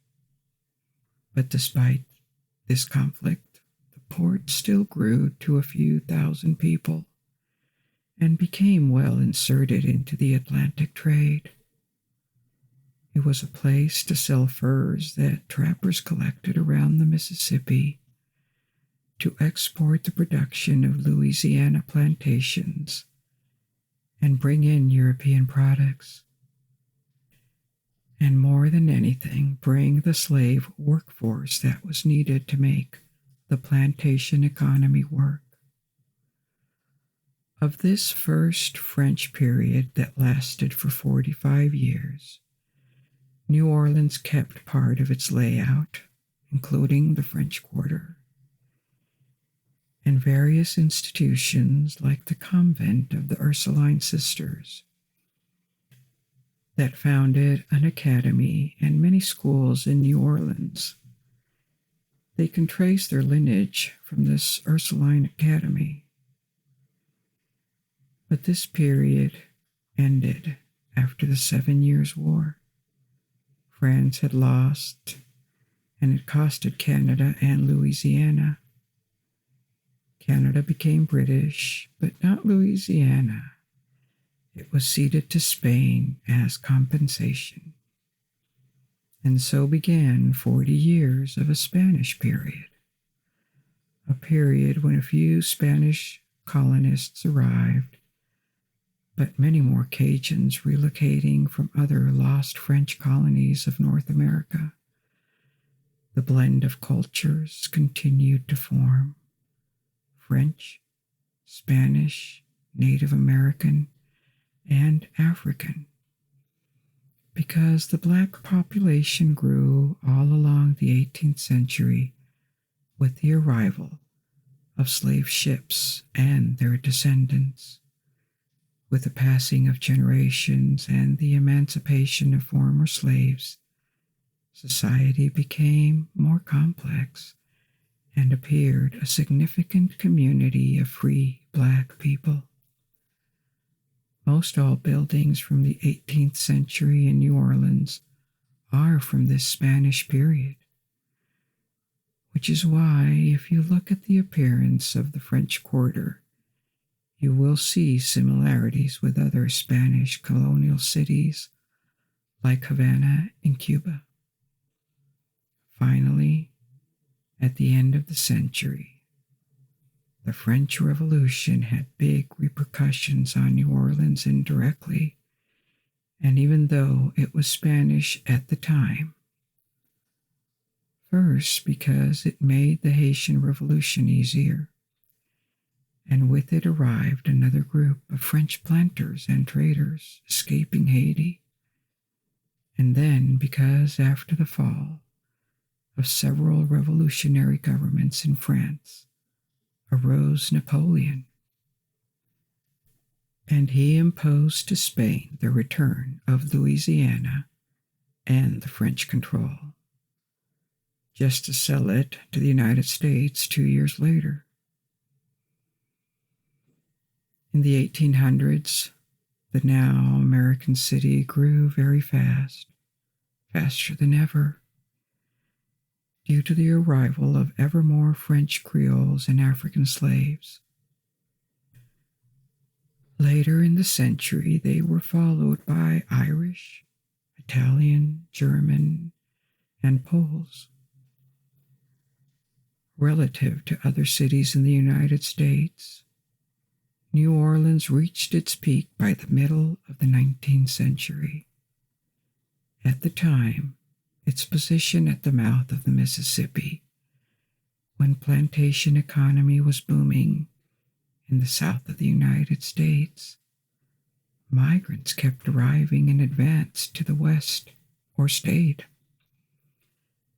Its attractiveness for Black people in the South, if they could become free, because there was a large and already old community of free people of color in New Orleans. All of this brought fast growth and prosperity to the city. By 1840, New Orleans was said to be one of the wealthiest large cities in America. This is hard to verify, but it was, in any case, the third most populous after New York City and Baltimore, and the third largest port after New York and Boston. This world changed dramatically during and after the American Civil War. The city was occupied by the Union Navy, and the Civil War confirmed a shift in the city's culture that the French-speaking Creole elite had been fearing for a long time. With the arrival of immigrants from Europe, the French language had been declining from most of the population until 1840 to 1/4 of it. At the turn of the century, English was increasingly becoming dominant in business and politics. And this was reinforced by the abolition of French language instruction in the city schools during the Reconstruction period, or the progressive disappearance of newspapers in French. Even though it kept its old architecture, some of its traditions, and its history, the second half of the 19th century and the first half of the 20th century is when New Orleans became much more similar to other American cities, and it was also a time of relative decline, economically and demographically. The city kept gaining inhabitants, but other cities grew much faster across America, and New Orleans never became the kind of industrial center that permitted explosive growth in that period, like, for example, in Chicago or New York City. The growth of railways and later highways made the location of New Orleans on the Mississippi less relevant. Even in the South, it was progressively overtaken by Houston, Dallas, or Atlanta. Despite the abolition of slavery, Louisiana and New Orleans went through the same racial tensions and segregation laws that marked U.S. history in the late 19th and 20th centuries. It became an important center of the civil rights movement in the 1960s, with its still very large Black community. And other aspects of New Orleans culture that appeal into Black communities is its contribution to music, and especially jazz music. Music in New Orleans had a profound effect on the creation of early jazz. Why in New Orleans? A tradition appeared before the Civil War of gatherings where people would play drums and try different instruments, including European instruments mixed with percussions. For a long time, New Orleans was the only city in North America where slaves were allowed to gather in public and play music together. They did it in particular in a place called Congo Square. Types and genres of music that also appeared in the South of the United States, like blues and ragtime, were well represented and influential in New Orleans. Not in places of academic culture, but in the streets, in ordinary people's everyday life.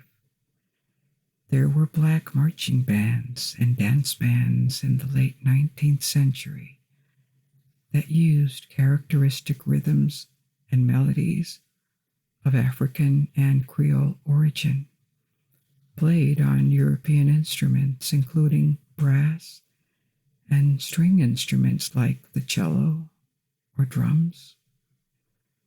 So there was a local scene for this music, and some bands began touring in the South outside of Louisiana. The existence of an audience, the possibility to live from music, the emulation between multiple bands, and the influences of blues and ragtime. All of this gave birth to a distinct musical style that would soon be known as jazz. Sometime between the end of the 19th century and the beginning of the 20th century. Music characterized by swing and blue notes. Swing notes refer to a technique that involves alternatively lengthening and shortening the first and second notes in a bit. This is what gives jazz its particular rhythm that is immediately recognizable. Blue notes that are characteristic of jazz and blues are notes that are played or sung at a slightly different pitch from standard. You know that the distance between notes, one tone, is standard, and we are used to this distance. Playing notes in between, a semitone, is something very common in classical music. But a blue note is floating somewhere between a quarter tone and a semitone, which makes it titillating, subtle, and jazz or blues use these blue notes all the time, which gives them freedom and expressiveness. There are other characteristics of jazz, including its complex chords, that they vary a lot because this genre exploded in the 1920s, and it spread around the world where it drew on local musical cultures. However, New Orleans is the cradle of jazz, because this is where the invention of this new form of musical expression took place. And many of the most brilliant jazz players and singers are from New Orleans, including, for example, Louis Armstrong. Today, the metropolitan area of New Orleans has 1.2 million inhabitants. It is still a relevant city. It faces challenges, economic and social, or natural, including its exposure to hurricanes and floods. And sometimes they can be tragic, as with Katrina in 2005, when the system of flood walls that were supposed to protect the city failed. But nothing could take away the charm and the original identity that New Orleans has acquired over more than 300 years of existence. We have now reached the end of our little tour for tonight.